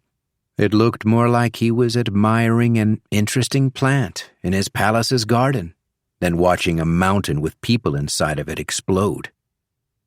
Huon was still shouting himself raw, still cursing the everlasting king's name and saying, in detail, all the ways in which he would cause the man's death, all of the most painful ways to die he could imagine. None of that seemed to penetrate the everlasting king's consciousness. Such dreadful, dreadful business. The man dusted off his hands. But at least we are done with it. He was still facing the mountains when Huon felt something. The rock. It was cracking? How was that possible? The everlasting king must be letting me out of my cage. Except the everlasting king wasn't looking at him. He only had eyes for the mountain. Huon didn't know what was happening, but he didn't stop his shouting. There were no words anymore. All that came from his mouth were guttural, primal roars. He wanted to inflict his feelings upon this man, wanted to make him feel what Huon felt, and all he could do right now was shout.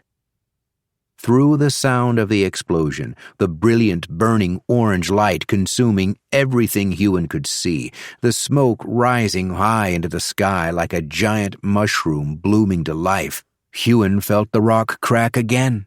More this time. He could move his arms, his legs. Somehow he was free. He knew he hadn't been the one to free himself.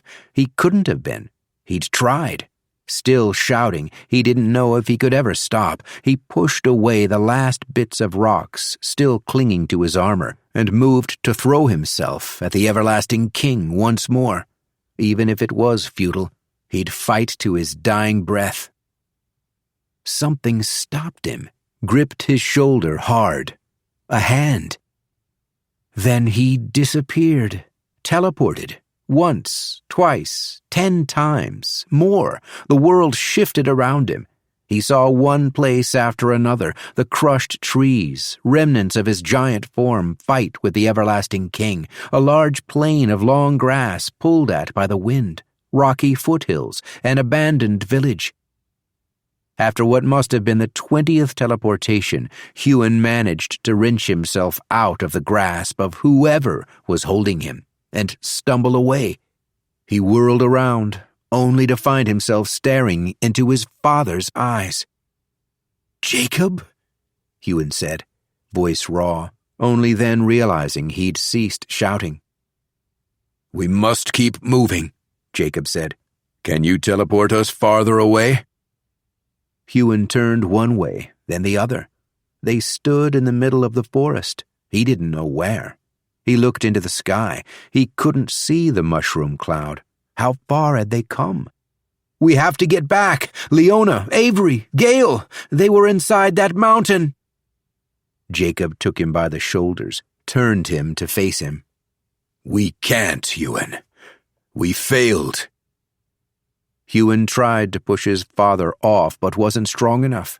He should have been strong enough, but he still couldn't surge. The pain in his back was still there, but he was numb to it. The pain in his mind, his heart, his damned soul had overtaken everything.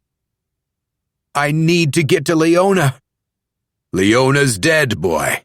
Jacob slapped him in the face. "Snap out of it, now, or you'll be dead too." Huon went slack. Leona's dead. Avery, Gale, Eliko, Cyrus, Horrell, Shuri, Snow, the crew of the Strongwind. All of them. Dead. "How?" Huon whispered, in a voice so small he wasn't sure if he'd spoken the word at all. How could this have happened? Jacob turned Huon around. "I need to get a look at this device. I saw what it did to you. Cut off access to your core. Dangerous little thing. Can't say I've seen anything like it. Then we need to keep moving." You saw?" Huon blinked. His father blundered around, touching whatever was digging into his back. It caused more pain to stab at him, but that was far, far away. "You were watching? And you did nothing?" "I got there too late. I came as bloody fast as I could, and I got there too late." Huon blinked again. Things were still out of focus, his mind a mess. Perhaps it would always be a mess after what had happened, after who he'd just lost. "This can't be happening. They can't be dead." "You came straight to the mountain after you consumed the creation essence?" Huon was slowly coming to understand what was happening and the consequences. "But doesn't that mean—" "My core's in chaos," Jacob said. I can barely stand." There was a rasping quality to his father's voice. "I can feel it within me, but I pushed myself too hard. I don't think I can surge it." Huon shook his head, trying to dislodge everything from it. "I can't. I just lost everything." But his father had come for him. He hadn't been able to save Leona, the others. His father hadn't tried to save them, and normally that might have caused his rage to well up even further. But his father had come for him. He would have known what that would mean for himself, would have known that after absorbing all of that creation essence, it would mean the man's death. Yet for the first time in Huon's life, his father hadn't abandoned him. He'd saved him. He hadn't saved Leona. That would have been impossible. Even Huon hadn't known how. But if not for Jacob, Huon wouldn't be standing there. The everlasting king would be experimenting on him, trying to discover how Huon had done what he'd done, trying to discover soul essence. But how can any of that matter now? "You have to fight it," Huon said. "You have to surge the creation essence, make it reforge your body." His voice was devoid of emotion. A moment ago, he was full of rage and despair, shouting at the top of his low celestial level lungs.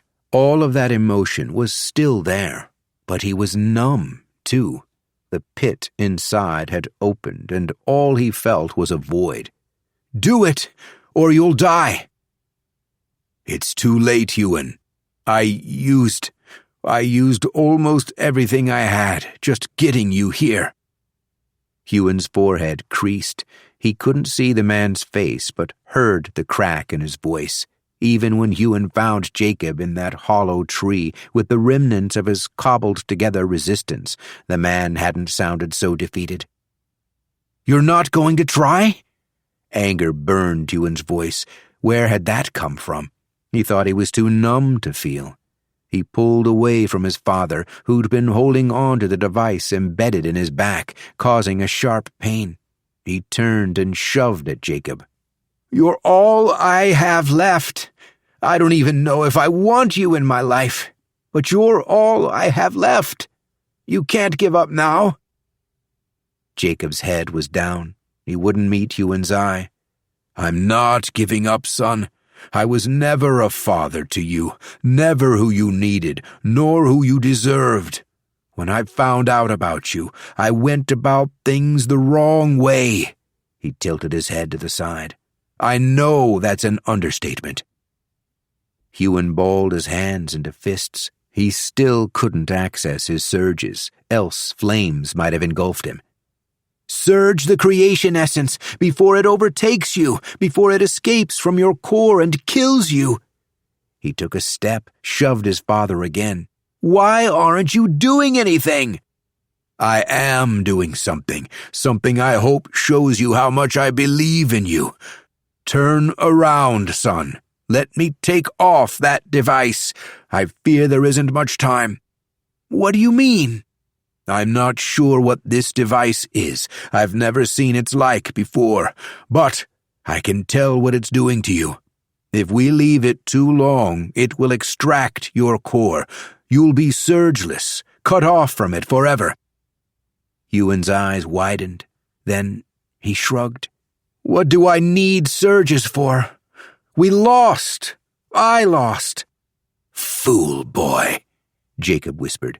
"You haven't lost, not while your heart beats. Now, do as your father says and turn around." That made Huon stiffen. His instinct was to fight back against the man's words, maybe against the man himself. He'd never liked taking orders, especially from Jacob. But he turned around. As hopeless as things felt, he didn't want to lose his core, even if he deserved it for letting Leona. He shut his eyes, tears welling up again. "Do it!" "This will hurt. I'm going to need to surge flames straight into the device. I don't know another way to destroy it." "I can handle a few—" Huon blinked. "The creation essence, your core. Surging any more essence will kill—" Pain engulfed his back, an intense heat that could only come from a celestial's flames. Huon didn't scream. As bad as the pain was, the pain in his heart overshadowed it. "Take the essence from me, Huon." His father's voice was weak. "Take the creation essence as it leaves my core." Huon opened his mouth, tried to speak through the pain. Something was ripped from him before he got the chance, felt like his spine. The device. He dislodged it. There was a thud as something hit the ground. Huon tried to feel his core, his essence. The connection was tentative, raw. Much of his essence had been drained, leaving him with barely any reserves. But he could feel it. The threads had been restored, even if they needed nurturing. Huon turned. "Father," he said in a small voice. The thud hadn't been the device falling. It had been Jacob. Huon rushed to him, kneeling by his side. "I won't take the essence, Father." He barely called the man that, but right now it felt right. "You can fight this. You can surge it. I trained you to identify creation essence. I know you can feel it within you." His father's eyes were open. He stared at the sky, core unveiled. He couldn't keep a handle on it anymore. Will that alert the everlasting king of our position? Huon didn't think Nulls could sense essence, but the everlasting king was no ordinary Null. "You have to take it," Jacob said. "I can't. There isn't time. I can feel it." Huon knew it might be a long shot.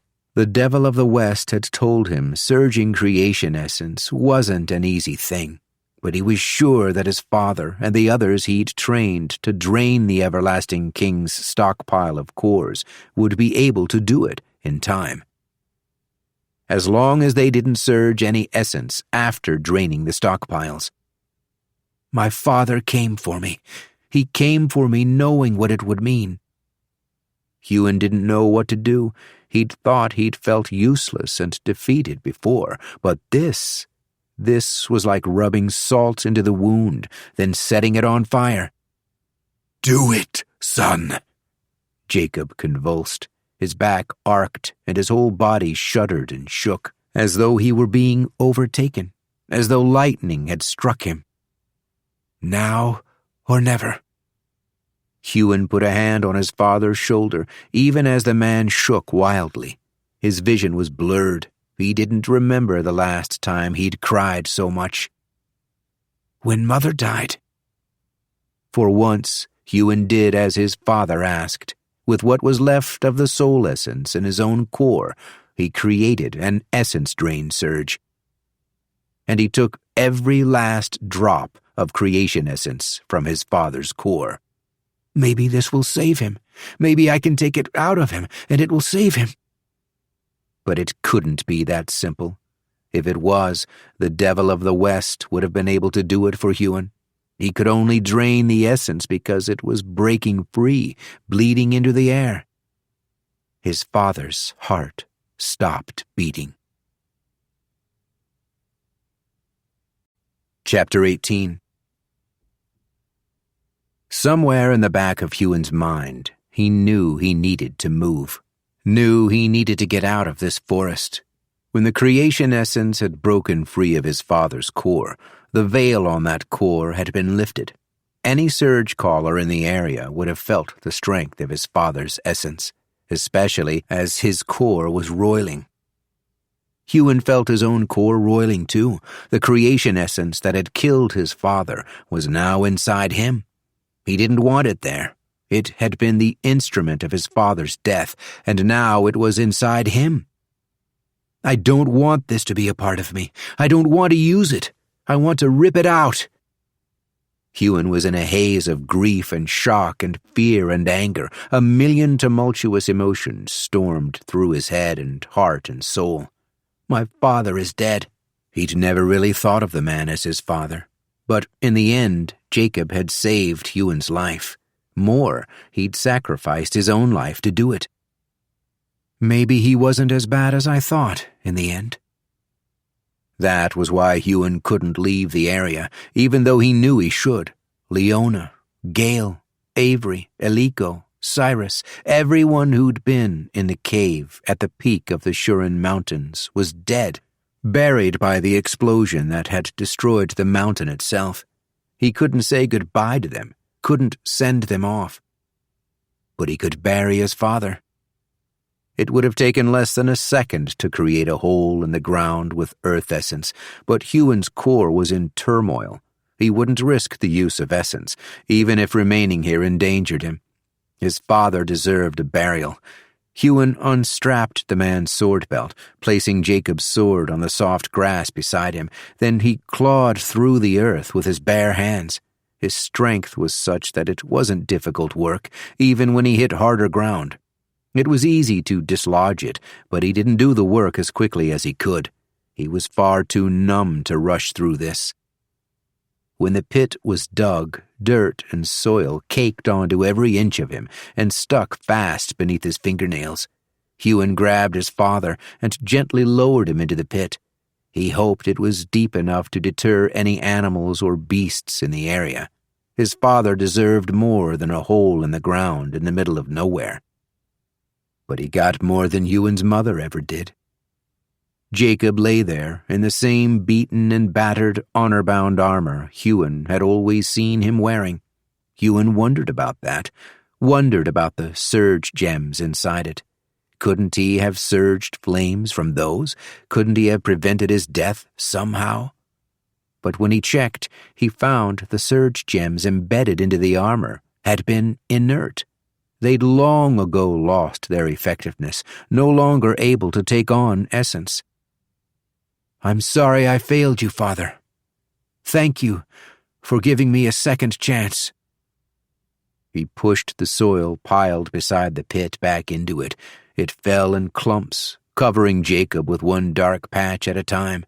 When it was done, on his knees, he patted the ground, trying to make the earth level. Then he made his way back to his feet and simply stood there. A beast's roar, somewhere nearby, broke him out of his daze. He didn't know how long he'd been standing there, a few minutes, a few hours, but he had to move. He grabbed his father's sword belt and wrapped it around his waist, fastening it, laid a hand on the hilt. His eyes were dry now. Perhaps he'd run out of tears. A second chance, he whispered, shook his head. Standing there in the forest, he felt as he had all those years ago, on the day the Immortal of Fire had killed his mother and burned his village. Powerless. Lost. How could he go on? How could he keep pushing forward when everyone he loved was dead? Revenge. Huon ran as fast as his natural speed could take him, with his reforged body that was as fast as a legend surging, maybe faster. He sprinted through the forest, leaping over roots, ducking branches, scattering animals and beasts when they tried to get in his way. He didn't know where he was going, only that he had to move, had to get away from where his father had been. If the essence from Jacob's core had been sensed by the everlasting king, he would have gotten here by now. But there was no sound nor sight of him. Still, Huon ran, until the sun dipped and darkness descended, until his legs, strong as they were, felt the slightest bit tired. Revenge! The word sounded in his mind again. His swirling emotions rose to the surface, cracked through the numbing shock of all that had happened, all he'd lost, all he'd failed to do. It had been revenge for his mother's death that had started this journey for him in the first place, and yet revenge hadn't been what had sustained him all these years. What had sustained him was wishing for a sense of freedom. Freedom for his people now dead. Freedom to live the life he wished to live with Leona, a woman now dead. And after all this time, and all he'd lost, the only thing left in his heart was revenge. I will kill you. I will make you hurt. I will avenge everyone, even if it's the last thing I do. Leona watched the explosion from a few miles away. The Huron Mountains peak was no more, utterly destroyed by the unimaginable power unleashed by the everlasting king's strike. Why did it go off? Gale stood beside her, eyes narrowed as he peered at the brilliant light. Did one of your hearts fail? I don't know, but I'm glad we got out in time. It had been the hardest thing she'd ever done, creating those artificial hearts using soul essence. It had required an amount of focus and control she hadn't realized she'd possessed, though it wasn't just the creation of hearts that had been difficult. It had been the sheer uncertainty of what she'd been doing. It had been each step of the plan, in every moment as she'd sat there in the cave, trying to think things through, trying to create what she'd needed. She knew she could, at any moment, trigger the trap and blow them all to hell. The instant she created a heart, it would have been enough to trigger the explosion. So she'd had to time it perfectly, had to control the beat of the heart she created, line the rhythm up with the rhythm of someone else's heart within the cave. Gods, it had been torturous work. Sweat had dotted her forehead in every moment. They also had to learn how to stop their own hearts from beating. According to Captain Avery, there were certain strong herbs and some spider venom that could cause such a thing to happen, and it was possible to make someone's heart start beating again. Eliko spoke of a lightning surge that could jolt this into happening in someone. Though the surge wasn't something any of them possessed, it was easy enough for Leona to create such a surge using her soul essence. And so, the delicate balance had begun. They didn't have any herbs to stop people's hearts from beating, so they'd had to do it another way. A toxic surge, another thing Leona had created with her soul essence. People had to stop themselves from surging stamina to make it work on them. Avery was the first to do it, putting all of her trust into Leona. When the woman's heart stopped beating, and the artificial heart Leona held started beating a moment later, in perfect rhythm, Leona had worried the toxic surge might be more fatal than she'd hoped. But there was no way to test that until it had been used on everyone but her in the cave, until she'd created an artificial heart for each of them, then gotten them out of there. It was the final heart that had given her the most difficulty, as that was when the greatest moment of risk would come. Not only did she have to sync the heart to her own erratic heartbeat, something that kept changing the whole time, she couldn't very well stop her own heart from beating.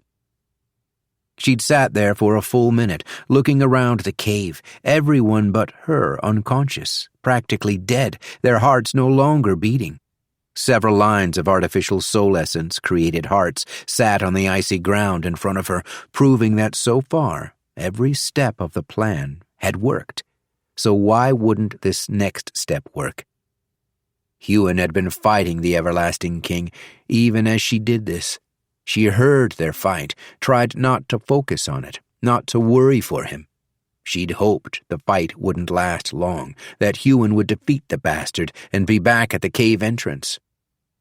The longer it had lasted, the more she'd worried. A deep, natural breath of air slowly released. Then she'd done it, surged a heart into being that matched her own. Tendrils had already stretched out from her, tendrils that connected her to every other person in the cave, along with the sky eagle and the giant white wolf. She'd only had the space between heartbeats to get the next step right. Leona had teleported every single one of them out of that cave, and as she could only take them as far as she could see, they ended up not far outside of the cave's mouth. The others were all lying on the ground just as they had been in the cave. The thump, thump, thump of the artificial hearts beat behind her. Leona had continued teleporting them, taking them as far as she thought would be safe, as far as she dared, before resuscitating them, one by one, starting with Gale, then Avery, then the rest. When Gale's heart had begun beating again, Leona had given a long sigh of relief. But that relief didn't last. They all heard the ongoing fight on the other side of the mountain, the crack of Huon's blade on the everlasting kings, ringing like thunder in a dark sky. Then the mountain had exploded, and she couldn't stop staring at the carnage, the mushroom cloud that billowed up and stretched toward the heavens. "Huon will think us dead," Captain Avery said. The woman had her hands folded in front of her, her chin raised. There was a defiance in the way she stood, her emotions muted. Leona had known the woman long enough to see it for the mask it was. Leona nodded meekly. She'd been worried about that very thing, worried the destruction of the cave would shake his resolve in the middle of the fight, worried that thinking them dead would make him falter and lose. She clenched her fists by her sides, hard enough that her nails bit into her palm. "Remind me again why we aren't over there." The words were ground out through gritted teeth. Captain Avery placed a hand on Leona's shoulder. She squeezed it tightly. "You know why. Our presence will only distract him, and if he isn't able to defeat the everlasting king on his own, our help," the woman's voice cracked, "it won't be enough. We're only immortals." Only immortals. Thinking in that way still felt so wrong to her. Immortals. Once she thought they were the strongest advancement. Even then she'd known the everlasting king was stronger. "Gods, I feel like a bloody coward standing here while he fights. We have always fought by his side. I have always fought by his side." Shuri came over and nuzzled her head into Leona's other shoulder. Leona scratched behind the beast's ears, receiving a soft cooing in response. The Sky Eagle understood what was happening, but she wasn't able to connect with the bond she had with Huon, as though it was completely shut off from her. It had happened before. When he'd run off, Leona thought he must have done it intentionally so the beast wouldn't follow him. "He left us. He was trying to protect us, but he left us," Leona sighed. "I don't want to do the same to him." But there was no way around it. Captain Avery was right. If they entered the fight, they would get themselves killed, and if Huon had to watch Leona get killed by the everlasting king, she couldn't imagine what that would do to him. "I can't put him through that, but all our training, all this time, it can't be for nothing. I have to see what's happening. I have to at least see."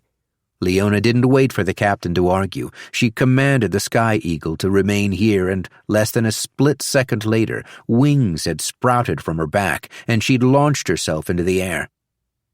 "Fly low! Stay out of sight!" Captain Avery shouted. She didn't plead for Leona to stay. Perhaps she knew that wouldn't work. The woman didn't try to follow either. None of them tried to follow. Leona was glad for that. This was foolish. She wasn't strong enough to make a difference. But gods, how could she not be there? How could she not see if Huon was all right? He might need my help. If there's something I can do, even as a mere immortal, then I have to." But when she got there, over the mountain, all she saw was the everlasting king, standing alone, not defeated, not even harmed. The evidence of the fight they'd had was clear. It spanned miles, the destruction devastating, though not quite on par with what had happened to the mountain. How is the everlasting king still alive? Leona trusted Huon and believed him when he said that he had a plan. She'd hoped, dreamed that today could mark the end of their mission, that today could be the day that they finally defeated the everlasting king. From her vantage point, she searched the area, her heart skipping a beat as she worried for Huon's life. But he wasn't anywhere to be seen, and the everlasting king's frustration was clear. Huon didn't win, but he didn't lose either. He escaped, I'm sure of it. Leona whirled in the air, turning back to the others before she was spotted. I'll find you, Huon. Chapter 19. Huon didn't know what to do. He was at a loss.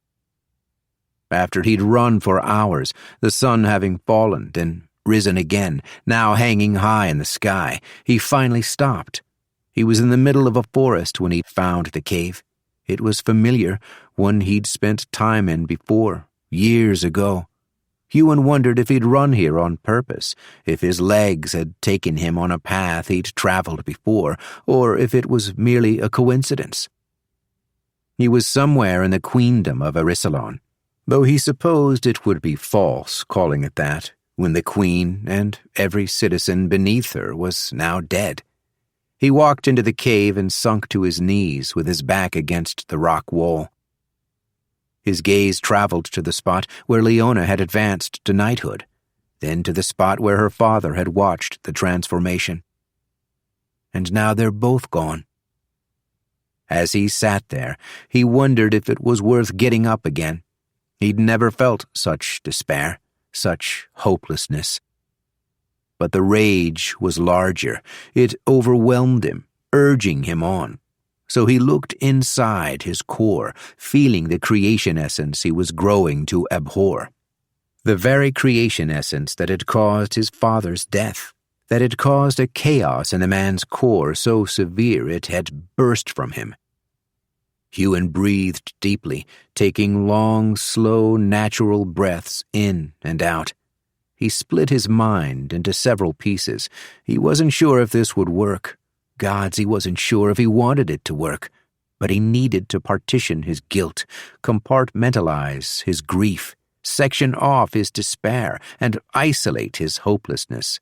He needed to cut them all off from his mind. Even his rage was too much for him to deal with. He'd never done such a thing before, cut his emotions out with a hot knife and locked them away deep in his mind. But when the arduous process was complete, he felt better. Or maybe he didn't feel anything at all, but it wasn't the same as that numbness that had come to him before, when the shock of all he'd lost had first hit him. This was altogether different, a clarity stronger than the calm he'd felt at the beginning of the fight against the everlasting king. A calm I had not earned. The everlasting king had tricked him, defeated him, killed Leona, killed his friends, his family, caused the death of his mother all those years ago, and now, his father. Huon wouldn't let that stand. He needed power. And there was only one way he could get it. The creation essence inside his core was more potent than Huon had imagined. It wasn't that it was more numerous, rather that it was stronger than the creation essence he'd taken from the everlasting king's first stockpile. No wonder my father couldn't deal with this power. It would have been far too much. But Huon was stronger. He could handle it. The creation essence clearly came from cores of a higher advancement than Page, not enough to bring him to high celestial. He meditated on that briefly, sinking into a connection with the universe stronger than any he'd managed before. His new, emotionless clarity of mind making it easier than ever. Not enough. But even if it wasn't enough for that, he could further reforge his body and mind, and Huon did that very thing. 6 times he surged the creation essence. He didn't know how much time passed inside that cave. It became dark at one point, then light eventually streamed back in through the entrance. But much of the time his eyes were closed. He strengthened every part of his body, his muscles, ligaments, bones, skin, everything. And his mind, he bolstered it ever more, making it work faster and faster, making it even easier for him to keep his emotions in check, hidden away, making it easier for him to juggle all the different surges and split his mind toward thousands of tasks. When he was done, it wasn't enough. It might never be enough, but I have to keep trying. There was more creation essence to gather. Huon knew where it would be, too. Assuming he was right. Huon didn't leave the cave. He remained within it, deep in meditation, his hands touching the floor beneath him, fingers digging into the rock. A part of him, compartmentalized, locked away within his mind, knew what he was doing was horrible. Knew that, if it worked, it could destroy everything around him. But Huon no longer cared. He needed power, and he would do anything to get it. Anything except stooping as low as the everlasting king. That was something he would never let himself do. As tempting as it might be, especially since he knew where 5 low celestials would soon be, and knew that he would now be strong enough to take their cores from them. That, however, would make him no better than the very man he was fighting, though he wondered if what he was about to do would somehow make him worse, especially if the everlasting king discovered it and did it himself. Not that he knew he could do it yet, or that it could be done at all. Huon pushed his senses deep into the ground. At first all he felt was earth essence, then a hint of air essence on the breeze drifting toward him. The tiniest bit of water essence, the humidity in the air. He could pull water essence as though from nothing if he ever truly needed it. He pushed downward, then quickly realized there was a better way to do this. He took his hands out of the rock and stood. Surging earth essence, the ground opened up beneath him. He created a platform of smooth rock to stand upon, lowering himself down the hole, the dirt and rock constantly cycling around him. He did not shift the rock into the cave. He simply cleared the space beneath him, shifting the rock and dirt to be suspended above his head. Where he stood on the rock platform, forever moving downward, was completely pitch black. There was no air either. He quickly ran out of that in the bubble. He single-surged breath essence, knowing the depths of his core meant it would last him for days. On and on he dropped into the darkness, heading toward what he hoped was the core of the world. He was sure something like this must be possible, sure enough to spend the time looking for it. Parts of his mind still screamed, shouted, and wept, calling out for him to let them be free, to think of Leona, the others, his father. But those screams were barely a whisper to the main part of Huon that was in control now.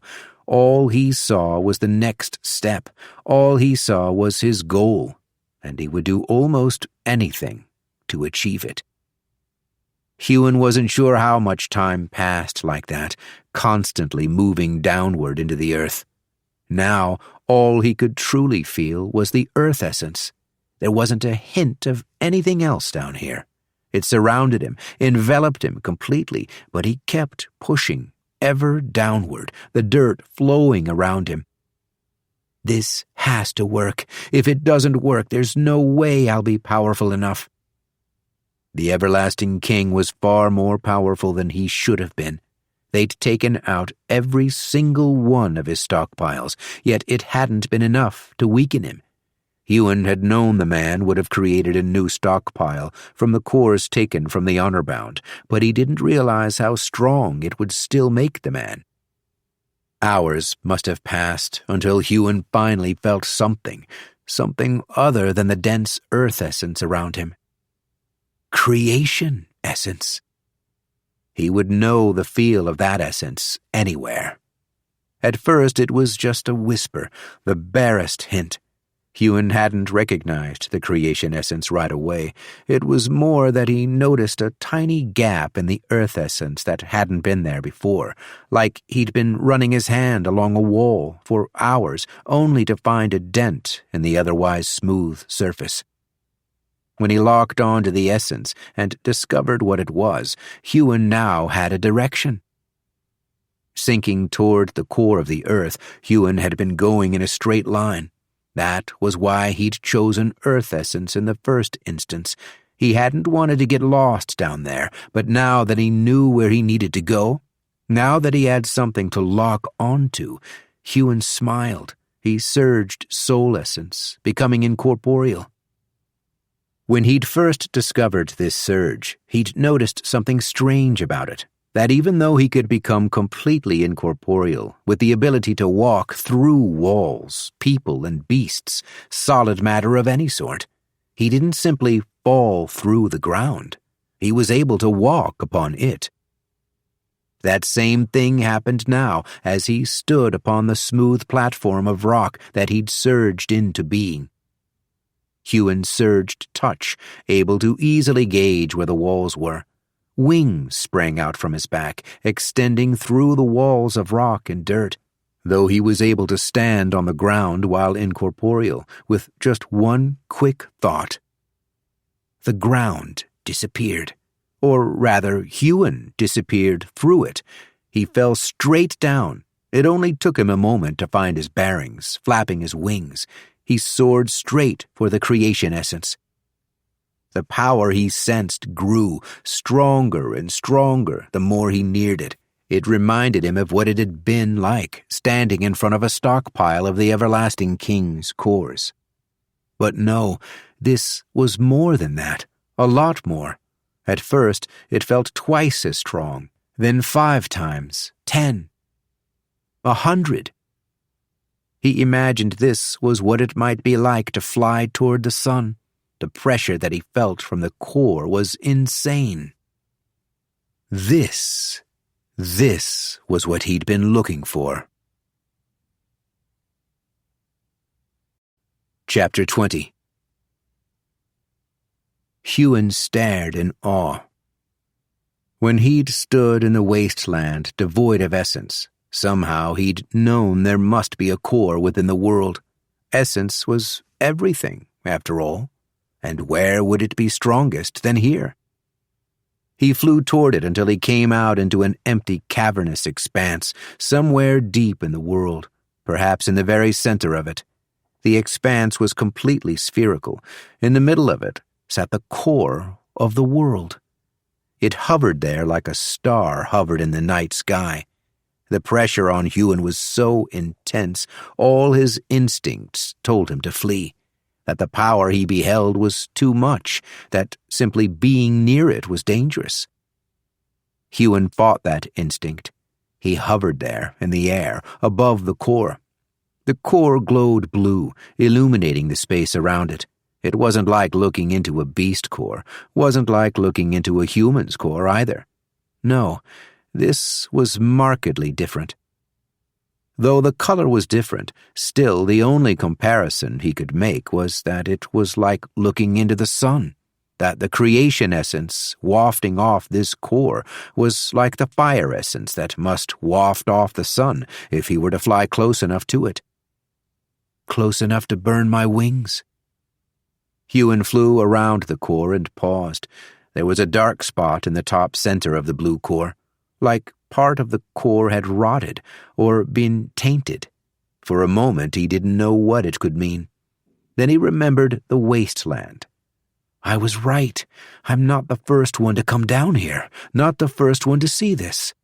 The creation essence was so strong that he knew if he drew upon it, it could kill him.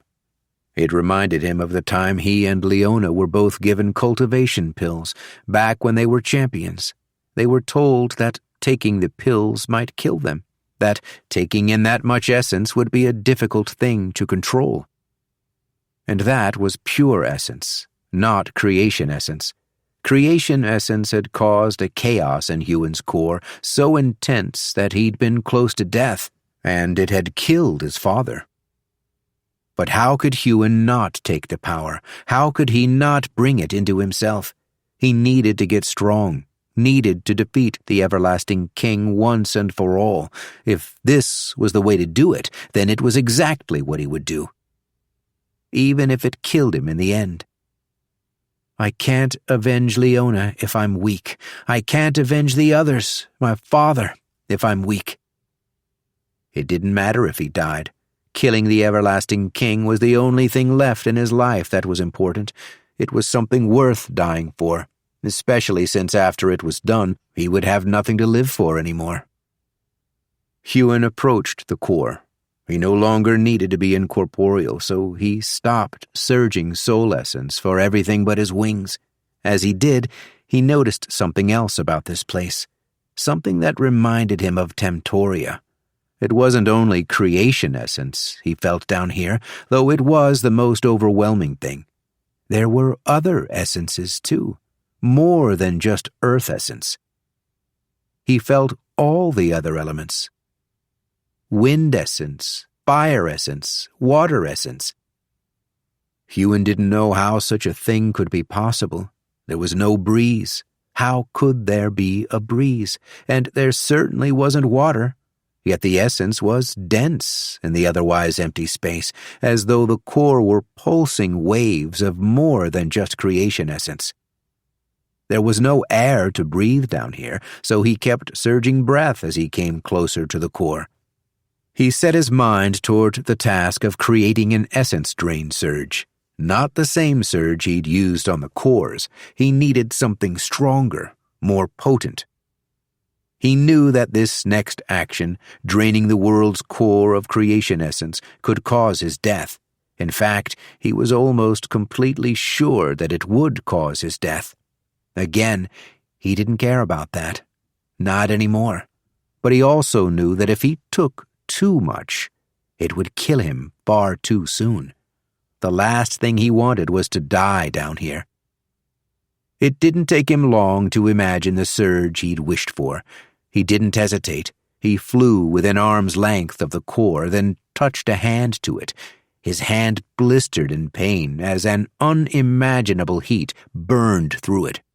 He'd known the core would be hot. He'd felt the heat the moment he'd entered this place. But touching the surface of the core was like putting his hand into a high celestial's flames.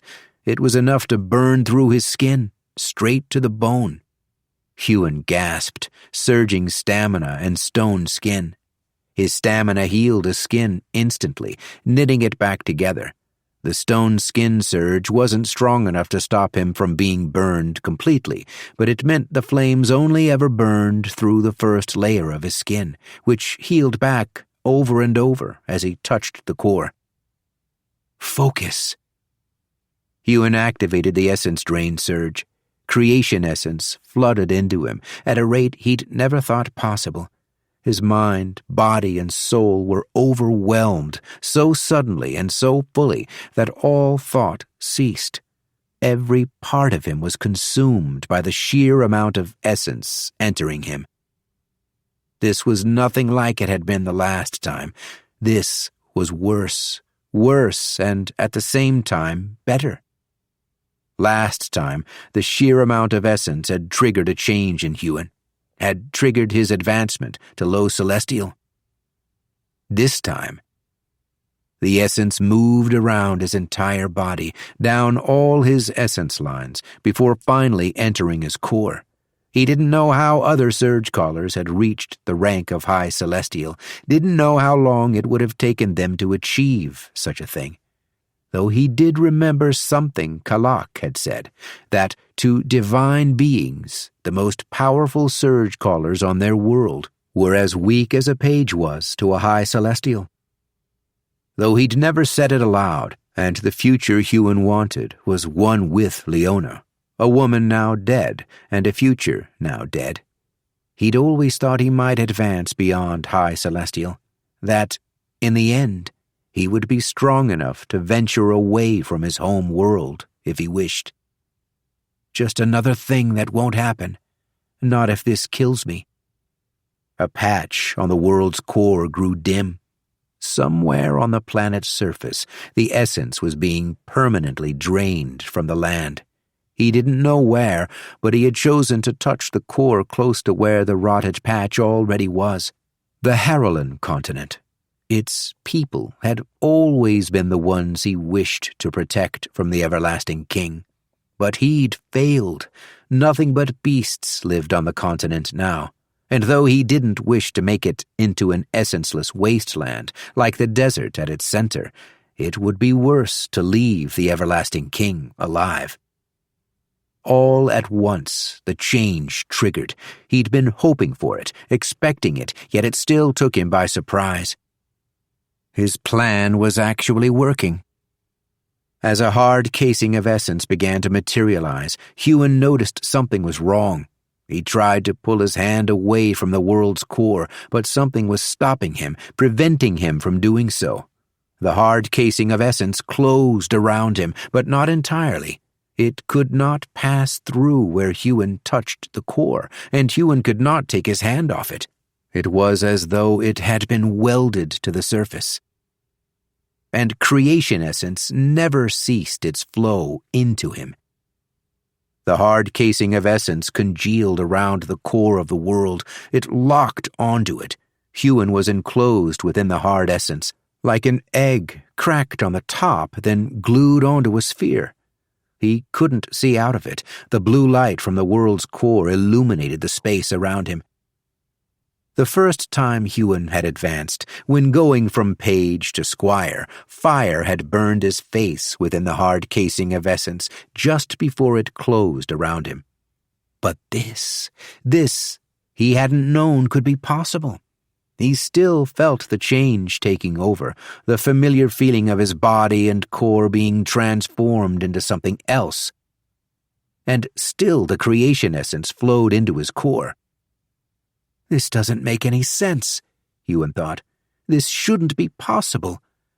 One couldn't cultivate essence while they were advancing. Nothing should be able to enter a hard casing of essence once it enveloped a Surgecaller within it. What's happening to me? Huon wasn't panicked. Perhaps he should be, but he wasn't. The locks in his mind, the ones that had been keeping his emotions shut away from him, had opened wide as his concentration was rocked by what was happening. Yet, still, it wasn't panic he felt. Whatever was happening to him was wrong, different, and dangerous. But he didn't think it would kill him. If anything, he thought it would make him stronger than ever. Time passed as the transformation was underway. He didn't know how much. Once again it reminded him of when he'd taken that cultivation pill, only 1,000,000 times more intense. Huon was taking on too much. It would make his core volatile, prone to erupting and destroying him. So he did the only thing he could think to. Even as he advanced, he surged the creation essence. Not all of it, just some of it, burning it off so it didn't overwhelm his core, so it didn't overwhelm his advancement. Once again he strengthened his body, his mind. He strengthened each and every essence pathway inside of him. He could not strengthen his core, nor did he need to. The advancement would be doing that for him. It was painful. Huon had advanced 6 times, and never once had he been in pain during the transformations, excepting the burn he'd received during his second advancement. But this was nothing like that. It felt as though it would take hours. Huon had never known an advancement to take so long before. He just hoped that he survived it. Chapter 21. Low Celestials were nothing compared with High Celestials. That was why the Sentinel of the South had volunteered to venture to the Harlan continent alone. The woman wore her silver full-plate armor. It clung to her like a second skin. The material wasn't of this world. She'd mined it from the inside of a meteorite that had landed within her domain 1,200 years ago. Complicated crafting and essence infusion techniques made the tough metal feel supple and flexible, allowing her a full range of movement during combat. At her hip, she carried Death Shaper. The weapon had a dark blade that seemed to suck in the light around it, as though it wasn't simply black, but more the absence of anything. A gap in the world, a weapon she had carried since the day they had torn the core from the Everlasting King, a weapon she had taken straight from his grasp. She flew to the continent astride her dragon, Nimira. The dragon was her familiar, and their bond had only strengthened in the centuries she had with the beast, stronger than the ancient kraken that had once claimed the seas between continents. Her dragon was the only beast she knew of in the world that possessed all high celestial surges. The Sentinel of the South ran a hand across Nimira's scales. She did not fly the entire way to the continent of Harlan. The others had combined their power and sent her here. Even as fast as her dragon was, it would have still taken a few days for her to make it to the continent. Now it took less than one. She still felt a pang of jealousy whenever she thought of the Devil of the West. Somehow that man had possessed the ability to show up anywhere in the world that he wished in almost an instant. She had never been able to match his ability to teleport. Before her journey had commenced, she'd felt a massive spike of energy somewhere in the continent, a dense explosion of essence that was eerily familiar. She remembered something similar happening 1,000 years ago. The explosion was caused by the Everlasting King. She had sensed this same type of explosion happen some days ago as well. She had even pinpointed its occurrence to a city she had once known as Glenhaven. Whether it was still called that, she didn't know. However, from the power she had felt, she very much doubted the city still existed after that explosion. Though it was curious that the Everlasting King possessed such power, it still did not worry her. How could it? He was a Null. She was a High Celestial. Perhaps High Celestials weren't the most powerful Surgecallers in the wider universe, but they were the most powerful Surgecallers on this world. A part of her wondered, however. Now that she was here in the continent her and the other Sentinels so despised, should she perhaps put an end to the Everlasting King's misery after all? She'd argued against it in the council, but the more she thought on her reasoning, the more she realized it was flawed. The Everlasting King did not keep this continent in check. If he had, then there wouldn't be low Celestials to deal with in the first place. We had intended for him to simply die of old age, a fitting death for one that had once been immortal. Yet he still lives. The longer he lives, the more he should feel the punishment of what he has become. But maybe his punishment should finally come to a close. She doubted the other Sentinels would mind, especially if she didn't tell them. She could simply tell them that those Surgecallers who advanced to low Celestial on the continent had been the ones to kill him. It should be easy enough for a low Celestial to do such a thing. That is, if they haven't already. Besides, she doubted the other Sentinels would even notice that the Everlasting King was dead. He meant nothing to them, after all. When she arrived above the epicenter of the explosion, she saw the evidence of what the explosion had done. It had taken out an entire mountain. Not so remarkable a feat, she thought. The area around the explosion was deserted. It appeared as though she had arrived too late. The low celestials she tracked would be veiling their essence, but that didn't mean she wouldn't be able to find them, though, as she'd flown over a few cities and over the bulk of the terrain of the continent, she had noticed that it was oddly quiet here. The city she had passed over had been as deserted as the area she looked down upon now, and with her senses pushed outward, on a continent with such a high population, she should have felt someone advanced, even to the lower ranks. And yet, she'd felt nothing since the explosion had gone off, no sign of a single soul. She tilted her head to the side as she thought this through, then teleported herself and Nimira to the closest city she knew of to the mountains. She didn't know if the queen, an immortal, still ruled in that place, but she couldn't imagine anyone of a lower advancement would have been able to stop her from doing just that. So the Sentinel of the South headed toward Carolor, the capital of the Queendom of Arisalon. When she arrived, she found what she'd feared, a deserted city, not a single soul within its walls. No, that wasn't strictly true. It hadn't been deserted. It had been invaded. The wall had been broken through. The place reeked of old death. Whoever had invaded hadn't stuck around to rule the place. They'd either killed the inhabitants or taken them. As slaves? The Sentinel of the South wondered. As oath-bound? A practice abhorred in Taloniar. But I'm not in Taloniar anymore. The Sentinel of the South moved as swiftly through the continent as she could manage.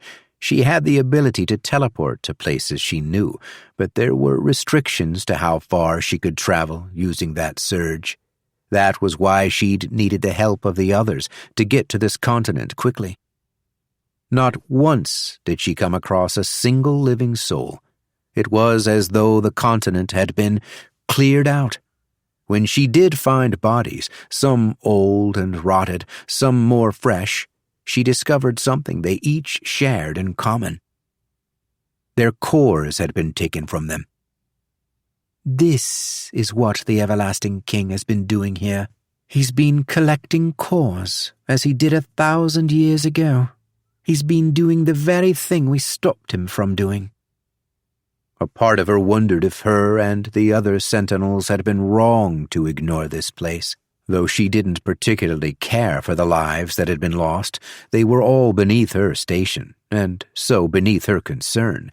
It did not seem right to let such things go on when they could easily be stopped. Perhaps I should not have pushed back on that boy Huon's requests so harshly. Maybe the Council of Taloniar made the wrong decision.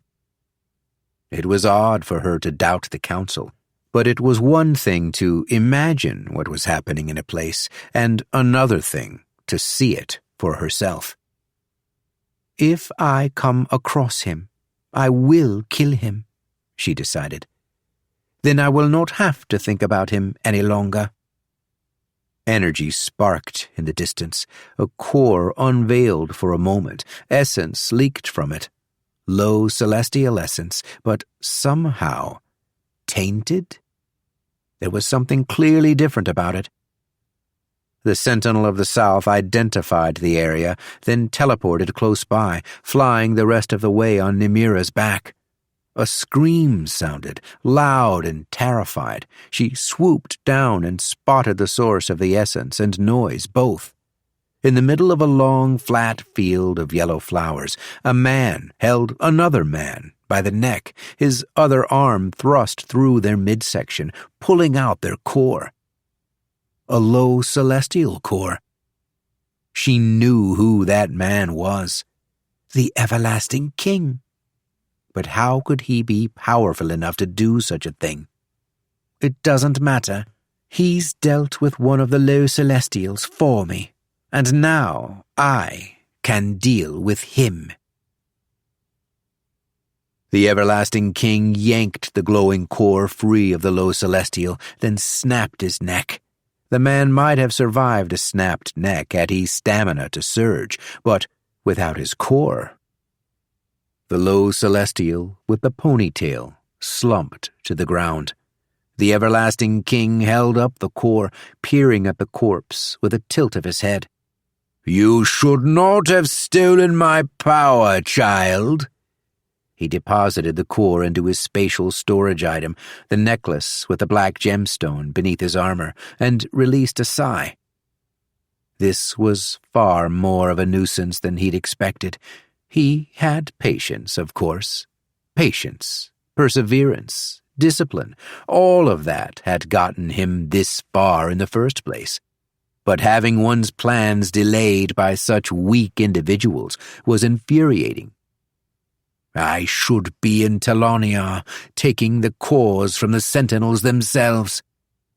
He cocked his head, perked his ears, wings flapped in the sky. A large beast, dragon or sky eagle? The latter thought made him smile. Perhaps it was petty, something he should have advanced beyond, but taking the core from that upstart low celestial Huon would be satisfying. He never should have escaped my grasp. But when the everlasting king gazed upward, he found it wasn't a sky eagle at all. No, it was a dragon, one he recognized, and the woman that was astride it. "Well, well, well," he smiled. "Isn't this interesting?" Though disappointing to lose so many of his stockpiled reserves fighting Huon, he had realized the boy's power had been on par with that of a high celestial, and he hadn't had much difficulty dealing with that child. So, even if this fight was a challenge for him, he was confident he would win. The woman's dragon, Nimira was her name, landed along a patch of the yellow flowers, crushing them with its weight. The everlasting king was more than a little excited to see the woman here, and alone. She dismounted, landing on the ground without so much as bending her knees. There wasn't a hint of worry on her face. She tilted her chin up, a hand casually resting on the hilt of her sword. "No, not her sword," the everlasting king smirked. "That's my sword." He hadn't seen Deathshaper in 1,000 years. It was interesting she should be wearing it. "Ah!" The everlasting king bowed in mock respect. "The Sentinel of the South. I thought your kind were not to set foot on this continent." The Sentinel of the South peered at the dead low celestial. "The others agreed some cleaning up was in order. I see you already dealt with one of them. Perhaps you will make my time here easier if you tell me where the other low celestials are." The everlasting king released a low chuckle. "Ho, ho, ho, ho, Urala. Even if I had that information, it would be of no use to you." Urala, the Sentinel of the South, stared at him intently. "And why is that?" "Because, my dear, you will soon be dead."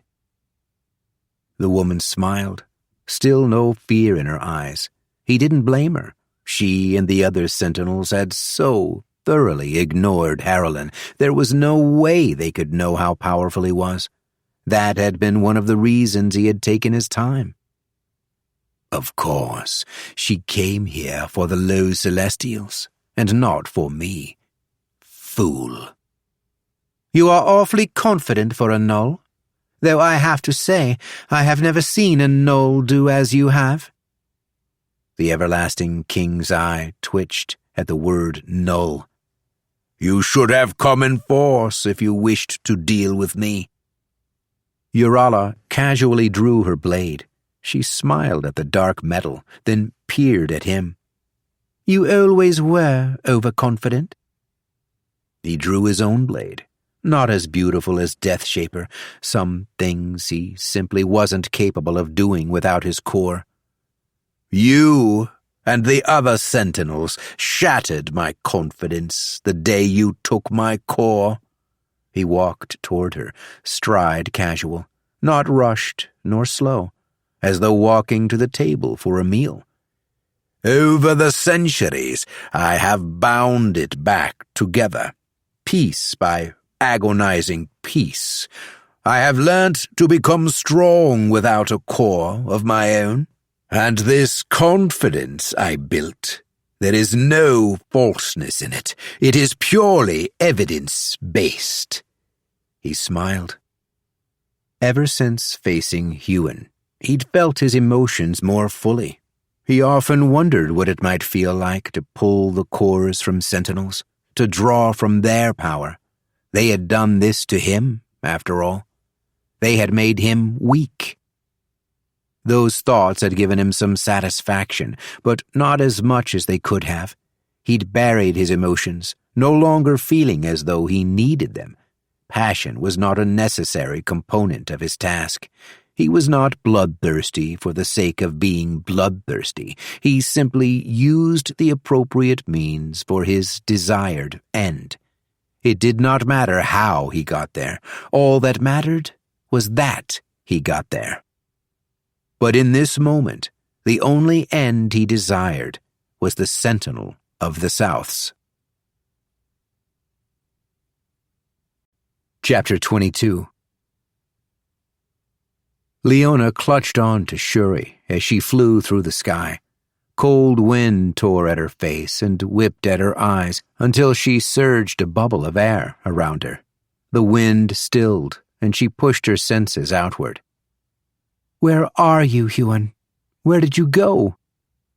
Huon had lost his fight with the Everlasting King. He'd lost, and he thought she and the others were dead. Earlier in the day there had been a spark of low celestial essence. It hadn't been his. She would have been able to sense if it was. That was the only reason she hadn't gone after it. She'd needed to get the others somewhere safe. Now they were hidden away, camped in a forest with a veil shield, like the one they used aboard the Strong Wind when practicing essence circulation, blocking any hint of their whereabouts. She couldn't bear standing still for another second. She'd paced back and forth in that cave, pushing her emotions and thoughts at Shuri, begging the Sky Eagle to connect with Huon. It hadn't worked.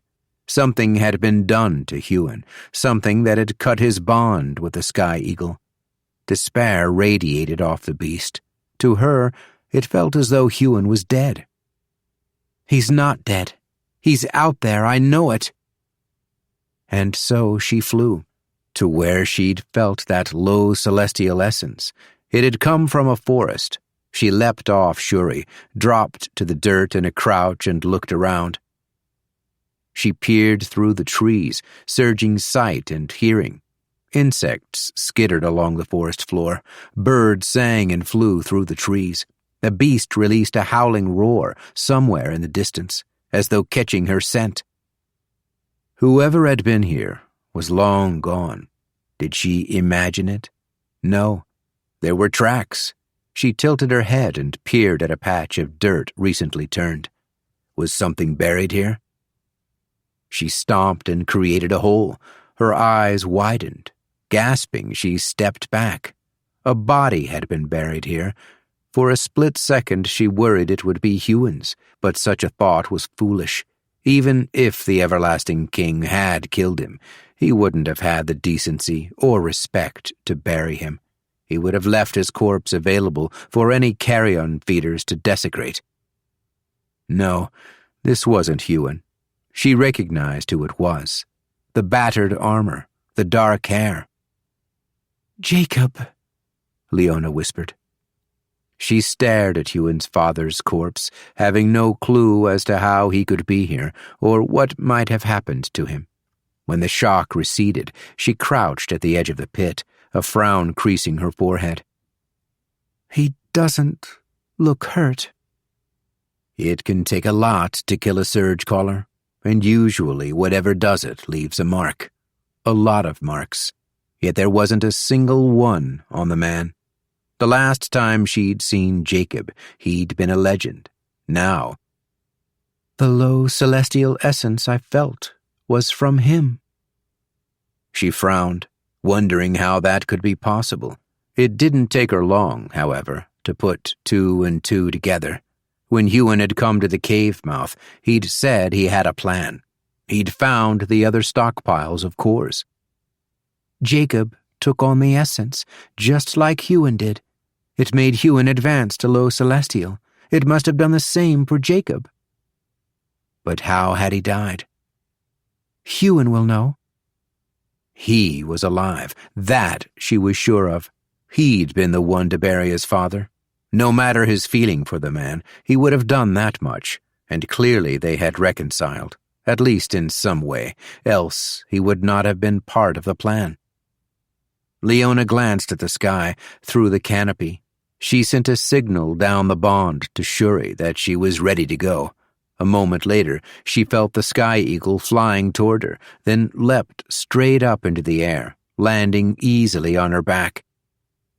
For hours she flew astride the massive sky eagle. She would often teleport them both as far as she could see, trying to cover more ground. But however fast she and the sky eagle moved, Huon moved faster. I need to find him, need to help him.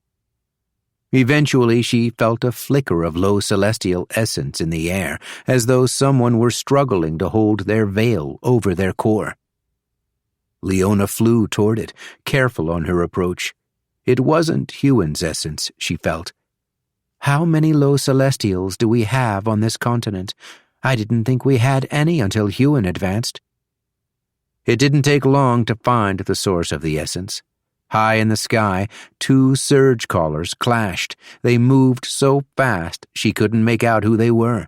Just saw the glint of steel reflected by the sun as it whooshed through the air.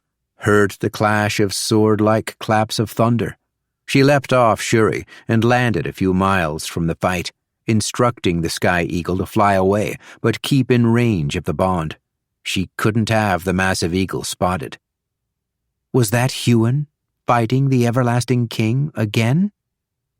Below the fight stretched a field of yellow flowers, a body crushing a small patch of them. She only made out the details by surging sight. Unlike on Jacob, the damage on this man was clear, a broken neck and a wound in his midsection where his core would have been. This is the low celestial I felt. It was rare, but sometimes when a Surgecaller died, their core would become unveiled a moment before their death. In their pain, they were no longer able to control it. Something crunched behind her, a good mile away, but still too close for comfort. She froze, trying to identify the sound. It disappeared soon after it came, but surging her hearing, she was sure there were people behind her. Have they noticed me? She pushed her senses toward the sound's origin and swallowed. Who could that be? Honor-bound forces? No. Before the Everlasting King had left, he'd told her what happened to the honor-bound. They're all dead. She heard nothing from that direction now. Whoever it was could be hiding behind a bubble of air. It's what she would have done. The problem was, doing such a thing dulled the senses. They wouldn't hear her coming. She considered her next move. She couldn't confirm they were hiding within a bubble of air until she got a visual on them. She surged air around herself, then kept low, sprinting toward the noise's origin.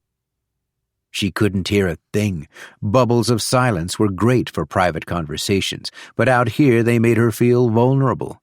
She should have heard the clash of weapons from the fight high above, but only the sounds her body made were audible.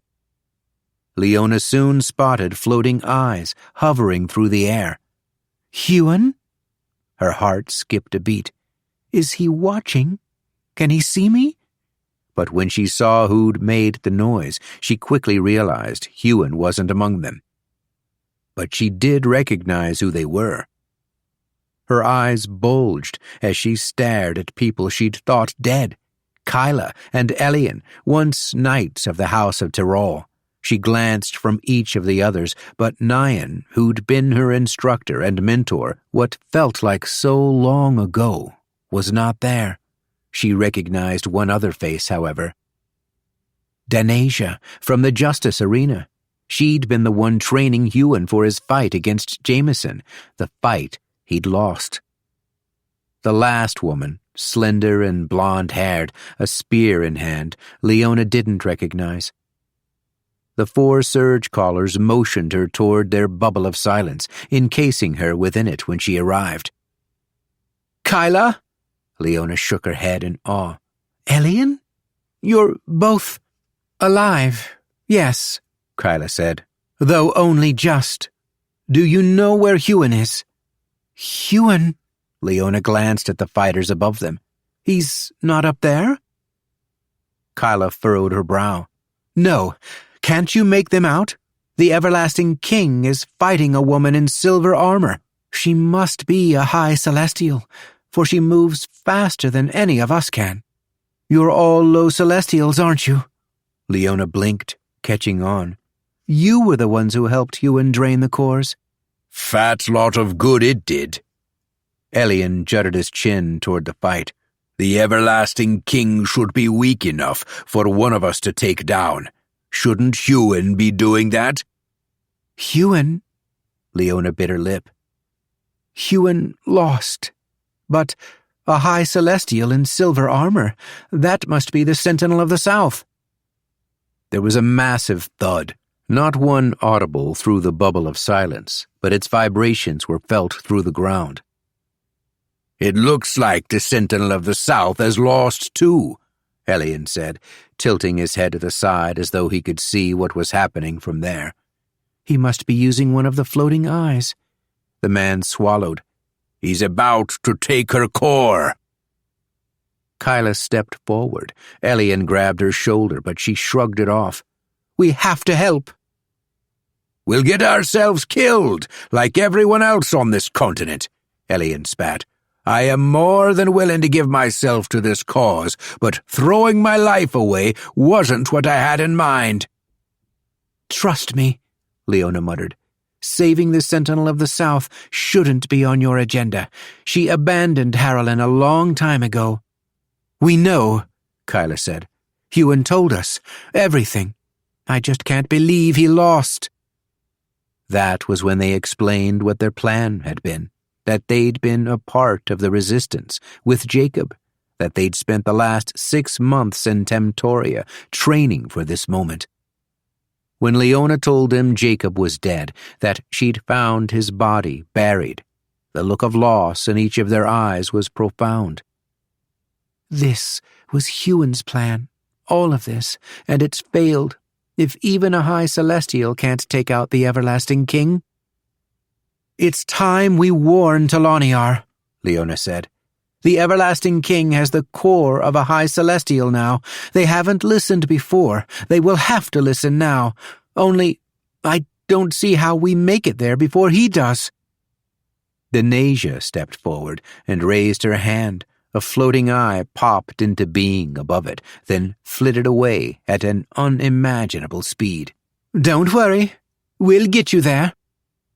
Leona bowed her head, thinking of the 3 remaining High Celestials and all the Low Celestials in Taloniar, thinking of Huon, wondering where he was. "I just hope it will be enough." Chapter 23.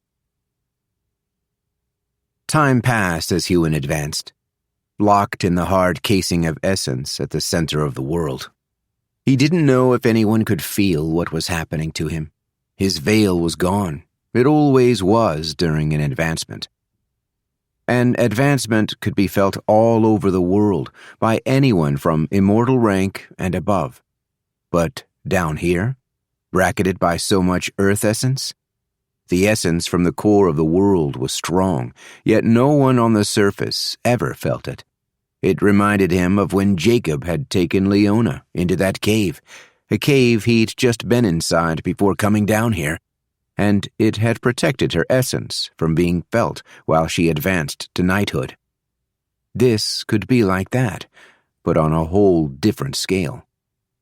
He kept taking in more and more power, doing all he could to control the sheer chaos in his core, surging the creation essence over and over.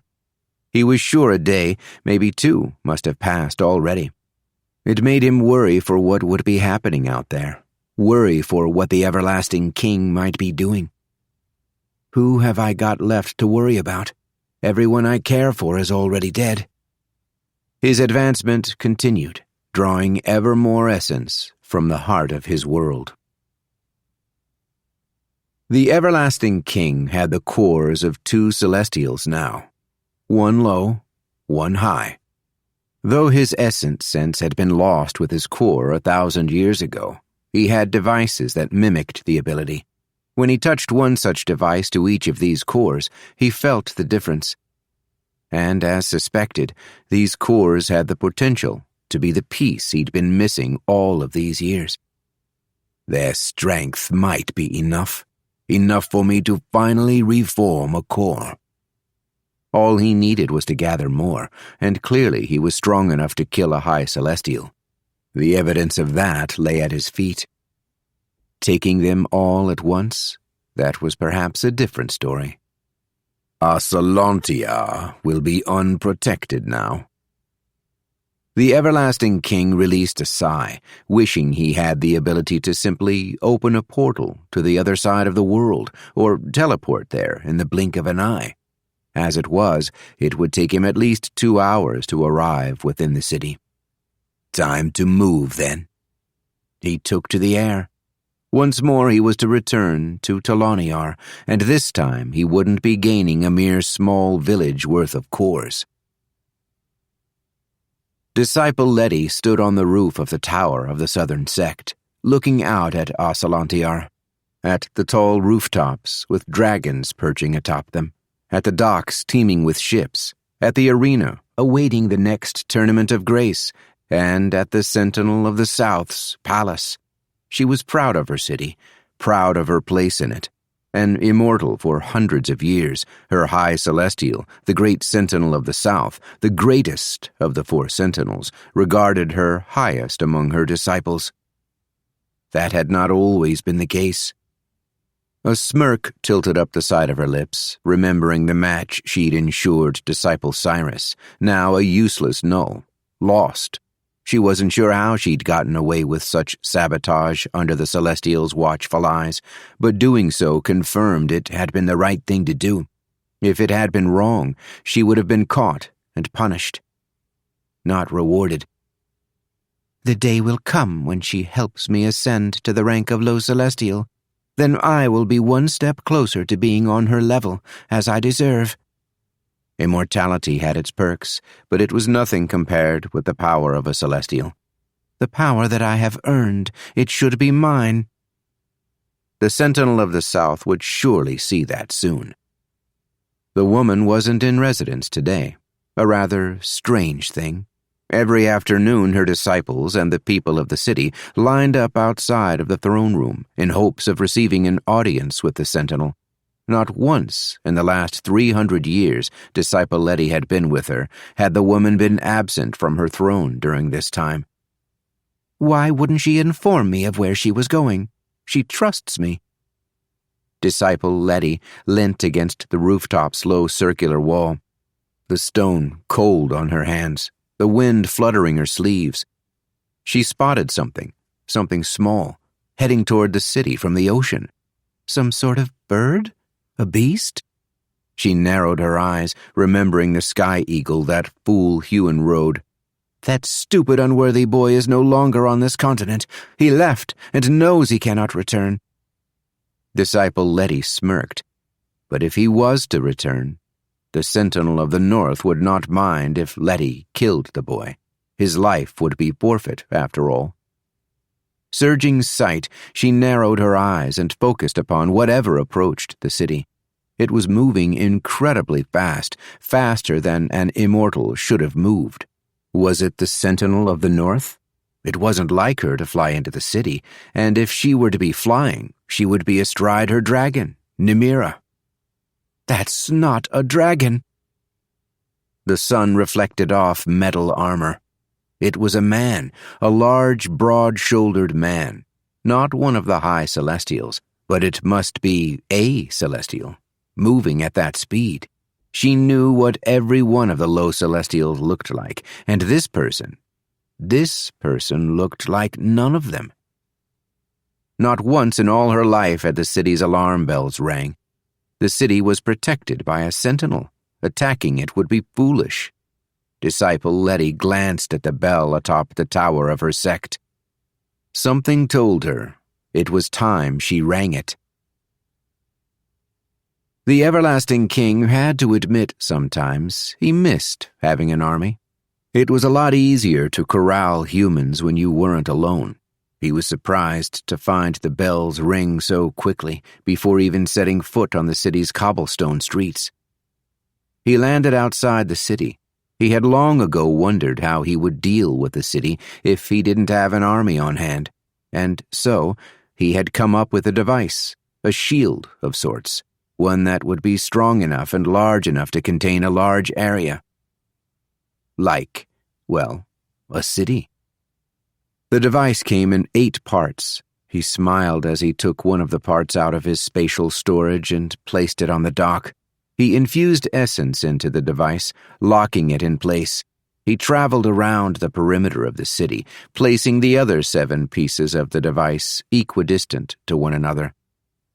When the final piece was in place and locked, a blue light sprang up from it.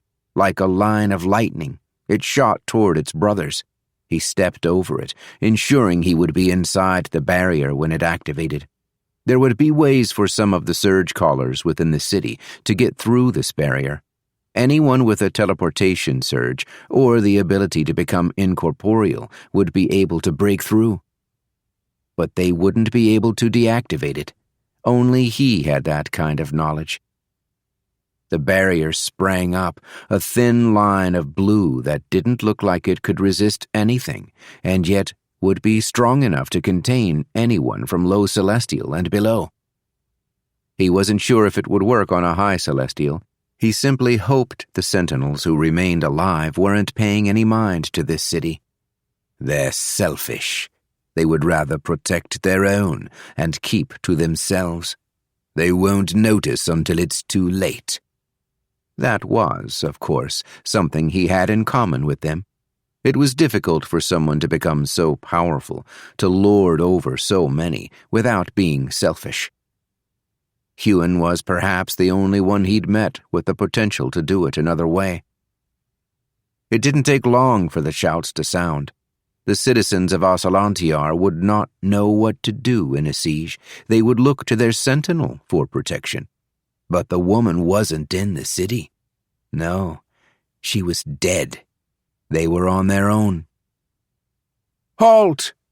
a strong voice said from atop the city's walls, one of the guard. "Deactivate that device!" The everlasting king admired the barrier, then looked at the guard, a graybeard who must have come to their immortality late in their mortal life, their sword already drawn. "No!" In less than a second, the everlasting king stood on the wall, the guard's core in his hand. He placed it into his spatial storage before the man fell to the stone, then methodically worked his way along the battlements. One core at a time. It wasn't only shouts coming from the city anymore. More bells rang, and there were screams, panic. People called out to the Sentinel of the South, begging for her help. The everlasting king grinned. He had been looking forward to taking his mission to Talaniar. He hadn't expected the Sentinel of the South to come to him, but it certainly simplified matters. When I'm done here, I'll have the strongest stockpile of cores I've ever possessed. I'll be 10 times stronger than I was before.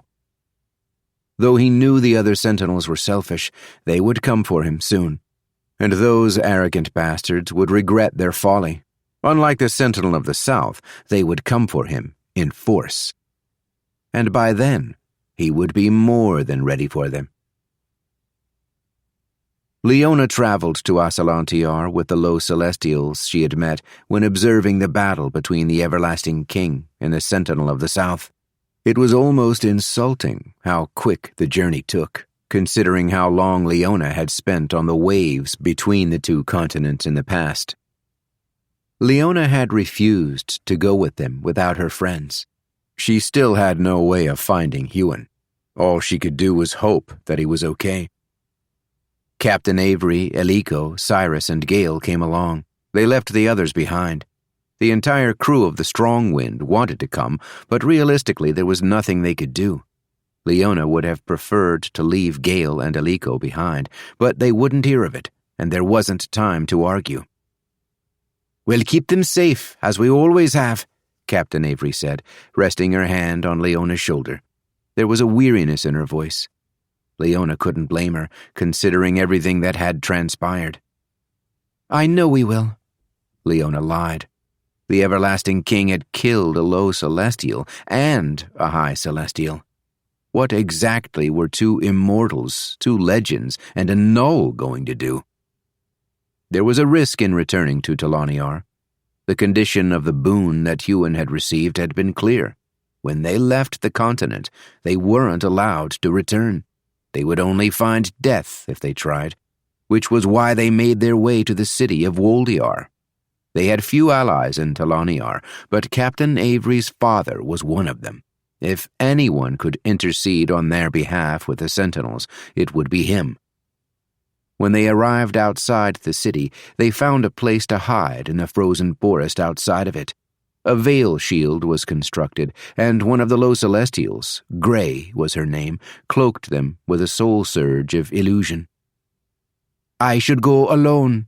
Captain Avery looked at Leona. "We don't know how they'll react." Kyla stepped forward. "You will be safer with me by your side." Leona wasn't sure about that, but she wasn't going to stay out here. "The three of us can go together." Captain Avery's jaw stiffened, but she did not argue. They used illusion essence at the gates. They couldn't have teleported into the city. Every one of the low celestials had the ability to create a floating eye that could help them teleport in there with ease, but Avery worried they would be spotted. They didn't want the city to be on alert. If the Sentinel of the North became aware of their existence before they explained themselves, they might never have a chance to try. Unfortunately, Kyla didn't speak the language. The woman stayed at the back, effectively playing the part of a mute as they made their way through the city to the tower of the Northern Sect. Leona worried most about arriving at the tower. Captain Avery couldn't drop the illusion essence at the door and announce who she was to just anyone. Even revealing herself to her father could be a risk. "There are no disciples stronger than immortal level. We have 2 immortals who can surge soul essence, and 1 low celestial who can. The only person we're in true danger from is their sentinel." The woman who answered the door looked confused at their arrival, but it wasn't too unusual to request an audience with a disciple. There were many citizens who did so when they contemplated joining a sect and becoming soulbound. Taking on such tasks was a part of being a disciple in a sect, though it could have been unusual for people to ask for a specific disciple. They were led to the tower's library. Captain Avery walked ahead of Leona and Kyla, behind the disciple. "She's been here before." The library was packed with disciples. Leona wondered if one of them would be able to see through their ruse, but she knew illusion essence could be quite strong. Unless someone knew your unique essence signature, which none of them had revealed, it would be nigh impossible for them to know they weren't who they looked to be. "That's how Byrne impersonated a citizen of Woldiar during the Tournament of Grace, and that was in front of a balcony full of Celestials, not to mention thousands and thousands of citizens in the stands." Captain Avery's father frowned when they were brought to him, no look of recognition on his face. He led them to a table to sit, asking why they were here to speak with him. Instantly, Captain Avery surged a bubble of air around them. and told him who she was. Chapter 24. The Sentinel of the North was worried. The other Sentinels often labeled him paranoid, but he had lived for twice as long as any of them. He had seen a whole generation of High Celestials fall before becoming one himself. Then he'd seen the cycle of death repeat. It hadn't been luck that had prevented him from being among the dead. It had been his paranoia. The cycle always repeats. This peace had lasted for a couple thousand years now, but nothing lasts forever. Nothing but me, he muttered, though he admitted even that might not be true. Their little world had been ignored by the wider universe for many years now, but if they were ever to anger the divine beings or do something to be noticed by them, things could change, fast. We walk along a fine line. The rise of these low Celestials on the continent of Harlan was a warning sign he was glad the others didn't ignore. The Sentinel of the South will deal with them. Except she had failed to respond to his hails. The four Sentinels didn't share a true bond, but at their level of power, they had ways of communicating telepathically with one another, even over great distances. They could invite the other into their mind spaces at any time they wished. It wasn't too unusual for another Sentinel to temporarily block all telepathic communication. After passing this many years with the same few people alive around you, solitude becomes remarkably appealing. But, considering where she was, she's too quiet. Presently, the Sentinel of the North sat upon his throne. It wasn't the most comfortable place to sit, but he spent a great deal of time there. At least he did in the physical world. His eyes were closed, and his consciousness was somewhere else. In a mind space, the location from 5,000 years ago, when he was but a mere legend. He was replaying the time he'd met Feyre in a tavern during the middle of a blizzard. It always was his happy place. Somewhere to retreat when the worries of the real world became too strong. He couldn't help his mind turning to her, didn't want to, even though she was long gone. The double doors to his throne room opened, snapping him out of his mind space, out of the pleasant memory he'd repeated endless times over the years. Talon Avery, the Sentinel of the North's voice boomed. This better be important. His disciples knew not to interrupt him when the doors to his throne room were shut.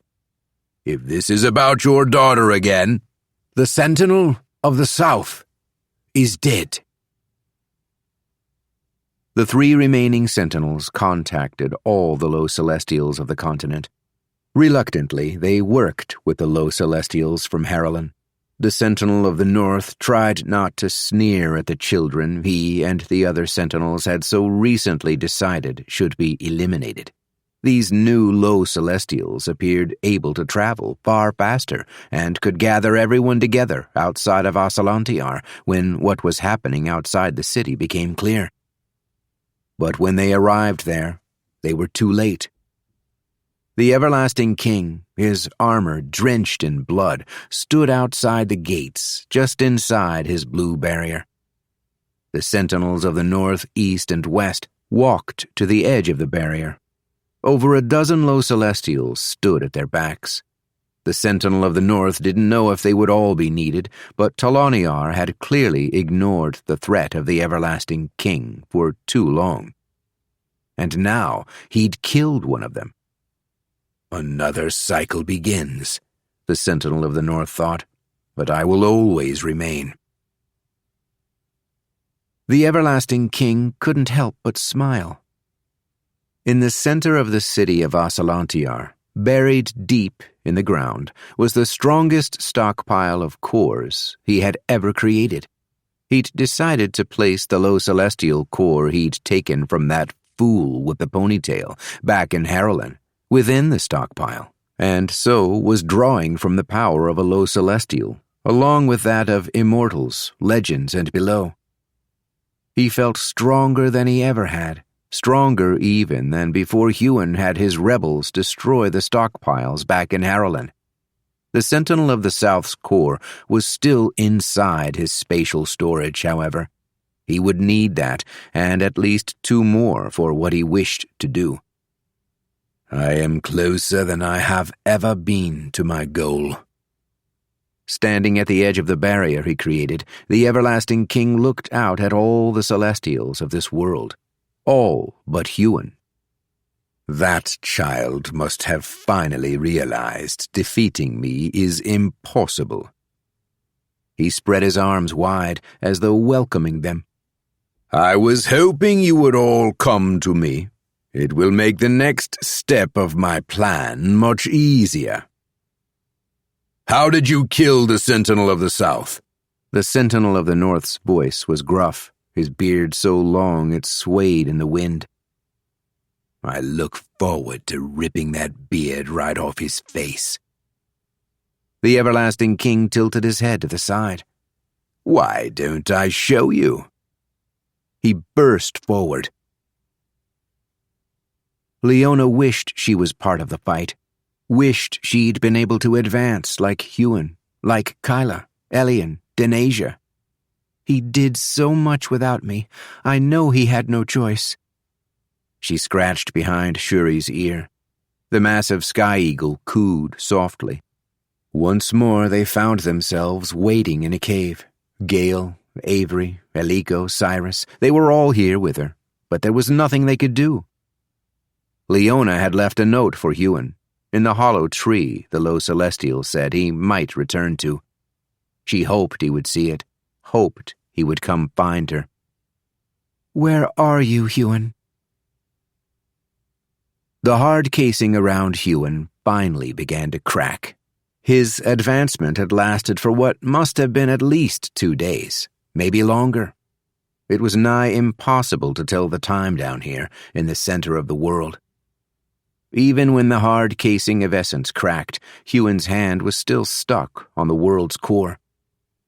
Huon held no fear, no worry, his mind more clear than ever. A true calm took over him. The dark patch on the core of the world was larger than the one that had been here when he'd first come. The consequences of that would reveal themselves soon, he was sure. The second he made it back to the surface, he would know. Since he'd placed his hand upon the core, he had not been able to take it off. Now the advancement had ceased. He took his hand off the core without any difficulty at all. There was a connection that had been keeping him locked to it, a thick thread. He severed it with ease, wondering how he hadn't noticed it before. He looked inside his core. His essence blazed with a frightening power. His body thrummed with unimaginable strength. His muscles had been refined, broken, rebuilt, densely packed. He wasn't larger, he was simply more. He imagined he was considerably heavier now. Huon threw one final glance at the world's core. What he'd done was dangerous. The power he'd absorbed could have killed him at any moment during the advancement. If anyone else had done what he'd done, they surely would have perished. He hovered in the air. His wings were no more. He no longer needed them to fly. Without even thinking about it, he had instinctively created a surge of flight. Not through soul essence. He had manifested the surge, like he had with will essence in his first match of the Tournament of Grace. Except he hadn't even noticed he'd done it until he realized he was hovering without wings. There was something different about this power he now held, something more than any other advancement he had experienced. He no longer had to think through the things he wished to do. He could simply make them happen. Huon wished to be back in the cave where he'd sunk down into the earth, and so he found himself standing there, over the dirt that he'd disturbed to create the hole. If he examined himself, he could see the exact mechanism that had brought him to the cave, could feel the manifestation of another surge created specifically for this purpose. But those processes were happening in the back of his mind. They didn't require his conscious focus. Standing in that cave, Huon immediately noticed the change in the area. There was no longer even the smallest hint of earth essence in the air, despite the fact that, being in a cave, it should have been all around him. And yet it was nowhere. The breeze that flowed into the cave carried no essence on it either. In the air, there should have been a small amount of water essence. There always was, when one looked hard enough. Yet, there was nothing. Stepping out of the cave, he found a forest with the life sucked out of it. Where the trees had been browns and greens, now they were all a similar uniform gray, their branches like brittle bones that could crumble at any moment. Leaves had fallen from them, turned black, now disintegrating on the ground. The grass was brown, dull, and lifeless. Beasts prowled the forest, their keening howls permeating the air. He tilted his head, able to understand the feeling behind the noises they made. Despair, confusion, hopelessness. He rose with but a thought. In a moment, he was miles above the ground, peering down at the forest. All of it was dead. He'd known something like this would happen, but it was different seeing it in the flesh. He flitted from one place to another, teleporting across the continent without ever needing to use floating eyes, without having to see where he was going. It was a power he never knew he would get to wield. Is this the power of a high celestial? It had to be more. Huon had defeated a high celestial after all. Kalak. Huon traveled to the Greenway, the forest where he'd met Baron. It was as dead as the one he'd just left. He visited the deep wood, which once held a canopy so thick one couldn't see the sky through it. All the leaves had fallen, branches had broken off trees. There were great gaps in the canopy, and not just where the immortal of fire had once set it aflame. Lake Lorelar was drained of all its water. The bottom of the lake looked as dry as the desert wasteland at the center of the continent. Huon traveled all over Harrowland, and all over it was the same. In his thirst for power, Huon had destroyed the entire continent. But there was nothing he could do about that now. It wasn't as if anyone was alive here anymore. He closed his eyes, his mind moving swiftly, wondering where the everlasting king would be. That's when he thought to travel to the hollow tree. That's where they were to go after they drained the stockpiles of cores. It was quiet inside the tree. The trunk looked rotted, but there was no smell to it. Nothing alive here, nothing that had eaten through it. It was simply devoid of essence. Huon frowned. The place was deserted.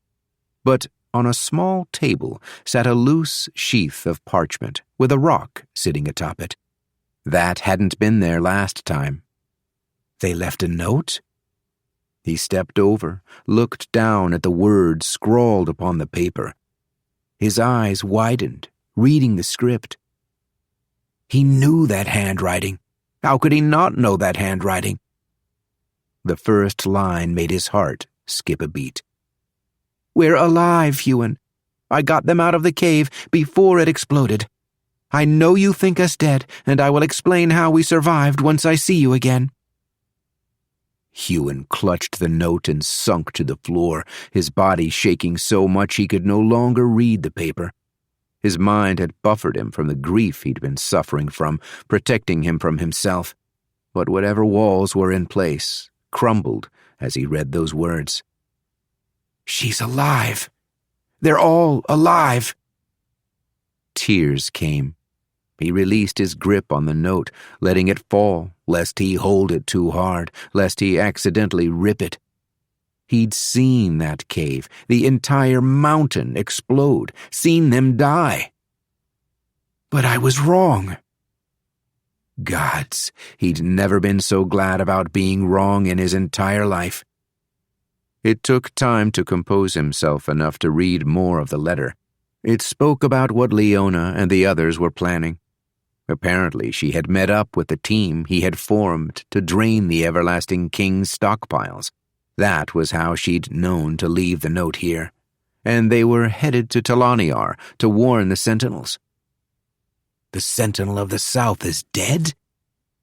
Huon read through the note about 5 times, reading the first sentence, "We're alive, Huon," perhaps 100 times. He ran his hand across the ink, struggling to believe it was real. Finally, he snapped back into focus. He had a job to do. If the Everlasting King had been powerful enough to take on a Sentinel, he would now be more powerful, drawing essence from the High Celestial's core. Strong enough to take out the other Sentinels and Low Celestials in Talaniar. If that were to happen, and he were to gain their cores too, even after advancing as Huon had, he might still not be strong enough. I need to move. Chapter 25. Huon sensed the battle. From the other side of the world, across miles and miles of ocean, he felt it happening. The surging of a large amount of essence. He hadn't noticed it before, but the moment his mind set itself toward the task of finding the others, it clicked. When he and Leona had trained in Temtoria, learning to cultivate and surge soul essence, they'd later found they could feel when others surged essence. This had been when Huon was an immortal, and he hadn't focused on the skill, not seeing much utility in it. Now he'd advanced. That skill had been amplified dramatically. The entire world opened up to him, and he felt the breadth and depth of essence within it. The Harrowland continent was like a blind spot, a point of darkness in which this skill of his couldn't penetrate, for there was no essence there except for the essence he used. But when his awareness spread outward, he sensed the essence farther out, felt it in the ocean, above and below the waves. His mind could even find the ships that were out there, their sailors surging wind and water essence. And he could feel the Celestials, high and low, surging their essence. Physical, elemental, unique, all of it. He could almost get a picture of the fight happening out there. As far as he could tell, Leona wasn't among them. She was still an immortal, not strong enough to be in a fight like this, though Huon wished she could have advanced at the same rate as him. A selfish, guilty part of him was glad she wouldn't be in this fight. The Sentinels are actually fighting him. But now he worried it would be too late for them to do any good. Huon willed himself to appear near where the essence was being surged and found himself hovering outside Osalantiar. In the blink of an eye, he'd traveled to the other side of the world, from one continent to another, without even needing to see where he intended to go first. The essence was stronger now he was near it. He dulled that sense, lest it overwhelm him. His hearing was filtered subconsciously, the clash of metal like booming thunder. Though he could hear incredibly well, the city was quiet but for the battle raging. Huon sensed that wasn't because the city had been evacuated. No, the Everlasting King killed them all, a massive city's worth of people. The very thought seized his heart. Once again, he'd been too slow to save people, too slow to make a true difference. Huon tilted his head to the side.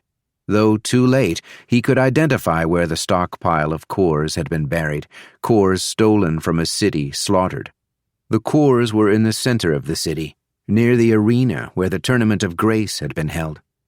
He felt those cores deep beneath the ground. The man would have other stockpiles, and destroying the man's previous stockpiles of cores hadn't been enough to defeat him before. But this... He teleported to where the cores were buried. Clever. He stood in a great square in the middle of the city. Beneath him, the flagstones didn't look disturbed.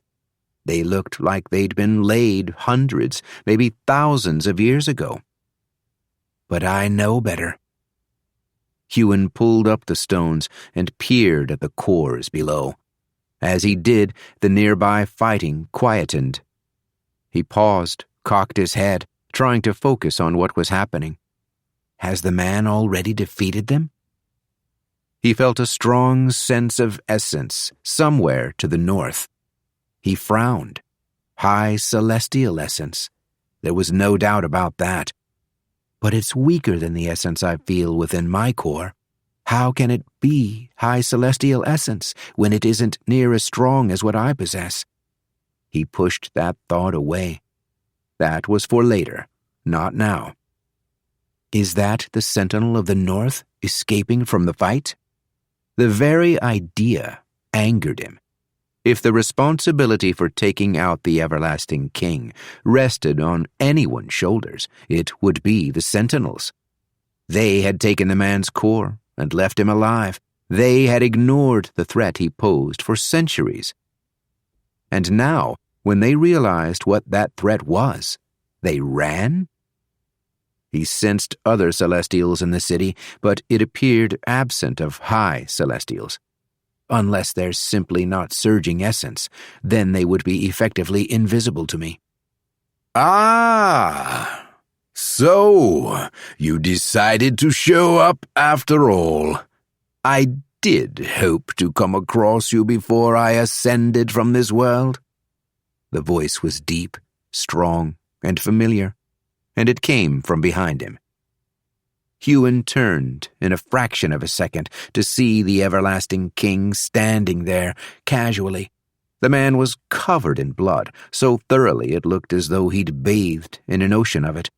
There was an eerie smile on the man's lips that didn't seem right. The man held no weapon, but always had one close. I vowed to defeat you, Huon said, and that's exactly what I'm going to do. The everlasting king bent his head forward, eyes still on Huon, smile broadening, splitting his cheeks. Of course you did. That does not mean you will. He raised his hands. Huon thought about attacking, but he didn't yet feel threatened. Nor did he feel afraid. An overwhelming sense of calm had taken over him and only intensified when the everlasting king stood before him. He had an unshakable confidence, one he'd earned. I can defeat him. The everlasting king held 3 cores. They seemed to appear in his hands as though from nowhere. His broad, creepy smile changed as he peered at those cores. He looked at the cores adoringly, like a parent holding their newborn, staring into their beautiful eyes. The cores glowed, cracked like eggs cracked. Essence seeped into the air, then flooded into the everlasting king. But this was different to an essence drain surge. Different to a surge gem or taking essence from a beast core. It gave him a horrible feeling, not knowing what the man was doing. I should just kill him now. Huon was about to do that very thing when a hard casing of essence snapped into existence and consumed the everlasting king. His eyes widened, staring at it. That hard casing of essence only appeared when a Surgecaller was advancing, which meant the everlasting king is no longer a null. Chapter 26. Huon's eyes bulged. He couldn't stop staring at the hard casing of essence surrounding the everlasting king. A casing of essence that signified the man's advancement. He's found a way to manifest a core. Huon glanced around the city of Ocelantiar as though looking for help. A foolish thing. No one could help him. The city was deserted but for a few low celestials that wouldn't be capable of hurting the everlasting king before he advanced. Advanced. The everlasting king is advancing. But What is he advancing to? Huon took an involuntary step back as his mind yanked him from one possibility to the next. He knew nothing of this. Gnolls, surgeless, they weren't supposed to be able to develop cores. It should be impossible, yet it was happening in front of him. Move past the shock. Think this through. The 3 cores the Everlasting King had been holding. When they'd broken, Huon had felt high celestial essence coming off them. The Everlasting King had killed 3 of the 4 sentinels, the sentinel of the south, east, and west. No wonder the sentinel of the north fled. He knew he couldn't survive the fight. But what did that mean for the Everlasting King's advancement? Did it mean he was advancing to the rank of High Celestial from being a Null? Did it mean when his core manifested, he would have advanced to that of a divine being? Gods, Huon wished he had an answer. The answer he hoped for most was that the Everlasting King was advancing to that of a page or squire, though he doubted that would be the case. Even if it was, it didn't mean the man wouldn't be a threat. If he'd been strong enough to take on this many Celestials before, how strong would he be now? Huon should have killed the bastard before he brought out those cores. Why had he hesitated? Why had he been so sure of himself? Perhaps because he'd just advanced. He'd felt invincible and so damned powerful, like he could achieve anything. It was often how a Surgecaller felt when they advanced. He should have known better. Think. I need to move, do something.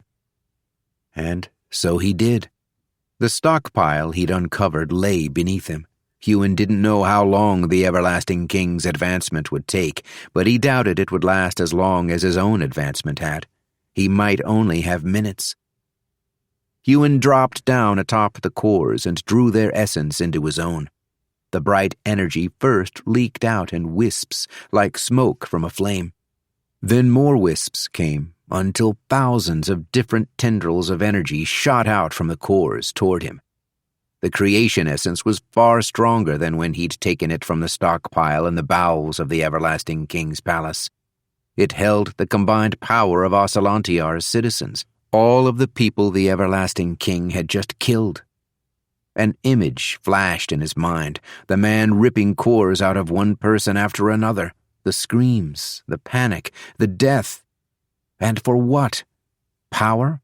Why did he need this power? Why was it worth doing everything he'd done? The creation essence sat within him like a heavy weight, but there was no chaos to it. It should have roiled within him, should have threatened to burst from his core, yet it didn't. It just sat there, like all the other essence he held. Somehow, when he'd advanced, he'd grown strong enough to handle even such a high amount of creation essence. Is this what it's like to be a High Celestial? Huon frowned. No. This wasn't what it was like to be a High Celestial at all. He'd fought and killed a High Celestial. They looked beyond powerful when you were below them, but now they look like ants. He clenched his fists. I'm beyond Celestial. Now he admitted it. It was like a burst of power overtook him. He didn't know what the Everlasting King was about to turn into, but it didn't matter. He could handle it. In fact, he flew out of the hole, hovering above the man. He'd lost his soul blade the last time they'd fought, but he still had the sword he'd taken from his father. That, unfortunately, would not be enough. With a thought, he teleported it to safety somewhere outside the worlds. I'll come back for you. Then he tilted his head to the side.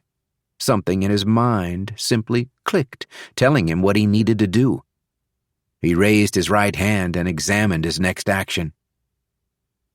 Soul and creation essence streamed out of his core and circulated around his body until it pooled into his hand. Slowly it secreted out of his skin until a puddle of metal sat atop his palm. A point rose from the puddle, forming a sharp metal tip. The point continued to rise until the fuller was revealed. Then the guard, the hilt, and finally the pommel. A dark sphere that seemed to pull in the light. The pommel felt like glass, but Huon knew it was tougher than the hardest, most essence-reinforced steel. The rest of the weapon was a silver so pure it didn't look real. It didn't quite look like steel. More like what Huon thought steel was. No, this entire weapon was made from essence, and not in the same way that his soul blade had been made from essence when he'd elongated it. This was mixed with creation essence. It was as real as Huon was, and it wouldn't dissipate and disappear like his soul blade did. It was like watching a sword rise from a lake, as though it had been waiting beneath the surface, waiting to be wielded by him. Huon wrapped his fingers around the grip. The sword weighed far more than he expected it to. The pommel denser than the muscle in his body, heavy enough to make it perfectly balanced.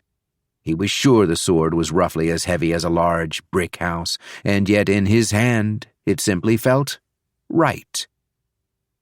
Huon did not need to perform any practice strikes, didn't need to test the sharpness of the blade, didn't need to familiarize himself with it. He had created this weapon. It was an extension of his body. He sprinted the few strides between himself and the everlasting king and slammed the sword down from an overhead strike into the top of the hard casing of essence. Not even a celestial can break through the shield while a Surgecaller advances. But Huon wasn't a celestial. Not anymore. The force of his strike slammed the egg of essence into the ground, into the flagstones. The flagstones cracked, broke, and the egg was submerged. Stone and dirt and dust bloomed around him like a mushroom cloud from one of the everlasting king's explosions. The boom of the strike was that of thunder sounding 1,000 times in the same spot. The dirt and dust and fragments of broken stone obscured Huon's vision. But he didn't need his sight to know what had happened to that hard casing of essence. Nothing. He'd used all his strength in that strike. He looked at the sword, eyes widening. It was chipped, while the surface of the egg wasn't so much as scratched. A quick surge of soul and creation essence healed the chip in the sword. The sword was tougher than anything he'd ever wielded. It should have been the strongest substance in this world. And still, it wasn't enough. He stepped away from the hard casing of essence. Huon frowned. He didn't know how much time he had. Perhaps a full minute had passed since that essence had enveloped the everlasting king. He was sure he'd never seen an advancement take less than 5 minutes before. That didn't exactly give him a lot of time. Then again. He looked within himself and found something interesting. He had an innate knowledge of how strong and fast and powerful he was, an innate knowledge that let him use his powers in whatever way he wished, as though it was pure creative magic. This was what he thought he was capable of back when he'd first discovered how surging soul essence worked. Back then, he'd thought it meant what he could do was only limited by his imagination. But he'd been wrong, dead wrong. This was what it felt like to be unfettered. This was what it felt like to be a god. And if he knew what his abilities were, that meant he could train them. Huon sunk into his mind space, knowing a part of his awareness would remain in the normal world. In his mind space, time moved differently. He could even control it to a point. He could make the next few minutes take hours within that space. And so he did. Ocelantiar became the mind space's location. It spread out around him, looking identical to what had been before him a mere fraction of a second ago. The everlasting king, still within his essence egg. An essence egg that Huon couldn't crack. Huon made the egg vanish. In its place, he put the everlasting king as he had been. They had fought several times now, and though Huon knew the avatar in front of him was only an approximation of the everlasting king's power, especially now he had somehow become a Surgecaller again, and was about to advance to who knew what rank, it would have to be enough. His mind worked, making time turn ever slower, pushing the mind space past limits he hadn't known were there. In his thoughts, always was Leona, the woman he'd fallen in love with, the woman he'd thought had died back in that mountain, the woman he wished to spend the rest of his life with. When this is over, I will ask for her hand in marriage, and I'll move the very universe to find a way for her to have children, to find a way to break the curse of what it means to be immortal. For whatever lies in my future, whether on this world or another, I want her by my side through it all. As the minutes passed in reality, it wasn't mere hours that went by in the mind space. It was months. Months of Huon biting and beating the everlasting king. Over and over. If he had been this strong when they'd last fought, Huon would have destroyed the man with ease. He was sure of it. So each fight he made the everlasting king stronger and stronger. He improved the man's defenses and attacks, every one of his surges. He fought him as a giant. He fought him as a man. He fought him every way he knew, over and over. Huon couldn't believe the power he wielded. He no longer feared what the everlasting king was becoming. Huon had destroyed his stockpile of cores, taking the creation essence into himself, and though he knew it wouldn't have been the man's last remaining stockpile, he was sure it would have been the strongest. He was confident once more. I can do this. Nothing is impossible. While in the mind space, he put a part of his mind to the task of creating armor in the same way that he'd created a sword. What looked like molten silver sprang from his very pores and enveloped him in its entirety, covering his legs, torso, arms, neck, and head. The helmet was transparent about the eyes, but only to him. There was no ventilation within the helmet. Huon didn't need to breathe. He didn't know how long he could go without breathing, but he felt as though it was months, perhaps years. And he created a shield. When the hard casing of essence that surrounded the everlasting king through these minutes and months cracked, Huon snapped back into reality, feeling prepared. The everlasting king burst through the casing, shards of hardened essence shooting everywhere, clinking off Huon's armor. The man stood before Huon. He tilted his head left, then right, and released a sigh. Finally! The everlasting king shut his eyes and took a deep breath. I have become a divine being. He opened his eyes, staring curiously at Huon. And before I ascend from this world, I think it's time I deal with you. Chapter 27. Huon raised his newly forged sword and shield. The hilt's grooves fit perfectly in his hand. The armor fit like a second skin, moving with utter flexibility as it clung to him. Like the stone-skinned surge that he possessed, but more. So much more. The everlasting king, though he'd been looking at Huon curiously, seemed to see him for the first time. Huon dropped his veil, revealing his core's essence. The everlasting king stepped back, eyes widening. What? He shook his head. What the hell did you do? It was the first time Huon had seen the man taken by surprise. Huon smiled. He couldn't help it. Seeing that look on the man's face was priceless. "You're not the only one who's ascended beyond High Celestial." He clamped down on his core, covering it with the veil once more. He didn't want to betray his next moves. He had simply wanted to put the man off balance. "You will never get a chance to leave this world, because I won't give it to you." Maybe Huon should have been afraid. The Everlasting King might be even more powerful than before. But if fear lurked inside him, his mind had cleared it away. He was in complete control. No intrusive thoughts nagging at him, just a clarity so perfect he was sure he'd never experienced something like it before. The Everlasting King's expression twisted. At first, the only emotion Huon discerned on the man's face was shock.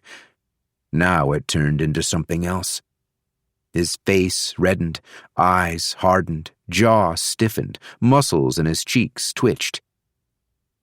How is he being overtaken by emotion? Huon's own emotions were in check, reined in, under complete control. He'd thought that was because he'd advanced into a divine being, the first rung of divine beings, whatever that might be, but maybe it was something else. Maybe it was Huon that was in control, not his rank. "How?" the Everlasting King demanded. "I have worked toward this for so long, and you are still a child. How do you stand before me like this? You sully my achievement with your own." He's been in control of his emotions for so long, finally achieved his goal, and here I am to mess it all up. Huon tilted his head to the side, looking down at himself.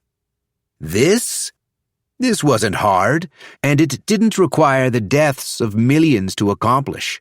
Perhaps you are simply not as talented as you thought." No more words were exchanged. The Everlasting King burst forward. He moved faster than anyone Huon had ever seen. An immortal, even a celestial, low or high, would have trouble perceiving the man's movements. They would see only the afterimage, blurred colors moving through space, like paint smudged on the canvas of Ocelantiar's streets. Huon moved faster.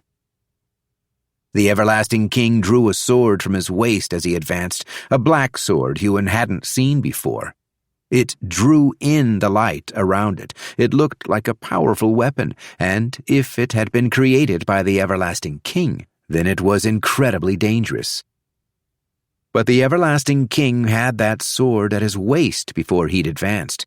It hadn't been created by a divine being, like the sword in Huon's hand, like the shield in his other, like the armor that clung to him like a second skin. Huon shifted, stepping his right leg back. He could have teleported, but he felt beyond such temporal tricks. The Everlasting King's strike snapped at him like lightning from a clear sky, fast, unpredictable, all flash. Huon slapped the strike away with his shield, then stepped forward, thrusting for the man's midsection. The Everlasting King evaded the strike, but Huon wasn't going to make things that easy. I have the powers of creation itself. Huon merely needed to will what he wished into being for it to work. The flagstones beneath the Everlasting King's feet sunk. They melted, becoming more like mud than metal. Then Huon solidified the stone around the man's foot. The Everlasting King dissipated the stone, but it made him stumble the tiniest fraction. Perhaps for a 1,000th of a second, the man was off balance. Huon pushed forward, strike after strike, swipes, stabs, slashes, and shield bashes. All the while, little traps sprung into existence. Spikes shot up from the ground, razor wire in the air, stone clung to feet, water froze over arms, flames burned at eyes. And Huon didn't simply use his power of creation on things external to himself. He used it on himself. He found he could will anything. He could amplify his speed, amplify his strength. These weren't simply physical surges, they were something more. He was turning creation essence and soul essence into pure power, letting it fuel his every move. Crack! Huon's sword slammed into the Everlasting King's right arm. The blade, no doubt the sharpest on the planet, sliced through the man's armor as though it were cheap cloth. The look of shock on the Everlasting King's face was priceless. It went through the metal, dug through the skin, and was stopped at the bone. Though it couldn't cut through the Everlasting King's bone, the force of his strike was enough to break it. The moment Huon pulled his strike away, however, the wound would be instantly healed. He needed to be better. The Everlasting King teleported away. Huon felt it before it happened, sensed where he was going before he appeared. A thread that stretched through the void behind the physical world itself. Huon cut that thread. He hadn't known that was possible until he did it. The Everlasting King's teleportation was cancelled. He stopped halfway toward his destination. Good. Now he can't escape. It was something Huon had feared since the fight began. That the Everlasting King would realize he was outmatched, that he would teleport away, even portal away from this place, or this world, and never return. The one thing the man had been trying to do for all these years was ascend. Now that he'd finally done it, Huon was sure he wouldn't simply let Huon stop him. If he traveled to another world, I'd never be able to seek justice for my mother's death, for the deaths of all those in my village, for the deaths of all in Harlan, in Ocelantiar. But if Huon could stop the man from teleporting, this is why I didn't teleport myself. Since he'd ascended, he'd felt some part of him constantly connected to the universe, felt the insights such a thing granted him. It influenced his actions, revealed to him what he could and couldn't do, like a guiding hand leading him toward the right path. A higher power, perhaps the highest of all. And yet, the Everlasting King didn't appear to have that same power guiding him. Why was that? Why were the man's instincts wrong? Not something I need to figure out right now. The Everlasting King cut short on his teleportation, stumbled on the flagstones. The stumble lasted half a second. His eyes were wide and furious. Whatever control he had over his emotions was gone. Shattered. The man raised his left hand. Essence sparked around him. Huon saw it, felt it, balls of energy coalescing in the air. He has access to soul essence now. And Huon could see that essence before it formed, whatever the man wished it to form. Could see the threads. They weren't through the air, like the teleportation thread hadn't been in the air. This was different. Huon snapped forward. One by one, he sliced through those threads, dissipating the essence before it solidified. It was like using his will surge, but even more powerful. Again, he realized something. Huon had been creating things with a mix of soul essence and creation essence, not just his sword, but every trap he'd laid. If he could do this, see these threads, shouldn't the Everlasting King have been able to as well? The Everlasting King can't see them like I can. Huon didn't know if it was a lack of training, didn't know if it was because the Everlasting King had been a knoll for so many years. All he knew was what he could do, and what this man couldn't. He smiled, realizing his sheer advantage. He'd gone through so much to get to this point, so damned much. He wouldn't let this moment slip through his fingers. The Everlasting King sprinted at Huon, peppered him with strikes. The man's swordsmanship was impeccable. That was something he was most certainly more skilled at than Huon was. But Huon? Huon was faster, more able to respond to the man's attacks. He turned the attacks away with shield and sword both. The man came at him again and again, trying and failing. Seeing him fail was perhaps the best feeling in the world. Well, almost. Finding out Leona was alive? That had been far better. Huon imagined what he wished, and it came into being. 1,000 swords flashed into life. He split his mind into enough parts to control each one individually, something he'd had tons of practice doing using the floating eyes. His mind didn't strain. It wasn't even stretched. Achieving this feat was as simple as breathing. Huon put several different qualities into these swords. One of those qualities was the ability to see from their perspectives, like the floating eyes. Though it turned out he didn't need to create an actual eye in the sword for him to do that. Would be a strange sight if I did. The Everlasting King must have felt the shift in the air. He leapt backward and surged earth from the ground in a protective barrier as 1,000 swords shot toward him. Before the sword slammed into the earthen barrier, it turned metallic, and a soft glow surrounded it. The swords, to Huon's surprise, weren't able to penetrate the barrier. They glanced off it. He frowned. It reminded him far too much of when he'd tried to crack the hard casing of essence. Another teleportation thread appeared. It led directly behind him. Huon sliced it in half, cutting it short. He anticipated where the Everlasting King would emerge, then slammed a kick straight into his chest. Again a thread materialized, not just one this time. 12, 100, 1,000. As though the man were being pulled in a myriad of different directions and about to teleport to each one. How is he doing this? The Everlasting King, unlike Huon, hadn't had time to practice his newfound abilities within a mind space, but he was adapting as the fight went on. He'll only get stronger and stronger the longer we fight, the more he familiarizes himself with his new abilities. Perhaps this fight wouldn't be as easy as Huon had imagined.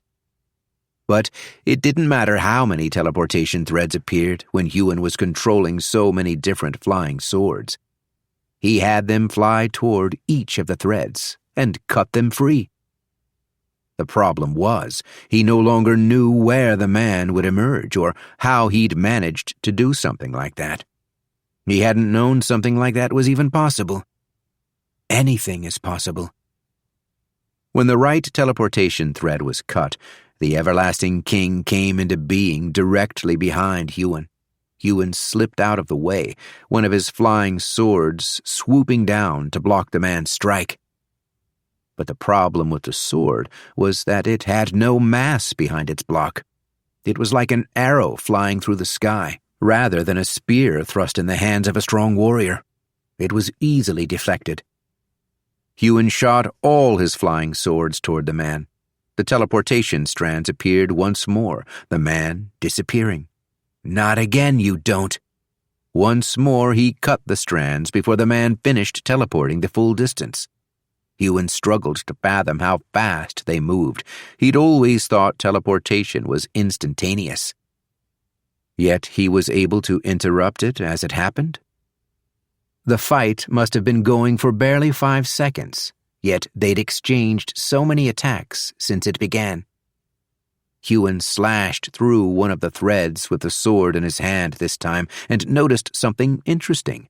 He could better sense the essence in that strand when he contacted it with something touching him. Illusion essence? If not normal illusion essence, then some amalgamation of it, combined with creation essence to strengthen it. Huon didn't think something so simple could trick him. This man is capable of far more than I know. Had Huon been overconfident? He was capable of more than he'd yet discovered. He should be more powerful than the Everlasting King. But that thought wouldn't help him win this fight.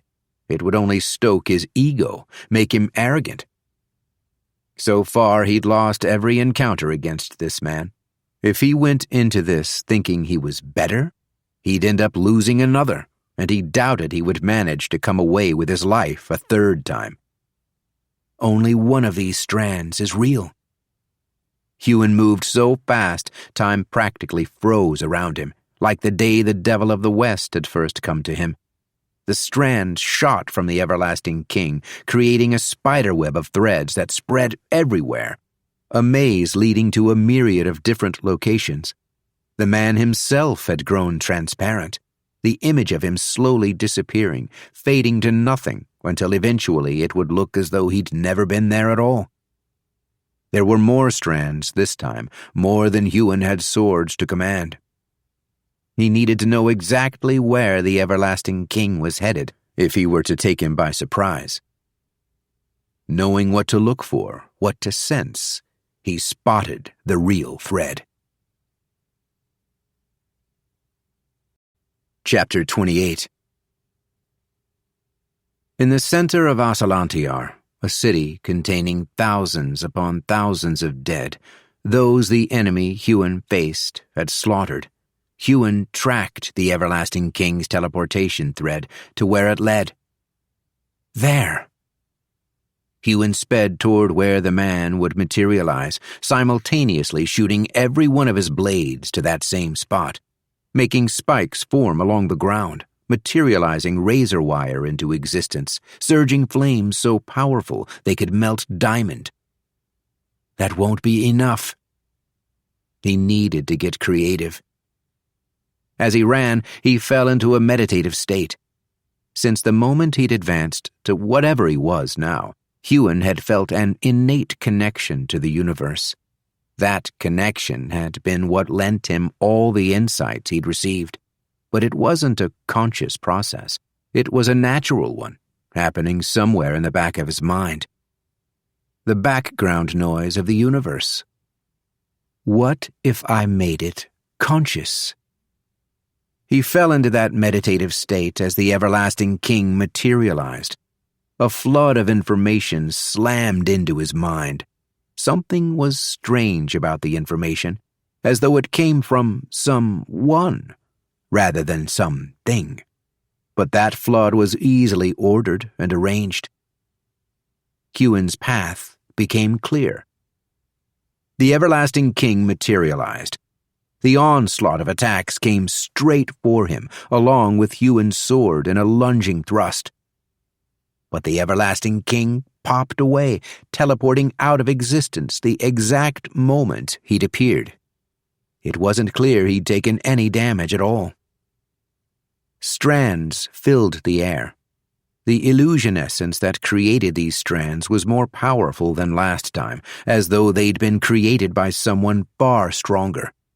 The man was adapting, as Huon was. All that time in the mind space, while it had taught him much, was still incomparable to fighting the everlasting king in reality. The seconds he'd been fighting this man seemed more important than the months within the mind space. A strange realization. Still, he knew what he must do. Walk the path. It was almost as though the steps had been laid out for him, but Huon knew his mind was simply pulling out the powers and skills that he'd been developing for years. Knew it was pulling from the strength of his core, gathered by diligent and sometimes creative cultivation. Pulling from the strength of his body, transformed by his training, his advancement, and by creation essence. This was a combination of every single thing he'd achieved since his journey began. He might have connected to the universe, he might be following a path, but it was simply the same path he had been walking since this had all started. The last steps were only now becoming clear. Huon remained still. The threads were identical in their essence signature. The illusion essence so strong they masked which one was the real one, perfectly, or almost perfectly. Huon didn't know how, but he sensed which was the real thread. Perhaps it had to do with his connection to the universe, or the flow of the fight he'd gained, Or maybe those two things had always been one and the same. The everlasting king appeared. Huon didn't make to attack the man. He simply looked over at him, with a sad expression on his face. You had so much talent before all of this, didn't you? So much talent that you've wasted in your selfish pursuit of power for power's sake. Power is everything, the everlasting king roared. It is the only thing worth anything in this universe. I intend to live forever, to be everlasting, to conquer more than this pitiful, weak world. The years I have spent on this planet are nothing compared with the eternity I will experience beyond it. He raised his gaze to the heavens, looking at the sky adoringly. I will be welcomed with open arms. They will see my strength, see my superiority, and they will offer me more power. They will offer you nothing. Huon tilted his head.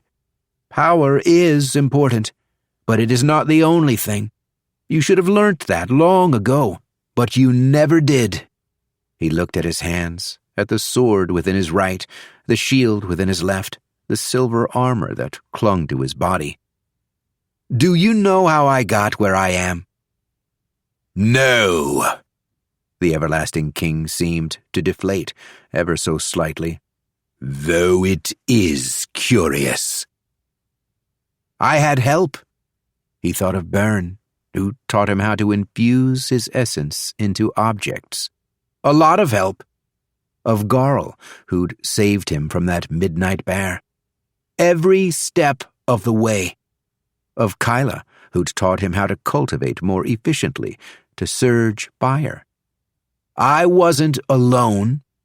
Of Leona, who showed him how to use the other elements, who trained with him every day, who always stood and fought by his side. There were people training me, supporting me. Gale, Denasia, Captain Avery, Eliko, Norin, Cyrus, Kelney, even Jacob. I had help. I had people in my life, something you will never understand. The only thing you can fathom in this universe is your own power. You ascended to this level of advancement, and yet, still, you don't know what it means to be this strong. A peace overtook him as he stepped toward the man. You will not ascend from this world. That is not something I will let happen. Of course you had help. How else would you have gotten here without it? I did it alone. There is far more power in that. Something appeared in the everlasting king's hand, materializing seemingly from nowhere. And I still have tricks up my sleeve. Though the item, a red crystal orb, seemed to come from nowhere, Huon saw the thread like that of a teleportation thread. It came from something inside the man's armor, some sort of storage device. But it didn't matter. Huon knew what he had to do. He knew how to walk the last steps of his path. His elemental essence, his unique essence, his soul essence and creation essence, all of it was obscuring the truth of what this fight truly was. What any fight truly was. Everything he held within his core, it was all just power. The answer to how he could become stronger than the everlasting king, how he could defeat him right now, had been with him for years, but was only now clear, and only now possible. The Great Gantra. When Huon had read stories of the Great Gantra and other ancient Surgecallers in the same book, they'd never mentioned separate surges or different essence types. They'd spoken of essence as though it was all one. Huon had encountered such a thing in Temtoria. The beasts there didn't have individual surges. They only had soul essence, and they could use it to create anything they wished. Could use it to do anything they wished. Creation essence was the same, only stronger, and permanent. Huon cocked his head, watching the everlasting king clutch the red crystal orb within his hand. The trick the man had up his sleeve. The man smirked. Huon smirked right back. The everlasting king's lips quirked downward. His forehead creased. He roared and sprinted at Huon, a fierceness in his eyes that wouldn't be out of place on a wild beast. Huon stood, calm. He performed essence circulation and turned the eternal wheel. He could do it with incredible ease, converting his massive essence reserves entirely into soul essence. He infused all of it into himself. There were no longer any restrictions, no longer any limitations. Before, he could not infuse soul essence into his bones or his skin, could not make himself tougher than he was. But the power of his essence had jumped up 2 ranks. And though soul essence was still all tied to his belief was as unshakable as the calm that had settled over him. The everlasting king closed the gap between them. He tossed the red crystal orb. It exploded. No time to teleport away, no time to dodge. Whatever power was released seemed contained to a small area, an area directed solely at Huon, hence why the man had come so close. But just because the power was contained didn't mean it wasn't strong. It felt like the explosions that had taken out Glenhaven and the peak of the Huron mountain. Though Huon wasn't fast enough to move away, he still did not worry. The power hit him. It slammed into his armor and heated it so much it melted to his skin. Still, Huon didn't worry. He pumped soul essence into every part of him, reinforced everything. He didn't need the swords he'd conjured, and so he sucked the essence used to create them back into himself, and they vanished from the air. He didn't have to think to do such a thing. It simply happened.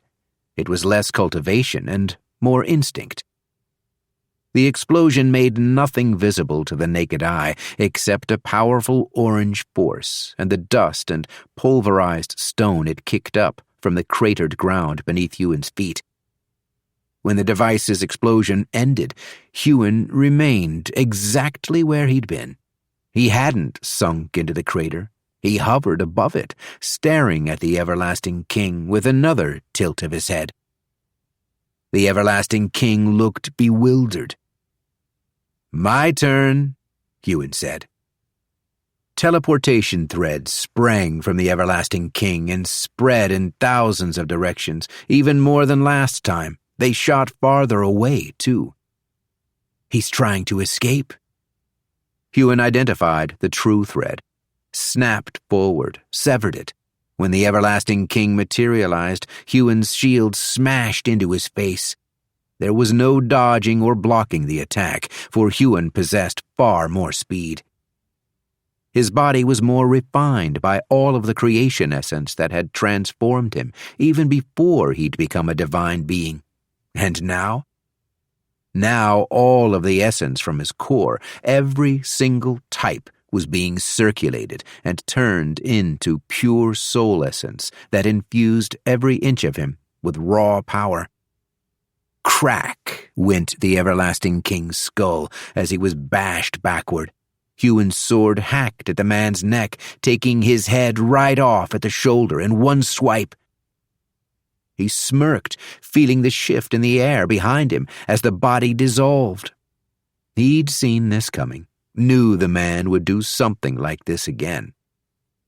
Once more, the everlasting king had created a clone of himself.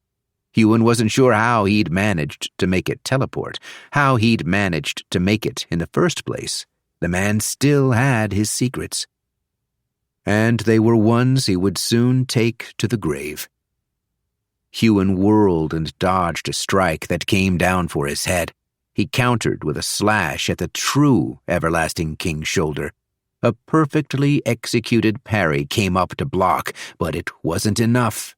Huon's superior blade cut straight through the Everlasting King's dark sword, bit through his honor-bound armor, and sliced into his shoulder. Huon did not have any particular type of essence infused into the blade. It was infused with raw essence, raw power, like that of other divine beings possessed. Huon pulled his sword back, blade slicked with blood. The wound he'd inflicted would be difficult to heal, so his new instincts and insights told him Huon's essence would cancel out his enemies the more it interacted with them. He didn't need a will surge or some sort of toxic venom surge. Again and again, Huon slammed his sword into his enemy. The Everlasting King could no longer block Huon's strikes. The man tried to form a shield of his own, tried to form another sword, as Huon had, but his emotions were running wild. Something inside the man had broken. Whatever emotions he'd clamped down for the last 1,000 or 2,000 years were breaking free every moment. With every action Huon committed that showed the man his plan was failing, that showed him his dream of ascending from this world simply wasn't going to happen, the Everlasting King became more volatile. This definitely isn't another clone. Whatever weapons the Everlasting King tried to create, Huon broke. Whatever devices he drew seemingly out of thin air, Huon withstood. The man could do nothing now he was on the back foot. Huon broke him with one simple strike after another. He slashed into the man's legs, into his arms. He thrust his sword through the man's stomach, cut at his heart. And though the Everlasting King could heal his wounds, Huon's essence interfered, making each wound increasingly difficult to recover from. Huon didn't know how long this went for, but he was sure it must have happened in mere seconds. By the end, the Everlasting King fell to his knees. Slices and cuts and gaps littered his armor, each and every one seeping blood. Huon stood over the Everlasting King.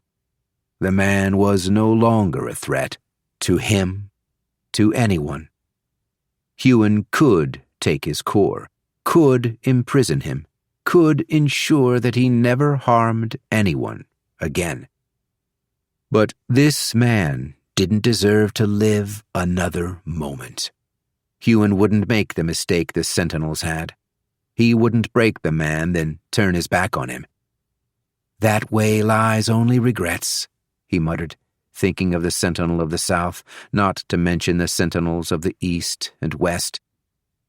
Huon almost tossed his shield down, but thought better of it.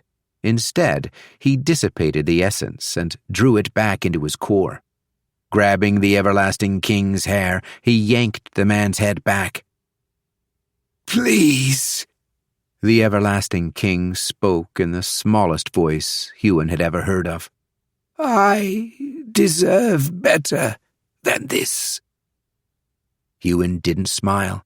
No visible expression showed on his face. He simply raised his sword. "You deserve nothing," then brought it down. Chapter 29. Huon stood over the body of the Everlasting King for a long while. He dissolved the helmet on his head, drawing the essence he'd used to create it back into his core on pure instinct, so he could breathe naturally once more. The Everlasting King's head had rolled along the ground and fallen into one of the craters created during their fight. Huon had been so focused on his attacks, he'd barely noticed what they were doing to the city. It looked as though it had been hit by a natural disaster, as though a storm of small meteorites had fallen from the sky. Whole buildings had been turned to splinters and rubble. Eventually, Huon dragged his gaze away from the carnage. His emotions had been muted during the battle, his mind and heart calm. Now that it was no longer necessary to keep them all in check, it was as though everything came crashing back. The shock of all that had happened faded. At least some of it faded. Osalantiar has fallen. The Sentinels, 3 out of 4, have fallen. And most importantly, the everlasting king was dead. Everything else felt far more real than that final fact. Huon took a deep breath and focused his mind. He thought of Leona and how to find her. She and the others hadn't been part of the assault against the everlasting king. The Celestials wouldn't have brought immortals. They would have been fools to do so. That's when he noticed his bond with Shuri. At some point it had been compromised, cut. He wasn't sure when or how, but now he'd looked for it. He could feel it. The remnants of it. Perhaps it had been when he'd seen the mountain destroyed, or when he was trying not to alert them of what he was doing. His mind had cut him off from Shuri in the hopes of protecting the Sky Eagle and the others. Now that was no longer necessary. Though the bond had been compromised, it still existed. With a mere thought, Huon healed the bond. Worried thoughts and frantic emotions flooded into him as he did. Huon frowned. The emotions, they didn't only feel like the Sky Eagles. It felt like he was getting hints of someone else's emotions too, and they were familiar somehow. Leona? When he touched his mind to the bond, it was like the emotions and thoughts skipped a beat. Huon? Huon blinked. In his mind, he heard Leona's voice. The bond. Somehow, Shuri had become a familiar to both Huon and Leona, and now they were able to communicate through the Sky Eagle. That made him chuckle and shake his head. Gods, if only they'd had that ability earlier. Huon? How is this happening? How am I hearing you in my mind? Through Shuri. I don't really know how. Where are you? Huon realized he didn't need to ask the moment he had. He sensed her and Shuri's whereabouts. He used that as an anchor, then willed himself to her location. He materialized inside a cave. Leona tackled him in a fierce hug. "You're alive," she said, breathless. Quite a feat, considering she was an immortal. She held him at arm's length, eyes watery. "The everlasting king?" "Dead," Huon said. "The everlasting king is dead." The cave was filled with people. Captain Avery, Gale, Eliko, Cyrus, and a man Huon hadn't met before, a man in the disciple robes of the northern sect. The resemblance was clear enough for Huon to realize it must be Captain Avery's father, Talon. Talon Avery stepped forward. "The Sentinels killed him?" Not a single person in the cave breathed, awaiting his answer. "The Sentinels are dead. All but the Sentinel of the North, who fled the battle." "You defeated him?" Leona whispered. Huon nodded. He didn't know how to smile about it after all that had happened, after so many people had died. The everlasting king's actions had caused the deaths of millions. The world would never be the same. But he was gone now. Maybe the world would finally be able to heal. Maybe he could finally heal. "Yes!" Gale leapt up and pumped his fist into the air. "You did it!" The young legend slapped Huon on the shoulder, then nursed his hand. "What the hell is that armor you're wearing made of?" "And how did you defeat the everlasting king when the Sentinels failed?" Captain Avery asked. Though Huon's mind had drifted, thoughts turning to the fallen, now he looked at Leona and all his friends, the expressions on their faces. It started to sink in. The everlasting king was dead. Huon had succeeded. Now they could do whatever they wanted. Huon rubbed the back of his neck and gave a sheepish smile, addressing Gale and Captain Avery's questions. Well, about that, I advanced into a divine being.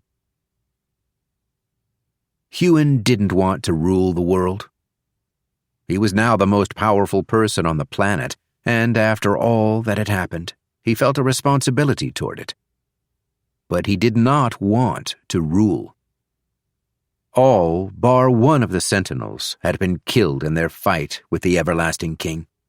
The Sentinel of the North, the one who'd fled the fight, was the only one who remained, and he was the first person Huon visited after speaking with Leona and the others in that cave. The Sentinel of the North's grand hall had several fireplaces lining the walls. Flames flickered and wood cracked, lending the place a cozy feel. Outside, snowfall blanketed the city. Though the cold didn't bother him, he still appreciated the warmth. Huon walked through the hall. Thoughts plagued him. His mother's death, his village burning, oath bindings on wrists, children forced to pull carts and rickshaws, men and women forced to fight in arenas and wars, to kill against their own will, to do the bidding of others.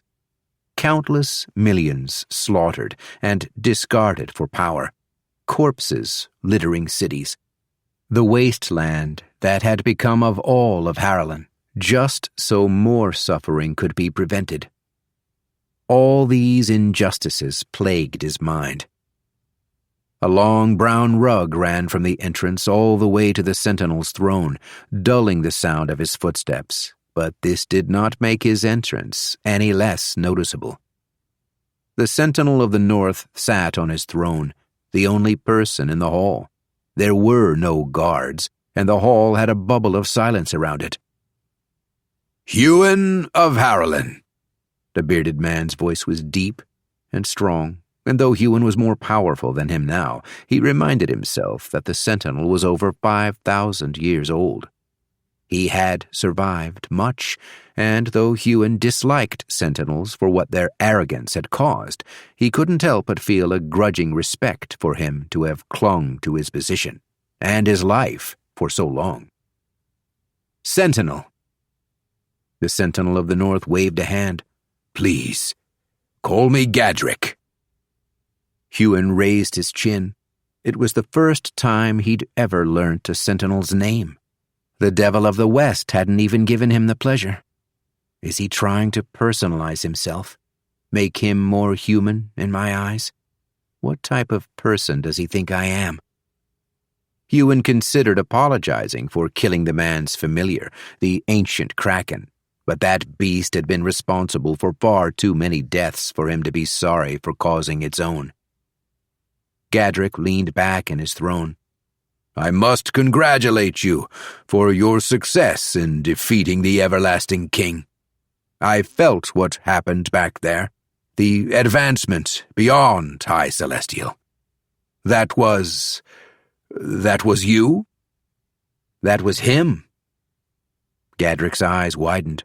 He did it? And then I stopped him.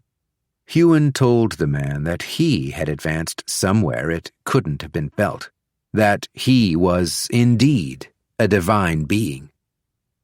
I thought as much. There is a power wafting off you. Your veil is up, yet I can feel it. It is not something I know how to explain. Gadrick stood. Have you come to berate me for my cowardice? To take my throne, to take control of this world? Had you stayed, you would not have lived. What you did was the wise choice. Huon couldn't begrudge the man for his actions, not when he'd done the same in the past. How many fights had he run from that he hadn't been ready for? Others would call it cowardice. Gadrick paused. You did not answer my second question. Huon frowned. He'd been deep in thought for some time about what he would do. about the responsibility that had fallen on him. Words Eliko had told him when he'd first learnt about her village and their beliefs still stuck with him. Might does not make right. Just because he was powerful enough to rule didn't mean he deserved to rule.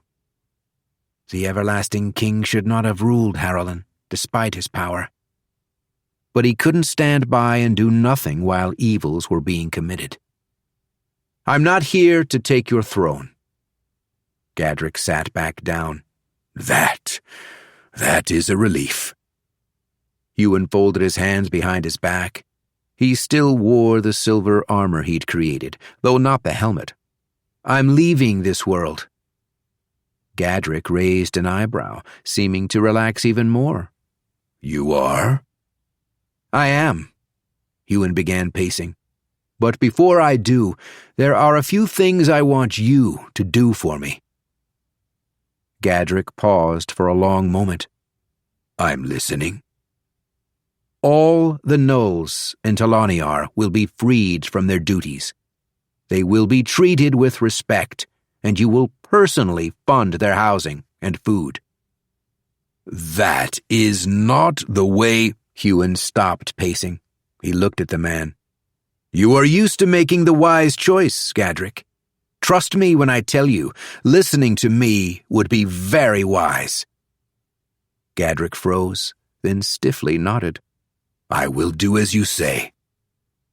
"The Tournament of Grace will no longer be mandatory for disciples," Huon said, "and you will never take the core from another living Surgecaller, ever again."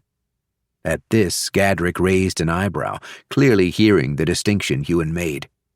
"You may take the cores from Surgecallers who have died, only if they have given permission that was not coerced prior to their death." "And what of those soul-bound to me?" "You will relinquish Talon Avery of his binding, and anyone else who wishes it." Huon had felt the benefits of being soul-bound, though he wanted to stop the tradition of making disciples into gnolls if they lost their first round in the Tournament of Grace, something that had almost happened to him. He wasn't about to destroy all their traditions. There would be thousands of former disciples out there feeling lost after their celestials, high and low, died during that battle. He didn't know how they would feel, but he doubted they would feel liberated, not after dedicating their lives to their celestials. "They'll feel bereft, even if I believe they've been lied to solely for the benefit of those they were bound to." Huon didn't know how to rule, nor did he want to. But he would watch over this place. He would eradicate the practices he disagreed with. Disciples, and the gnolls they became when they failed, resembled the slavery that had been rampant in the everlasting king's realm. "I'm not going to let that stand. Not anymore." Huon spoke to Gadrick, the Sentinel of the North, or perhaps the Sentinel of the world now, for some time. Huon didn't try to put too much of his will on the man. He didn't tell him how to run his city or the continent. He simply told him a few things he shouldn't do. Then he told him that even though Huon would be in another world, he would be watching. And if his words hadn't been heeded, there would be consequences. The man was wise enough to listen. Chapter 30. While Huon spoke with the Sentinel of the North in Woldiar, Eliko traveled to Arelon with Leona. Eliko hadn't decided what she would do after that. A part of her wished to return to the home she'd always known, live a quiet life in her village, or maybe become a leader of it, like her uncle had been before his death. Perhaps she'd gained some wisdom she could pass on. But she also wished to stay with her new friends. She'd been through much with them, and though her service to Huon was no longer required by tradition, there was honor in staying with them. And perhaps she would find something else, too. A new family. Maybe she already had. Eliko stood outside the entrance to her village in the dense forest that, along with illusion essence, had always kept the place hidden from prying eyes. It was wrong, knowing her uncle wouldn't be inside. He'd been a constant in Erelon for 400 years. I worry they will think I abandoned them, leaving after Norin's death. Your people all share the same beliefs, Leona said. You are peacemakers. You left to prevent war. They will understand. Eliko bowed her head. And if I leave now, after all is safe? She muttered the words that opened the way into her village. The trees parted for the two Surgecallers to step through. Eliko froze. Her hand came to her mouth, and she gasped out a cry. The clearing that held her village was littered with the dead, her gaze locked on the nearest corpse, a gaping hole in its midsection. They'd had their cores ripped from them. The everlasting king. He must have done this before his death. Eliko surged speed. She sprinted around the village, ripping open the doors to every house, kneeling by every one of the bodies, men, women, children, people she'd known since her birth or theirs. She'd found each of them dead, though she'd known that. Of course she'd known. She couldn't hear their hearts. When she was done, her knees slammed to the grass and she released a wail of grief. Leona crouched and wrapped her in her arms. I'm so sorry, Leona whispered into Eliko's ears. Captain Avery once again found herself standing in front of the tower of the northern sect. The city was abuzz with the talk and shouts of the rapidly spreading news of the other sentinels' deaths. She didn't care what was happening out there. All she cared about was her father's decision. He's been here for years, decades. This is his home now. Huon had secured Talon Avery's release from his soul binding. Whether that meant he wanted to be without it, wanted to leave. The Sentinel of the North, or whatever the man was to call himself now, had been in the tower for the past hour. Captain Avery hadn't expected to wait this long. Huon, Horrell, and Gale had asked if she wished for them to wait with her, but she'd dismissed them. They were off in some tavern, gaining well-deserved rest. Captain Avery shifted from foot to foot, her heartbeat faster than it should have, a swift thud-thud-thud against her chest. Her face was a mask, as was her way, as he'd taught her to be. But she felt the spiderweb cracks in it. It could break at any moment. The tower door opened. A man walked out. He wore disciple robes. Captain Avery's heart dropped, seeing those robes. The man smiled. He surged speed and sprinted toward her. He stopped, standing before her.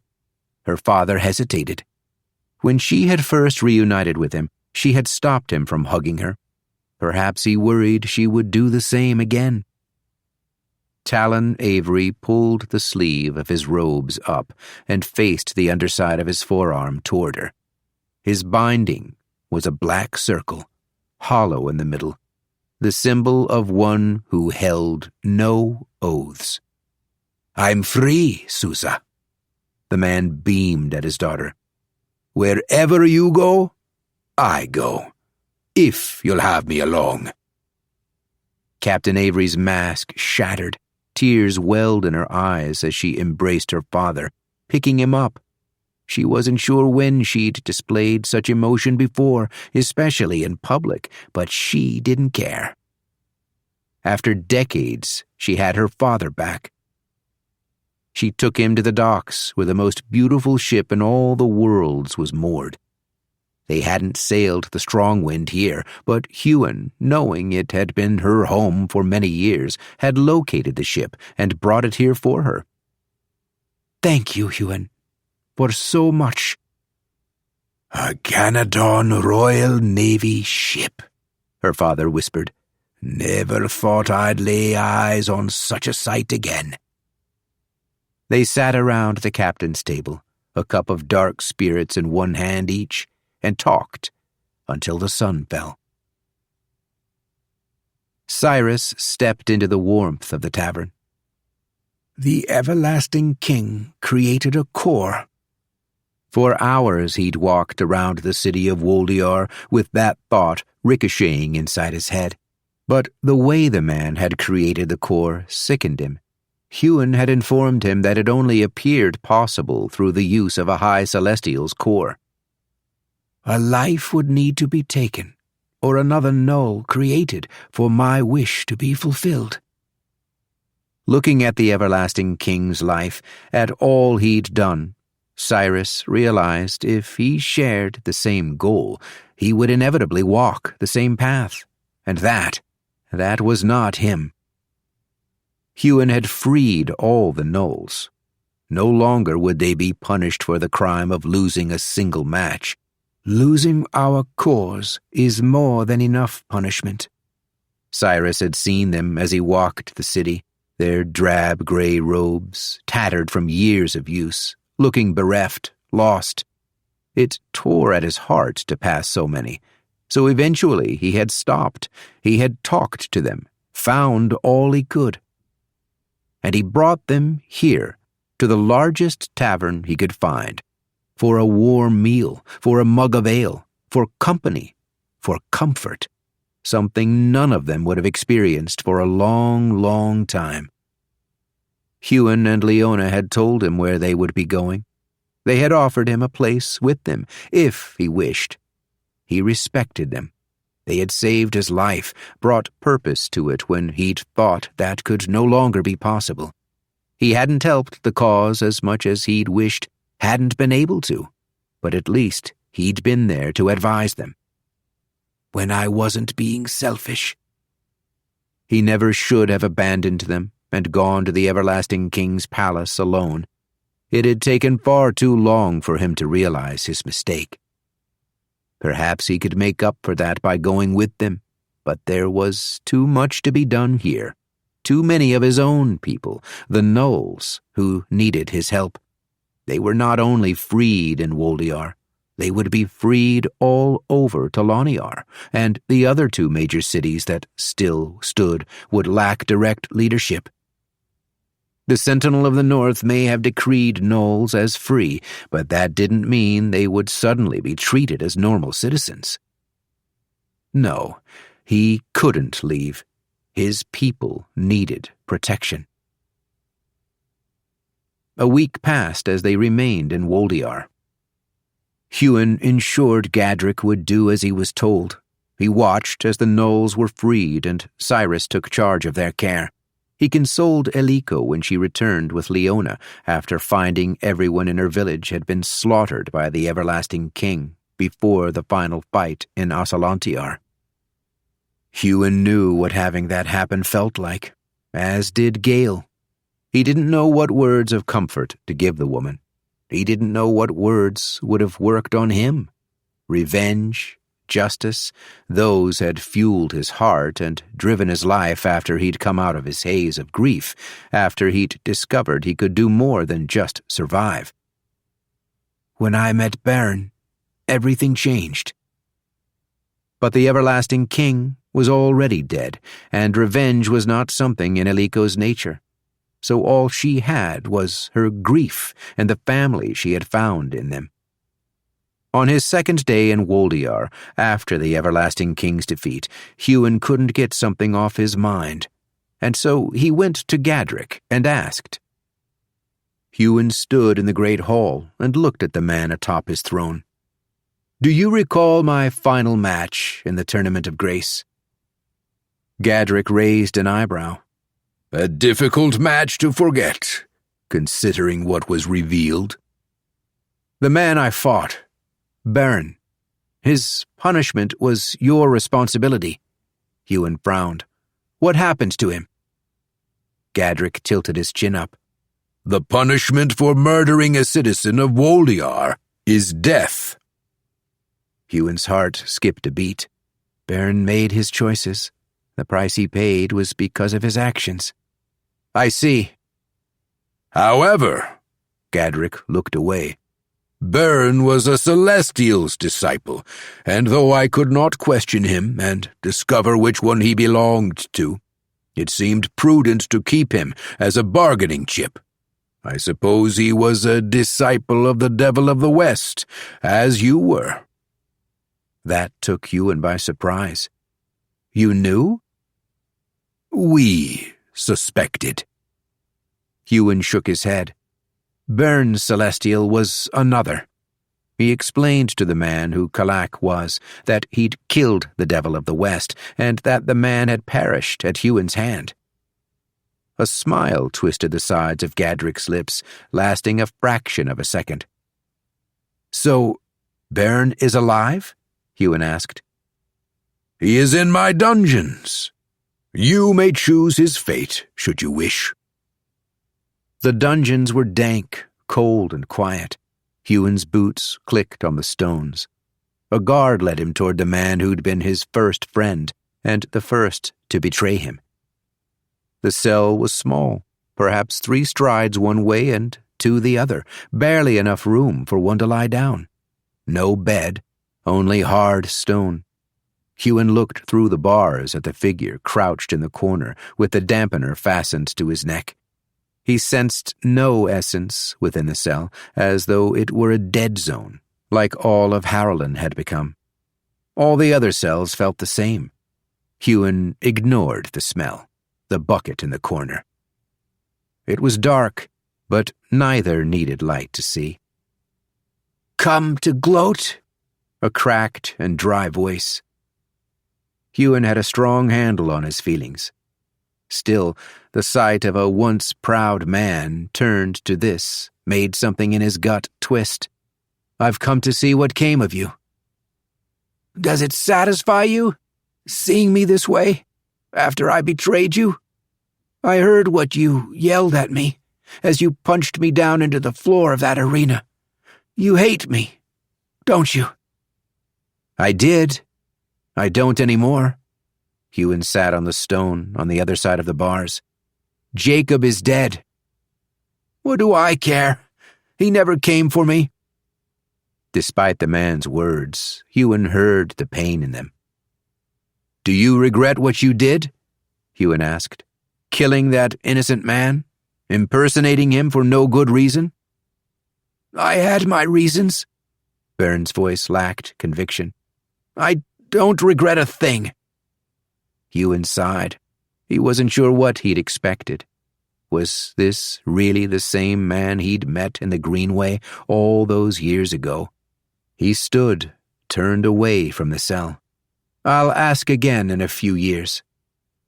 On his way out of the dungeon, Huon hoped to hear the man say something more, but the only sound was his boots clicking on the stone.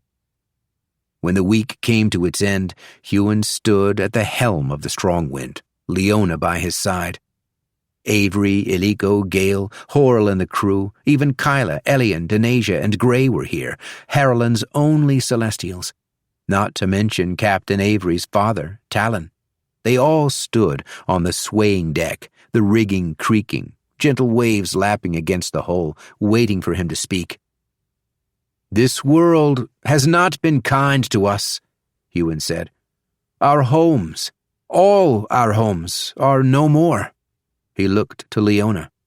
"I told myself the moment this war was over, I would finally get to move on with my life. Finally get to experience what things are like without the threat of the everlasting king looming over everything." He smiled, couldn't help himself.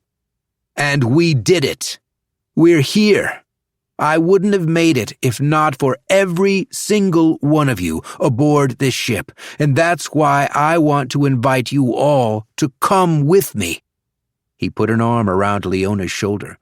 "To come with us, to a world where we can get a new start, a world where we can do things differently, where we can live instead of merely survive."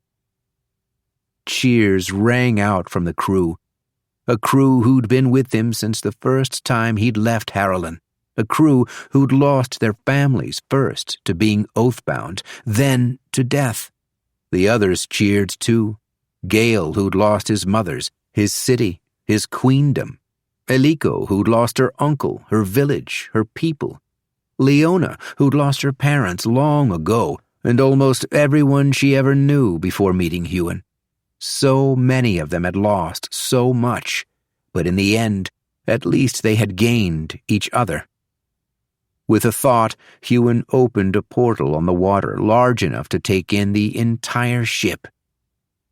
This need not be a one-way trip. We can return to this world, bring others who wish to join us. But, to start with, I only want to bring family. When the strong wind sailed through the portal to Temtoria, everyone who'd heard his speech was still aboard. Epilogue. The city of Sanctuary sat nestled in the middle of an island off the coast of Temtoria's largest continent. A large dome surrounded it, a dome that served two purposes: to keep the beasts out and to keep the essence in. Huon didn't know if other divine beings would visit this world, didn't know if an advancement to low celestial would truly attract one to this place, as the Devil of the West had once warned him, but he felt safe with the precautions he took. 10 years had passed in Temtoria since they'd come here. In their old world, he knew only a scant few months would have gone by, that they would still be adjusting to what had happened. He'd been true to his word, visiting once a year had passed here, inviting others who wished to come. And many had, bringing the population to just over 10,000. Sanctuary had not yet grown to fill the entire island, but he could see it happening one day. Huon didn't rule this place. There were others better suited to fill such roles. It started as a group and turned into a council. They came to him sometimes when they wanted input, but mostly he lived in peace on the far side of the island with Leona, in a house he'd built for them with his hands instead of his essence. And today she was advancing beyond immortal. A hard casing of essence surrounded her, and Huon could do nothing but smile. The moment the strong wind had sailed through that portal and into this world, Huon had been looking for a way for them to start a family, looking for a way for them to have children. Surgecallers gave up that choice when becoming immortals, but Huon had found that, with his new powers of creation as a divine being, these rules could be changed. He'd changed it in himself already, the moment he'd discovered how. But in others, it was more difficult. In others, he did not have full access to their cores. It took him some time to learn what must be done. When Eliko had advanced to that of an immortal some years ago, he'd found the final piece. When a Surgecaller's core was at its most protected, it was also at its most vulnerable. Though Huon could not penetrate the essence egg that surrounded a Surgecaller as they advanced, he found he could influence what happened within it. And so, as Leona advanced from an immortal to that of a low celestial, he placed his hands on the egg that surrounded her and closed his eyes. It was finally time for them both to heal, to live the life they'd been dreaming of. This is the end of Creation, a Podium audio production. If you enjoyed this audiobook, we would love for you to rate and review it. For more progression fantasy, check us out at podiumaudio.com and sign up for our newsletter. We promise we won't spam you. Also, consider joining our community of listeners, fans, and trolls on social media. We're active on Instagram, Facebook, TikTok, X, and Reddit. We'd love to connect. You have been listening to Creation, Book 9 of Surgecaller, produced by Hannah Grenfell, written by Todd Herzman, performed by John Perhala, a member of SAG-AFTRA. Text copyright 2023 by Todd Herzman, Production copyright 2024 by Podium Audio. All rights reserved.